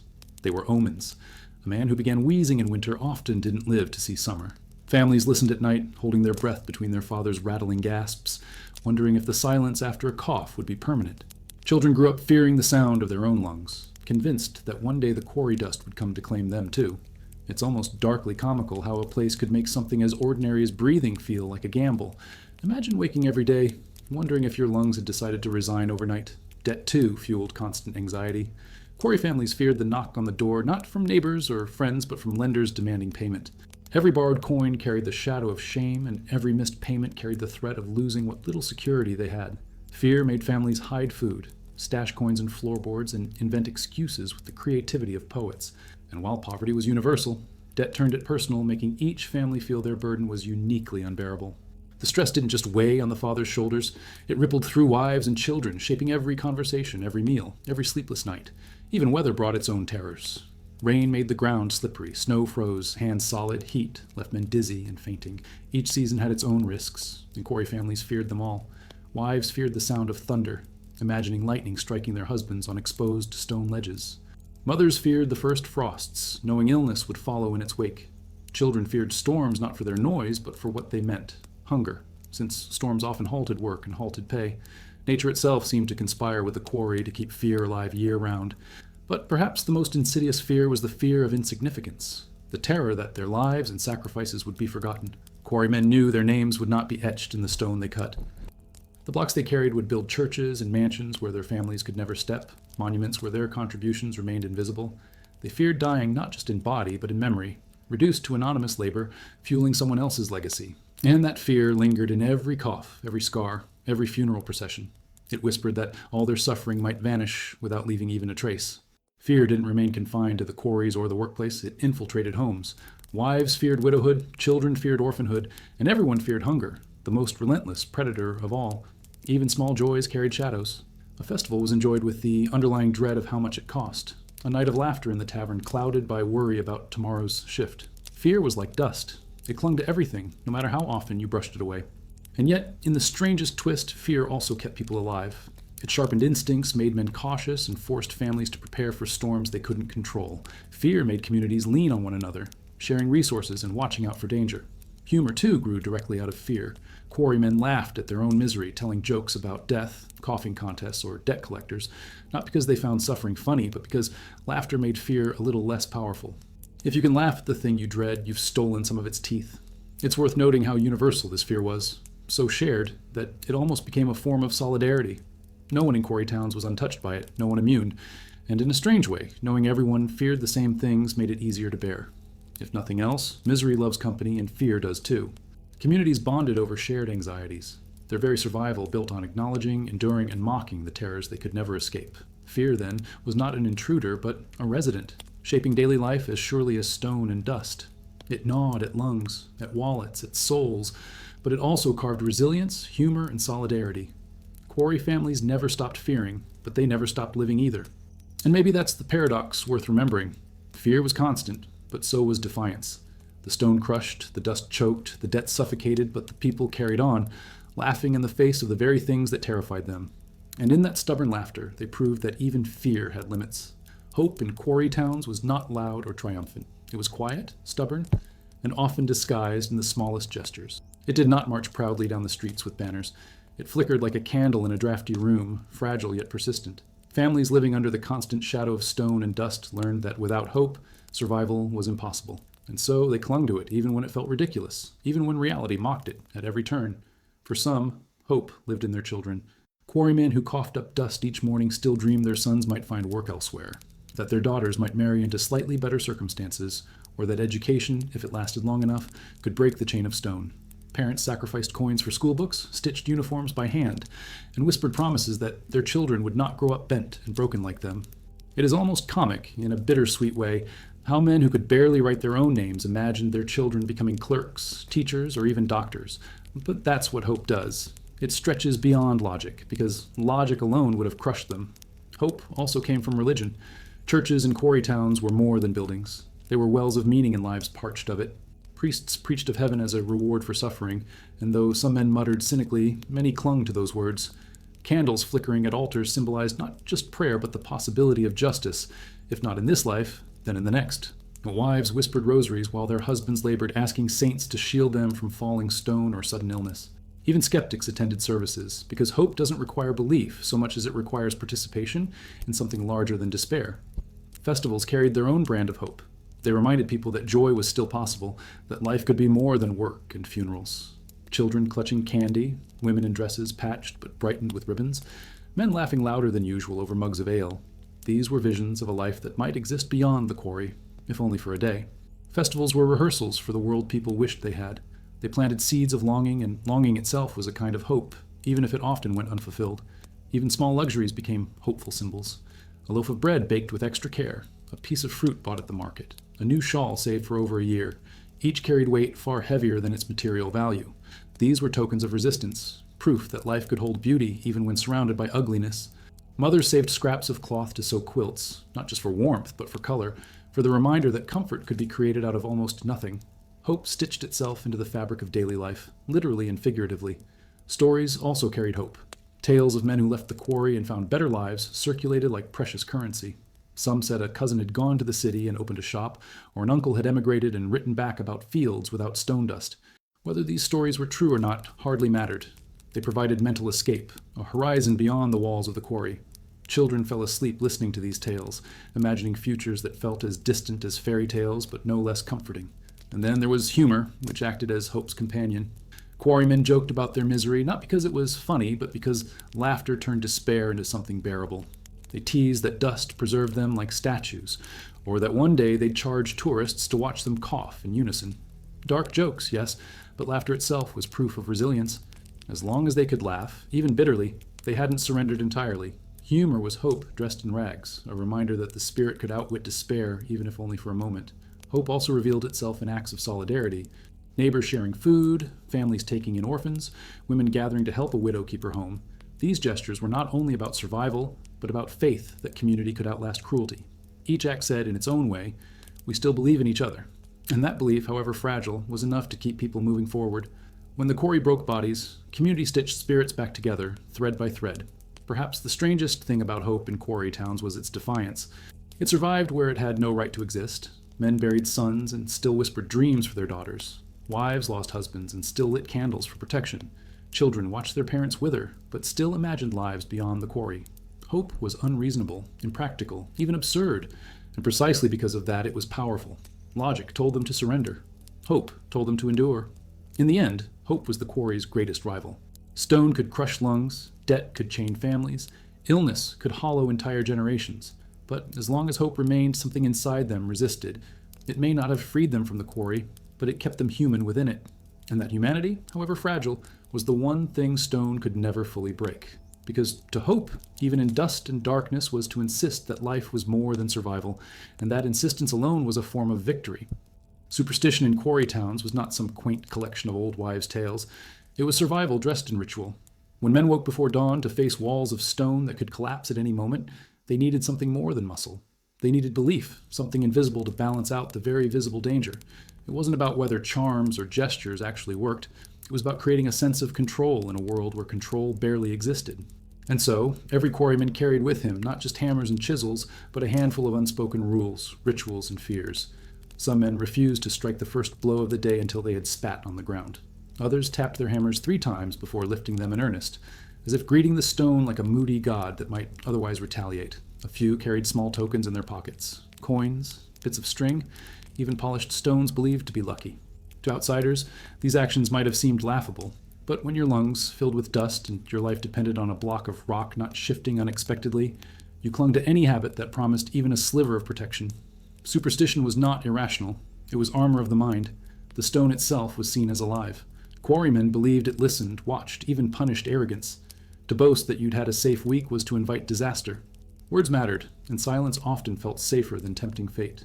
There was an old saying whispered in more than one quarry town: the stone has ears. This phrase held both humor and dread. Imagine spending your life worried about offending a rock, and yet, in their world, that rock held the power of life and death. Better to treat it with respect, just in case. Animals were woven into these beliefs as well. A bird flying low over the quarry was a bad omen, signaling falling stone. Cats wandering near the site were sometimes welcomed, their sudden movements believed to predict shifts in the earth. Dogs howling at night unnerved families. convincing them that someone would not return from the quarry the next day. Even insects weren't exempt. Some men swore that a sudden swarm of flies was a warning that an accident was imminent. It may sound absurd, but when you live surrounded by danger, you start seeing messages in everything. Days of the week carried weight too. Mondays were cursed, some claimed, because beginning anew angered the stone. Fridays carried biblical associations with suffering, making workers extra cautious. If someone was injured on a certain date, that day might be avoided for heavy tasks in years to come. Quarrymen were not statisticians, but they made their own kind of math. One bad event plus one unlucky day equaled a new rule to live by. Patterns gave shape to chaos, and in chaos, patterns are gold. Tools gained reputations as well. A hammer that had once saved a man in an accident was treated almost like a relic, guarded carefully and never lent out. Conversely, a chisel that slipped and caused injury was quietly discarded as if cursed. Men whispered about unlucky carts, unlucky ropes, unlucky gloves. Tools were no longer mere objects, but characters in the story of survival. Some trusted, some feared, some quietly banished. It's funny to think about it. Grown men treating hammers like saints or sinners. But when you hold an object in your hands more often than your own children, you begin to imagine it has a will of its own. Families carried superstition home, folding it into domestic life. Wives stitched tiny crosses into collars, tied charms to pockets, or left bread on the table as quiet offerings before dawn. Children were taught not to cry too loudly as their fathers left for work, since it was believed their tears might call misfortune. Neighbors noticed who ignored these rules, whispering that arrogance would not go unpunished. Superstition wasn't just individual, it was communal, enforced as a kind of social contract. To break it wasn't only to risk your life, but to risk the trust of everyone around you. And then came the stories, the legends of quarry ghosts, voices echoing at dusk that didn't belong to any living worker, strange lights flickering in stone walls, figures glimpsed in the corner of vision. Were they real? No one could say for certain, but the stories served their purpose. They reminded men of the thin line between life and death, between labor and eternity. Children grew up with these tales, half frightened, half entertained, but always aware that their fathers walked into a place haunted not just by superstition, but by loss. What's fascinating is how superstition sometimes blurred into practical safety. A man who tapped his hammer 3 times before using it was also testing its strength. Avoiding work on a certain day gave his body unexpected rest. Carrying a lucky stone in his pocket reminded him to check his balance before lifting heavy loads. In other words, belief created habits, and habits sometimes saved lives. Faith in the irrational could, paradoxically, keep men alive in the rational world of falling stone. Superstition in quarry towns wasn't about ignorance, it was about endurance. It gave structure to fear, language to uncertainty, and dignity to suffering. Whether or not the stone had ears, the men who whispered to it found strength in pretending it listened. And maybe that's the real lesson. Sometimes survival depends less on whether something is true and more on whether it helps you keep going. In lives ruled by dust and death, superstition wasn't foolishness. It was hope, wearing a different mask, carved not in marble or granite, but in the rituals of everyday life. Dreams in quarry towns carried a strange weight. They were not light fantasies of idle afternoons. They were heavy, often crushed under the same stone that bent men's backs. Yet even in a world of dust and exhaustion, people dreamed. And those dreams, however battered, gave shape to lives that might otherwise have dissolved entirely into survival. Some dreamed of escape, others of small comforts, others of futures for their children that they themselves would never see. Dreams were, in many ways, the only currency that poverty could not fully devalue. For quarrymen, escape was the most common dream. Standing on the edge of pits deeper than houses, swinging hammers until arms ached, they imagined fields without dust, air that did not burn their lungs, and jobs that did not gamble their lives every morning. Some pictured becoming farmers, working the soil instead of stone. Others fantasized about city trades, shoemakers, blacksmiths, clerks, anything that didn't involve the constant threat of collapse. Of course, most of these dreams remained just that. The money to leave was as impossible as wings to fly, and yet men clung to them, because even illusions can make unbearable labor slightly more bearable. After all, if you can't walk out of the quarry, maybe you can at least daydream your way out. Mothers' dreams often revolved around their children. They imagined sons staying in school long enough to hold pens instead of chisels, daughters marrying into families with steadier incomes, children who could eat without counting how many potatoes were left in the bin. Hope for their own lives was dim, but hope for their children burned stubbornly bright. That is perhaps the most universal truth of poverty. People may give up on their own futures, but rarely on their children's. A mother stirring watery soup might whisper to herself that her child would one day taste real meals, even if she never did again. Children dreamed differently. Their imaginations weren't yet chained by debt and duty. They dreamed of adventures, of running away with traveling performers, of sailing ships, or discovering treasures buried in stone. Some dreamed of being strong enough to lift blocks larger than anyone else, turning their father's weary work into heroic feats. These dreams often carried the innocence of not knowing the weight of reality. But innocence doesn't last long in quarry towns, and many children quickly traded fantasies for responsibilities. Still, for as long as they lasted, those childish dreams filled streets with laughter that defied the gloom. Dreams also revealed themselves in humor. Quarrymen, coughing and spitting dust, joked about winning lotteries they never bought tickets for, or about inventing machines that could make the stone cut itself. One man swore he dreamed of a tavern where ale was free and wives didn't scold. Another claimed his dream was simply to wake up one morning without aching joints. These jokes were funny because they were impossible, but they mattered because they turned despair into laughter. And perhaps laughter itself was the most practical dream of all, one that could be realized nightly, as long as ale flowed and voices carried. Religion fed dreams of a different kind. Heaven loomed large in quarry towns, not as a distant theological idea, but as a tangible escape. Priests spoke of eternal rest, of golden streets and painless bodies, and families clung to those promises. For men who had never known ease, the dream of paradise was not abstract. It was a daily comfort, something to imagine with each hammer strike. The promise that suffering had purpose, that reward waited just beyond life, transformed dreams into endurance.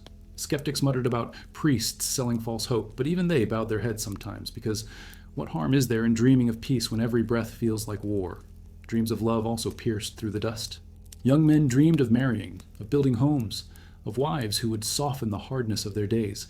Young women dreamed of husbands who would not drink away wages or return home with tempers sharpened by the tavern. In the midst of hardship, romance carried a defiant tenderness. Lovers carved initials into stone walls, not caring that the quarry would one day swallow those marks. A carved heart may not last forever, but for two people standing hand in hand, it was proof that even in a place of death and dust, beauty could bloom. Yet not all dreams were noble.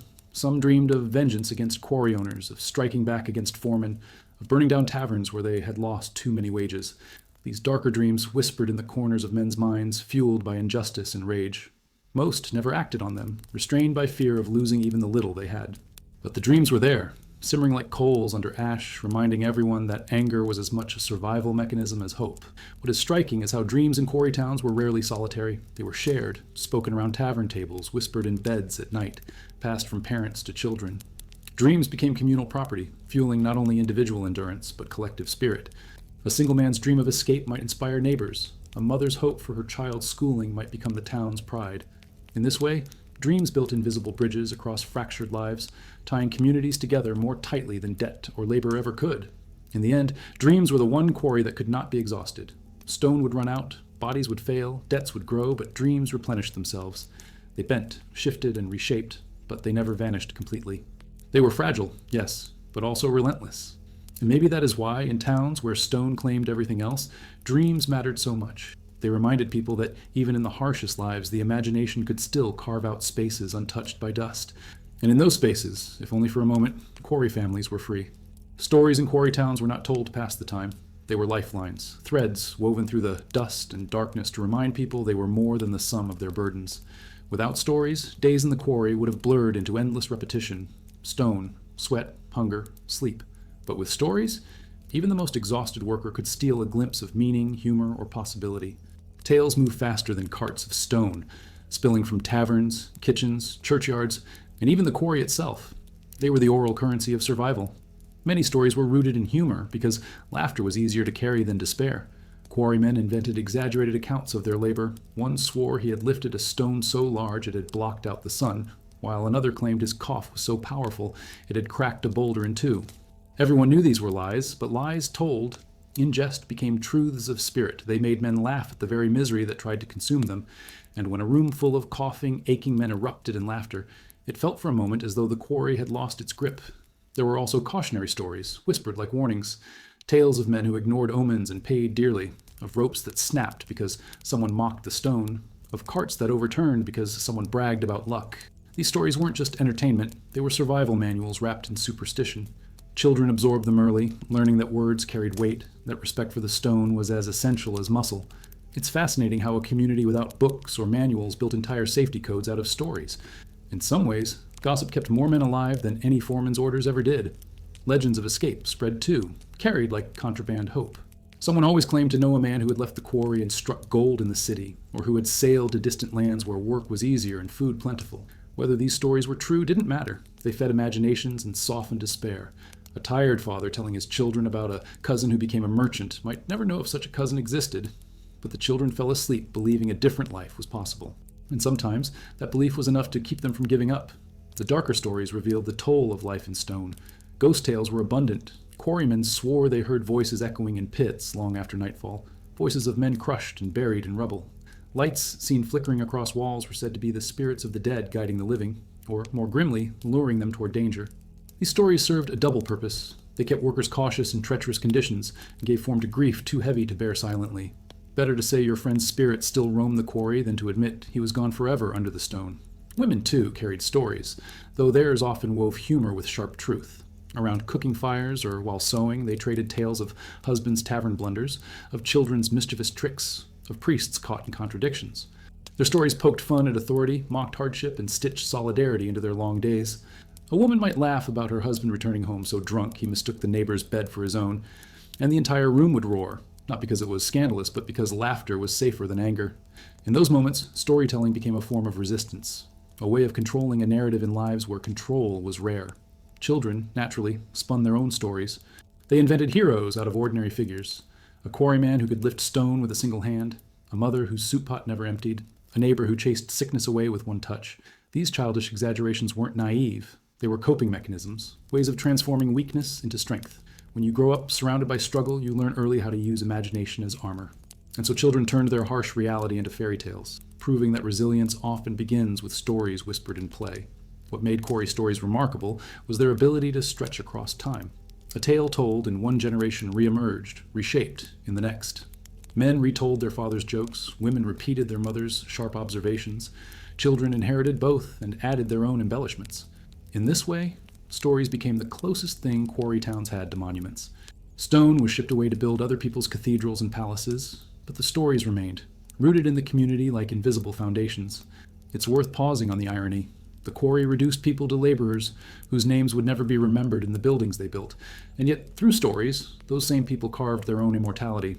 You may not find their names in history books, but you can still hear echoes of their laughter, warnings, and legends in the oral traditions that outlasted stone. And maybe that's the lesson. Stone builds walls, but stories build memory. And memory, unlike stone, can't be carted away. In the end, storytelling was not just pastime, but survival strategy. It gave men courage to return to the pit, women strength to endure their burdens, and children a shield against despair. Stories were medicine, humor, history, and rebellion all at once. They made the unbearable bearable, turning dust into laughter, grief into legend, and silence into meaning. And perhaps the most remarkable thing is this. In lives where everything was fragile, stories proved unbreakable. They survived, carried from mouth to mouth, from night to night, reminding everyone that even if the quarry took everything else, it would never silence their voices. Politics in quarry towns was a strange theater, both distant and intimate. Decisions made in far-off halls of government trickled down into these dusty streets, yet the people living there rarely had a real voice in them. Laws and policies seemed abstract, but their consequences were brutally concrete, literally felt in lungs, in wages, in bread on the table. Quarrymen joked that politicians only remembered their towns when elections came around, arriving with polished shoes that would be ruined in a single step through quarry mud. And in some ways, that wasn't far from the truth. At the local level, politics was entangled with survival. Mayors, parish leaders, and overseers often held dual roles, part administrator, part gatekeeper to favors. Families seeking relief from taxes or aid during sickness knew it wasn't just about rules, but about relationships. A nod from the right official might mean an extension on debts, while his disfavor could leave a family one step closer to eviction. Politics was less about grand debates and more about quiet negotiations, whispered promises, and favors traded in back rooms. People quickly learned that survival sometimes meant swallowing pride and shaking the hands of men they privately despised. The quarry owners themselves wielded political power almost casually. Their influence stretched beyond wages and hours. It extended into who sat on councils, which laws were enforced, and which were ignored. They funded local churches, sponsored festivals, and presented themselves as benefactors. But everyone knew the truth. Their generosity was strategic, buying loyalty while protecting their profits. If a quarry owner supported a candidate, that candidate usually won, not because of democracy, but because men who fed their families with quarry wages rarely dared to vote against the hand that signed their pay. Democracy in quarry towns often looked suspiciously like feudalism with paperwork. National politics trickled in too, though filtered through rumor, newspapers read aloud in taverns or traveling speakers. Wars, tariffs, and industrial reforms were debated passionately by men who would never see the inside of Parliament. Quarry workers argued about policies while nursing mugs of ale, their voices rising until fists occasionally settled what words could not. What's fascinating, and a little comic, is how men who could barely read still spoke of policy and taxation with the conviction of seasoned philosophers. They may not have understood every detail, but they understood enough. Whatever the politicians did, the quarrymen paid the price. Strikes and labor movements gave politics a sharper edge. Workers demanded shorter hours, safer conditions, and fairer pay. Leaders emerged from within their own ranks, men who dared to speak publicly against owners and officials. These figures were admired and feared, celebrated as heroes in some homes and cursed as troublemakers in others. For every worker inspired by the promise of change, another feared the risk of starvation if strikes failed. Politics in this form was not abstract. It was immediate, personal, and often dangerous. Choosing to stand in solidarity could mean losing your job or your life. Women, though rarely given formal political voices, influenced politics in quieter but no less powerful ways. Wives urged husbands to support strikes or whispered caution when debts grew too heavy. They gathered in kitchens, sharing news, shaping opinions, and strategizing about survival. Some led charity drives, organized protests, or even confronted local officials directly. Though excluded from ballots, they shaped outcomes more than history books would ever admit. Their politics was not about speeches or votes. It was about keeping families alive, which, in the end, was the most political act of all. Religion also blurred with politics, as priests carried influence over congregations. A priest who supported quarrymen's demands could ignite collective action, while one who sided with owners could crush morale with a single sermon about obedience. Faith became a weapon wielded by both sides, with scripture quoted to defend both justice and submission. This duality bred cynicism, yet people continued to attend church because faith was too deeply tied to their survival to abandon. It's ironic. Parish halls were both sanctuaries of hope and arenas of manipulation, depending on the day. Children, too, absorbed politics through osmosis. They watched their fathers argue, saw their mothers make sacrifices, and heard neighbors whisper about corruption or betrayal. Their games often mirrored what they saw. Boys pretending to be owners and workers, girls imitating the sharp debates of their mothers. Politics wasn't taught in schools so much as lived in the streets and kitchens. By the time these children grew up, they already understood one truth. Politics was never neutral, never distant, never something they could ignore. What made politics in quarry towns so unique was the constant blend of power and powerlessness. Families felt crushed by decisions they couldn't control, yet they still found ways to resist, to negotiate, to carve small victories out of larger defeats. They voted when they could, protested when they dared, and joked about politicians when all else failed. Humor became its own political weapon. Mockery made tyrants smaller, even if only in the imagination. A man might cough up blood in the morning and still quip at night that at least he didn't have to wear a politician's shoes because those must be heavier with lies. In the end, politics in quarry towns was less about ideology and more about endurance. It was about navigating a system tilted against them, about balancing anger with survival, about keeping hope alive in a world where promises often turned to dust as quickly as stone crumbled under a chisel. And maybe that's the most enduring lesson. Politics was not an abstract idea, but the very air they breathed, dusty, heavy, and impossible to avoid. Because in a quarry town, every cough, every wage, every loaf of bread was political, whether anyone admitted it or not. Quarry towns did not exist in isolation, though sometimes it felt that way to the people who lived there. They were always tied, however invisibly, to the cities, industries, and nations that demanded their stone. Cathedrals, mansions, government buildings, all the shining symbols of power and culture, were built on the backs of men whose names never left the quarry gates. This tension between the grandeur their labor created and the obscurity they endured shaped how quarry towns related to the outside world. They provided the bones of cities, yet rarely shared in their flesh. Merchants brought the outside world in, carrying goods that teased quarry families with glimpses of lives far beyond their reach. Markets sold fabrics brighter than anything worn in the quarry streets, spices that smelled of distant lands, tools crafted with precision rather than desperation. People crowded around stalls not only to buy, but simply to look, to imagine. A child clutching a piece of fruit bought on credit might savor not just the taste, but the idea that life could contain sweetness at all. The irony, of course, was that the very stone cut from their hills often paid for luxuries in cities where quarry families would never set foot. Travelers told stories, and those stories spread faster than any wagon. They spoke of bustling ports, glittering capitals, inventions that promised to reshape the world. Quarrymen listened with suspicion and wonder, half believing, half dismissing. If it's so wonderful out there, one might joke, why did you come here? And yet, even cynicism couldn't hide the flicker of longing. The outside world was both frightening and alluring, a place imagined as full of opportunities, but also full of dangers. For many, it was easier to laugh about it than to admit they yearned to see it. Wars drew quarry towns into global currents, whether they wanted it or not.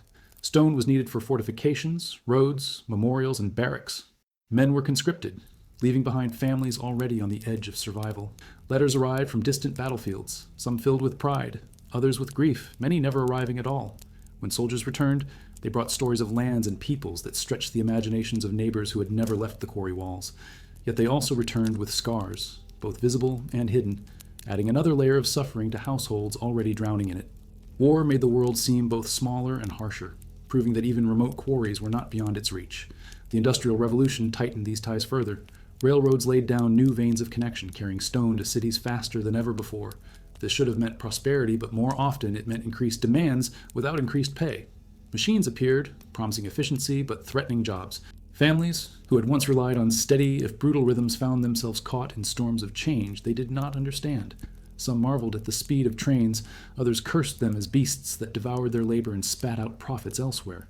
Technology brought the world closer, but not always kindly. Cultural exchanges seeped in quietly. Songs carried by traveling workers blended with local ballads, creating strange hybrids sung in taverns after long shifts. Fashion shifted in small ways, ribbons in hair, cuts of coats, echoes of city trends diluted by poverty but still recognizable. Even language evolved, peppered with slang borrowed from traders or soldiers. Children played games they learned from outsiders, not realizing they were participating in a quiet globalization. The quarry town may have seemed insular, but it was always absorbing pieces of the wider world, whether consciously or not. Yet with every new influence came suspicion. Outsiders were often regarded as both fascinating and untrustworthy. A stranger walking through the quarry drew stares, his fine clothes marking him as someone who would never understand the dust in their lungs. Hospitality was offered, but always with a hint of caution. Outsiders brought news, goods, and sometimes opportunities, but they also carried the weight of exploitation. Quarry families knew all too well that the world wanted their stone, not their well-being. Children often embodied the town's shifting relationship with the outside world. They dreamed more openly of leaving, of traveling, of escaping. They listened wide-eyed to travelers' stories, repeating them with embellishments until they became legends. Some did leave, carrying with them not only hopes, but also the scars of their upbringing. Letters home told of struggles and successes, fueling both envy and pride. In this way, the quarry towns remained connected to the outside world through threads of family, fragile yet enduring. And through it all, humor provided a shield. Men joked that their stone-built cathedrals where they weren't welcome, that their sweat-polished floors they would never walk on. Wives laughed that the dresses they patched for the 10th time would outlast the fashions paraded in cities. Children teased that one day they'd carve their own names into the stone blocks, so at least somebody would remember them. These jokes masked bitterness, but they also revealed resilience. If the outside world treated them as invisible, they could at least make themselves unforgettable in each other's stories. In the end, the relationship between quarry towns and the outside world was one of contradiction. They were exploited yet essential, forgotten yet foundational, isolated yet deeply connected. Stone tied them to cities and nations that rarely acknowledged their existence, but the very connection also gave them glimpses of possibilities beyond their dust-filled lives. And perhaps that was the strangest gift of all. Even as the quarry consumed them, the outside world whispered that life could be larger. Whether they believed it or not, that whisper shaped how they endured, how they dreamed, and how they told their stories. Art in quarry towns might sound like a contradiction at first. After all, what place could creativity have in lives spent coughing stone dust and chasing wages that never seemed to stretch? And yet, art was everywhere, not in gilded galleries or concert halls, but in the cracks of daily life, carved into the very fabric of survival. It wasn't art made for applause or collectors, but art made to remind people they were still human. Stone itself became the first canvas. Quarrymen, during stolen moments of rest, carved patterns into discarded blocks. Some etched their initials, others sketched crude faces or symbols as if leaving behind proof that they had once existed. These carvings, half hidden under piles of rubble, carried more meaning than they appeared to. They weren't just doodles, they were declarations of identity in a world determined to erase individuality. Imagine spending 12 hours breaking stone for someone else's cathedral and still finding the energy to carve a small heart or a cross just for yourself. That, in itself, was defiance disguised as decoration. Music was another lifeline. After long shifts, men gathered with fiddles, flutes, or simply their own voices, in the sound-filled taverns and cottages alike. Songs carried humor, sorrow, and sometimes biting satire about quarry owners and their endless greed. Children learned these tunes at their mothers' knees, humming melodies while fetching water or chasing each other through dusty streets. The rhythm of hammers striking stone often became the percussion of these songs, a grim but strangely fitting accompaniment. It's almost comic to think that the same noise breaking men's backs also set the tempo for their music. Life has a dark sense of humor, and quarrymen knew how to play along. Women wove art into fabrics and food. Quilts made from scraps of discarded cloth became masterpieces of necessity, colorful mosaics stitched together to warm bodies in winter. Patterns passed down through generations told silent stories, with each patch representing a fragment of life salvaged from hardship. Food, too, was elevated to creativity when cupboards were nearly empty. Mothers turned potatoes and onions into meals that tasted better than they had any right to, adding herbs not only for flavor, but for a sense of dignity. In poverty, art wasn't luxury, it was transformation, proof that beauty could bloom from scarcity. Children, untouched by the full weight of survival, created art out of play. They drew in dust with sticks, built miniature quarries from pebbles, and crafted toys from discarded tools. Their games became little performances, sometimes parodying their father's work, sometimes inventing worlds where stone never crushed lungs. Childhood art may not have been framed, but it carried within it the essence of imagination, an antidote to despair. If adults carved to remember they existed, children created to prove the future still did. Religious art infused daily life as well. Churches, often the only buildings in town with any semblance of grandeur, displayed carvings, icons, and stained glass funded ironically by the same quarry owners who paid starvation wages. Yet the community claimed these works as their own, filling them with prayers, songs, and rituals that gave them meaning far beyond decoration. Families lit candles before painted saints, not caring who had commissioned the art. For them, beauty in a sacred space was a reminder that suffering could coexist with transcendence. Even if their lives were rough stone, they believed their souls were still capable of being shaped into something greater. Storytelling itself was art, oral traditions that painted pictures as vivid as any fresco. A father recounting a near miss in the quarry might exaggerate the falling rock into the size of a mountain, while neighbors roared with laughter. A grandmother telling ghost stories by candlelight could make children tremble even in the heat of summer. Words became brushstrokes, shaping imagination, history, and identity. In a place where literacy was scarce, storytelling was both gallery and library, passed from voice to voice with all the artistry of performance. Even fashion, limited though it was, carried an artistic impulse. Women tied ribbons in their hair, patched dresses with care to create patterns rather than chaos, and wore their Sunday best with pride, even if it meant mending the same outfit dozens of times. Men polished boots for church, combed hair slick, and donned jackets frayed at the cuffs but carefully brushed. Appearance was not vanity, it was expression, a way to insist on dignity. Poverty stripped much away, but art stitched back a little pride. And humor, always humor, was perhaps the purest form of art. Jokes, quips, and satirical songs transformed despair into performance. Men imitated foremen with exaggerated struts. Women mocked politicians with biting remarks. Children turned coughs into contests. It was art of the moment, ephemeral but powerful. When an entire tavern erupted in laughter at a well-timed jest, the room became a theater, the performance no less vital than any staged in a grand city. Laughter was sculpted from pain, and everyone in the room became both artist and audience.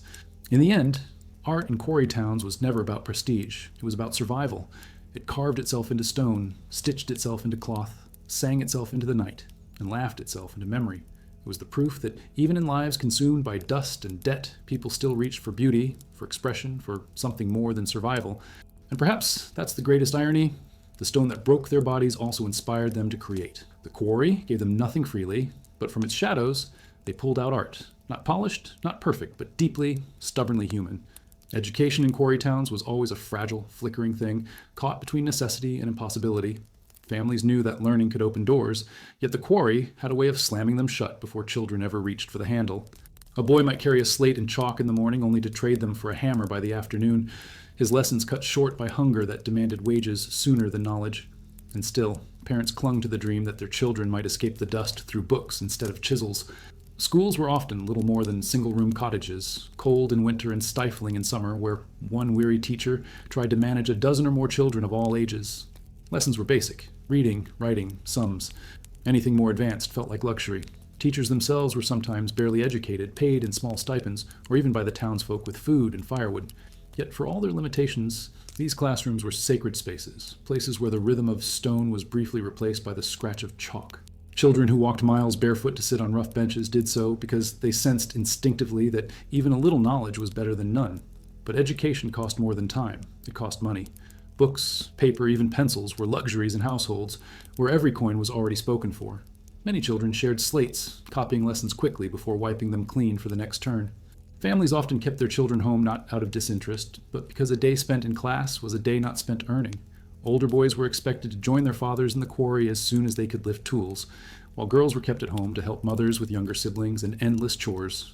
Learning was a dream, but survival was a demand, and demands always won. Despite this, education had surprising allies. Some priests pushed for literacy, believing that children who could read scripture would also carry stronger faith. A few quarry owners, more pragmatic than generous, supported schools to keep unrest at bay. Educated workers, they reasoned, might be easier to control. Ironically, those same owners resisted raising wages, ensuring that most children never had the chance to benefit fully from the very schools they funded. It's one of history's darker jokes. The same hand that opened a book often slammed the door shut on using it. Still, within those classrooms, something remarkable happened. Children caught glimpses of worlds beyond the quarry. Reading opened up distant places, histories, even fantasies that made the stone pits seem less all-consuming. Arithmetic gave them tools to measure their worth beyond physical strength. Writing allowed them to record their names, their stories, ensuring they would not be forgotten like so many before them. For children used to seeing their fathers vanish into graves without so much as a carved marker, the ability to write one's name was revolutionary. It was a refusal to disappear. Parents, even though skeptical of schooling, often nurtured hope quietly. A father might give his son a coin for a second-hand book, even as his own boots wore through. A mother might light candles late into the night so her daughter could copy letters after chores were done. These sacrifices were small, almost invisible, yet they carried enormous weight. They were acts of rebellion against the cycle of dust and stone, declarations that children deserved more than survival. The students themselves became carriers of education. A boy who learned to read might share his skills with siblings, reading aloud from newspapers until the ink smudged his fingers. Girls copied recipes, hymns, or fragments of stories, stitching knowledge into daily life alongside sewing and cooking. Education was never confined to the classroom. It seeped into kitchens, fields, and taverns, carried like contraband hope. Sometimes, children even taught their parents, reversing roles in quiet but powerful ways. A father who could barely sign his name might beam with pride as his son wrote it neatly on a scrap of paper. Of course, many dreams were cut short. Illness, hunger, and the relentless pull of the quarry claimed most students before they reached higher studies. Universities were spoken of like mythical kingdoms, far away and unreachable. Yet even short-lived education left traces. A child who spent only a year in school still carried letters in his head, numbers in his pocket, and dreams in his chest. And sometimes, those traces were enough to spark change in small but meaningful ways. The most enduring part of education in quarry towns was not the lessons themselves, but the belief they represented. Even in the harshest circumstances, families clung to the idea that knowledge could carve a different future, just as surely as chisels carved stone. Education may have been rare, interrupted, and underfunded, but it existed. Proof that hope could be taught, letter by letter, sum by sum. And maybe that is the greatest lesson of all. In a place where everything seemed designed to crush spirit, even the smallest act of learning was a rebellion, a spark that refused to be extinguished. Illiteracy in quarry towns was not merely the absence of letters on a page, it was a shadow that followed people into every corner of their lives. Most quarrymen could sign their names only with an X, a mark that might as well have been a confession. I exist, but I cannot be heard in writing. Contracts were signed without understanding, debts agreed to without clarity, and rights surrendered simply because the words on the paper belonged to someone else. Illiteracy turned paper into a kind of weapon, one that cut silently and left scars no one could see. For families, this absence of reading and writing shaped daily life in countless ways. Mothers struggled with market transactions, relying on memory to keep track of what they owed. Children were sent to school precisely because parents knew the cost of ignorance, even if those same children were later pulled out to work in the quarry. The cycle was relentless. Fathers who could not read relied on sons who could, but those sons often abandoned their books when hunger pressed too heavily. Illiteracy was like the dust in their lungs. So common it seemed natural, and so damaging it shaped everything. The consequences were especially sharp when it came to money.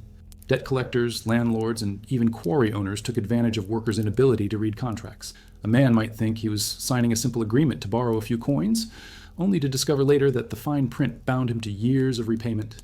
In taverns, jokes often flew about mystery papers that stole more than thieves ever could, but beneath the laughter lay bitterness. Illiteracy meant dependence on others to interpret the world, and dependence in a town built on exploitation was dangerous. Religion, ironically, both softened and deepened the wound. Priests encouraged literacy so congregants could read scripture, yet for many families, the Bible remained the only book in the house, sometimes displayed proudly but rarely opened. Sermons were heard rather than read, prayers memorized rather than followed on a page. Faith was strong, but it was filtered through intermediaries. People believed fiercely, yet they also surrendered control, because the words of God were always secondhand. Imagine the frustration of knowing the divine might speak to you directly, but only if you could decipher the letters locked in a book you couldn't read. Illiteracy carried its own kind of shame. Men avoided situations where their ignorance might be revealed, pretending to squint at documents as though poor eyesight, not inability, was the obstacle. Women asked children quietly to read aloud for them, masking vulnerability with the excuse of practicing. Pride kept many from admitting the truth openly, which meant that learning later in life was rare. It's almost comical, in a sad way, that in towns where men lifted tons of stone daily, the greatest humiliation could be a piece of paper. Strength bent mountains, but weakness trembled before ink. And yet, despite all this, communities found ways to adapt. Oral culture flourished, with stories, songs, and gossip carrying information far more efficiently than letters ever could. News traveled by word of mouth, sometimes distorted, sometimes exaggerated, but always alive. Announcements were shouted in taverns or at church doors, and neighbors leaned heavily on one another for interpretation. In a sense, illiteracy fostered a strange kind of solidarity. Since no one could read, everyone needed each other. Survival depended less on individual knowledge than on collective memory. Children became crucial bridges. A boy or girl who learned to read at school often carried that gift back home, becoming translator for their entire family. Parents leaned on children to decipher letters, read receipts, or interpret newspapers. This reversal of authority carried its own ironies. Children too young to work became the only ones capable of navigating the written world. Some children took pride in this power, while others resented the pressure. Either way, literacy became a rare inheritance passed unevenly across generations, fragile as a candle flame in the wind of necessity. There were moments, too, when illiteracy sparked humor. Quarrymen joked that not being able to read spared them from the depressing news printed in city papers. Others quipped that they preferred tavern gossip over books because at least gossip came with ale. These jokes masked vulnerability, but they also revealed resilience. People laughed at what might otherwise crush them. If you cannot master the written world, you can at least mock it. And humor, as always, became a way of reclaiming dignity. But the cost was undeniable. Illiteracy confined lives to narrow paths, making the quarry feel less like an occupation and more like destiny. Without reading, options shrank to labor and survival, while the outside world remained inaccessible. And yet, within this limitation, people carved their own systems of meaning. Songs remembered what letters could not, carvings on stone spoke louder than signatures, and oral histories preserved identities no paper could erase. Illiteracy may have silenced their voices on contracts, but it did not erase them from memory. Perhaps the most striking thing is how, even in the face of such limitation, the desire for learning never disappeared. Parents still pushed children toward schools, neighbors still shared knowledge when they could, and scraps of paper were still valued like treasures. Illiteracy may have been a reality, but it was never accepted as destiny without resistance. In every whispered lesson, every child tracing letters by candlelight, every adult daring to ask for help, there was defiance.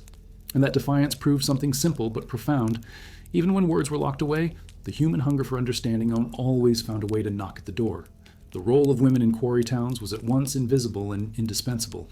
They were the quiet architects of survival, holding households together while men were broken by stone. Their work rarely made it into ledgers or wages, yet without it, no family would have endured. Women were the cooks, nurses, teachers, mediators, and often silent strategists in communities where every coin and crumb mattered.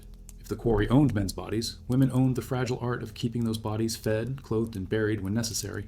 From dawn until far past dusk, their labor never paused. A woman's day often began before her husband's, lighting fires in cold kitchens, preparing meals with whatever scraps were left from the week. Bread was stretched thin, soups watered down, and herbs scavenged from roadsides were used to mask the absence of meat. Creativity became a weapon against hunger. There's something both heartbreaking and humorous about mothers turning potato peels into delicacies and then laughing at the children who begged for more. It was survival, disguised as invention, but it worked. Beyond food, women managed the endless task of keeping households clean and functional, though clean in a quarry town meant something different than in polished city homes. Dust seeped into every corner, coating floors, furniture, even bedding. No matter how often women swept, the quarry always came back inside, clinging like a second skin. Children were scolded for tracking in more dirt. Husbands teased for leaving stone chips in their boots. Women cursed the dust, then laughed at themselves for cursing what was as permanent as air. In the constant war against grime, they rarely won, but their persistence itself was a form of defiance. Child-rearing was another battlefield. Mothers tended to sick children with remedies passed down through generations. Herbal teas, poultices, whispered prayers, because doctors were luxuries most could not afford. They soothed coughs, mended cuts, and held feverish bodies through sleepless nights. In many cases, they buried children too, grieving silently because too much open sorrow risked paralyzing a household that still had mouths to feed. Yet even in grief, they endured, often carrying not only their own loss, but that of neighbors who leaned on them for support. Women were the community's first responders, long before the term existed. They also acted as informal educators. In homes where books were rare, mothers and grandmothers taught children songs, prayers, and stories, passing down culture one verse at a time. They drilled the alphabet when schools were available, repeated sums at kitchen tables, and encouraged children to dream of lives beyond stone. Even if those dreams were often crushed, the act of nurturing them mattered.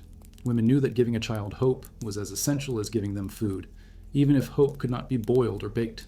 Outside the home, women's influence stretched into the fabric of community life. They organized gatherings, festivals, and rituals, weaving joy into places that might otherwise have been consumed by despair. They rallied neighbors to support widows, cared for orphans, and mediated disputes. In taverns, where men sometimes drowned their wages, women appeared like storms, dragging husbands home by the collar, earning the laughter of onlookers who knew better than to intervene. Their authority might have been unofficial, but it was unmistakable. Work outside the household was common too, though it was rarely recognized as such. Women took in laundry, mended clothes, sold baked goods, or worked fields when they could, and these efforts patched holes in family incomes, often determining whether children went to bed hungry or full. Yet society rarely acknowledged this labor as real. Quarry owners didn't see it, politicians ignored it, but families depended on it entirely. There is an irony here. The invisible work of women kept entire towns afloat, yet invisibility itself was their curse. Women also bore the brunt of violence born from quarry life.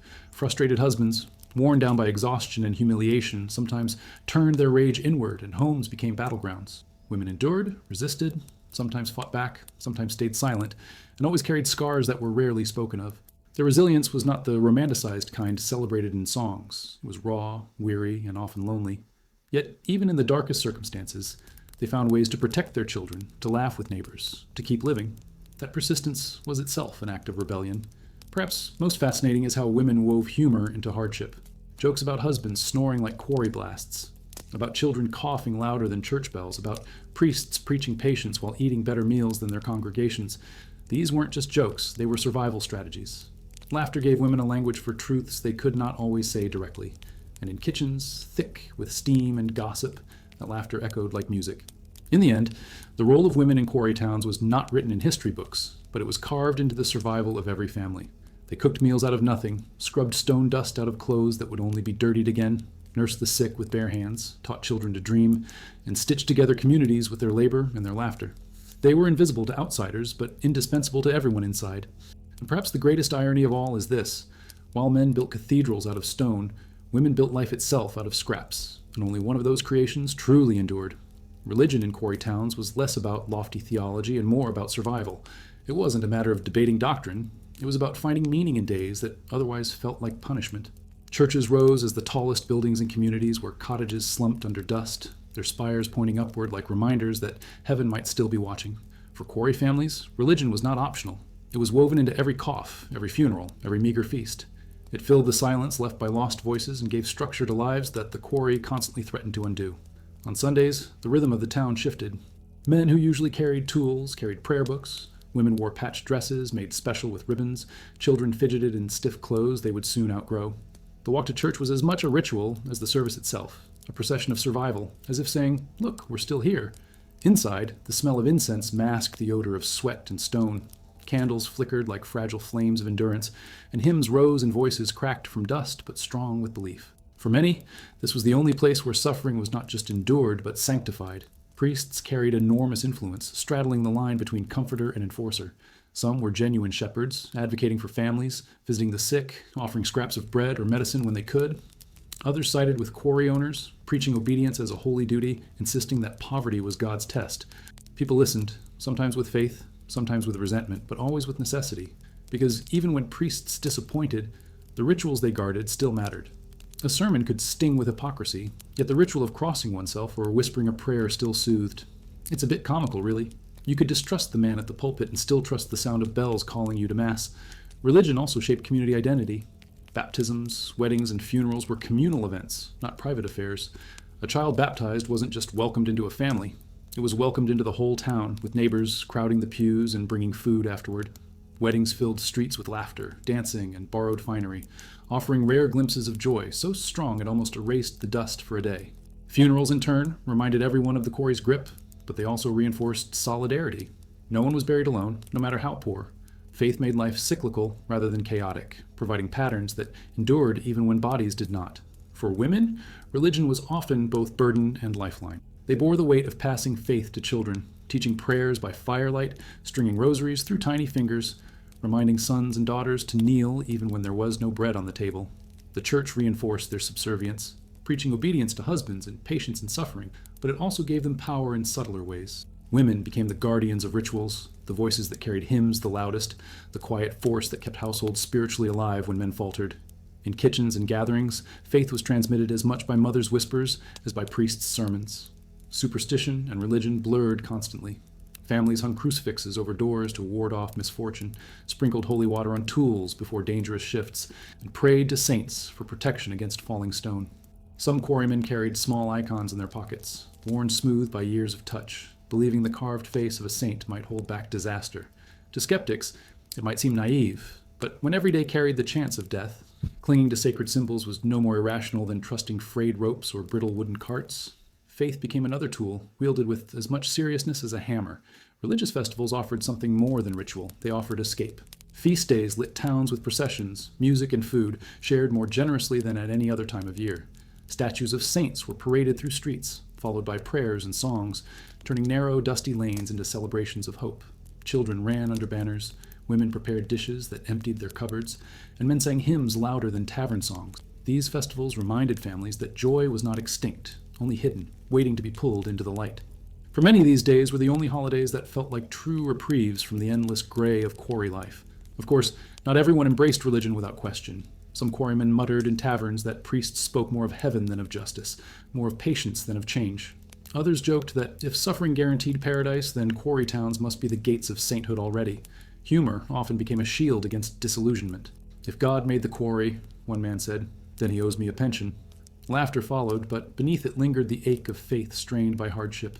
People wrestled with belief, doubted, mocked, but rarely abandoned it, because abandoning faith meant facing despair naked, without even the pretense of meaning. What's most striking is how religion became a mirror for quarry life itself. The rituals of kneeling, standing, singing, repeating mirrored the relentless repetition of labor. Just as stone demanded daily effort, faith demanded daily prayer. Both required endurance, patience, and submission. And yet, where the quarry offered only exhaustion, religion promised redemption. It took the endless grind of work and reinterpreted it as sacrifice, something holy rather than meaningless. Whether that promise was true or not almost didn't matter. What mattered was that it gave people strength to keep swinging hammers another day.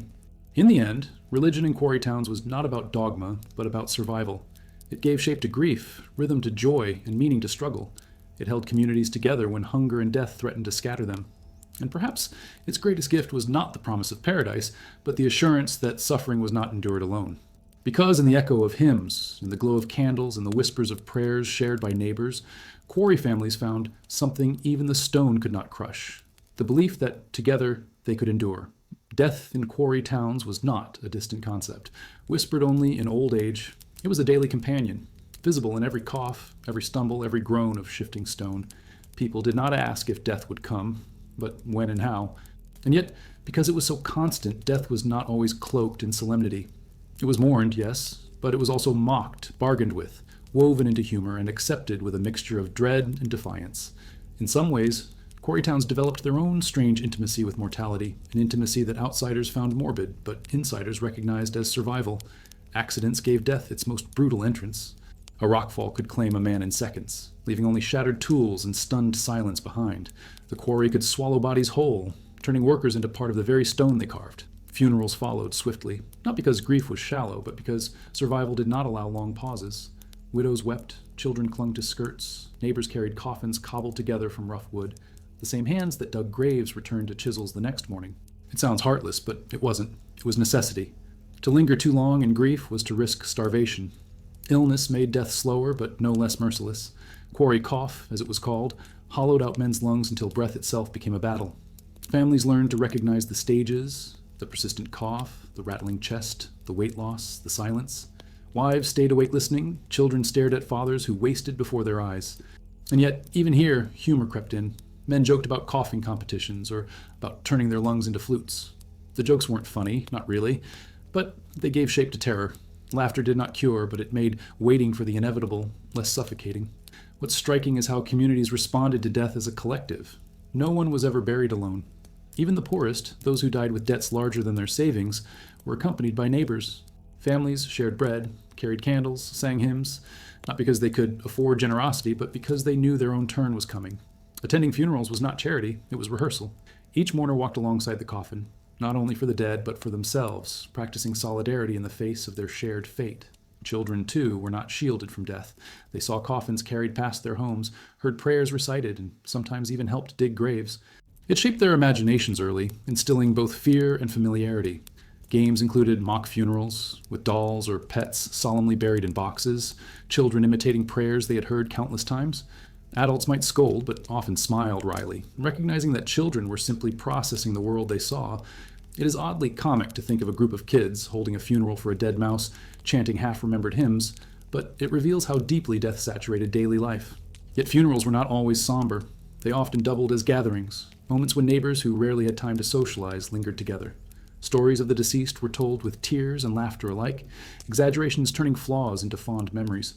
A miserly man became a thrifty hero, a hot-tempered worker, a passionate defender of justice.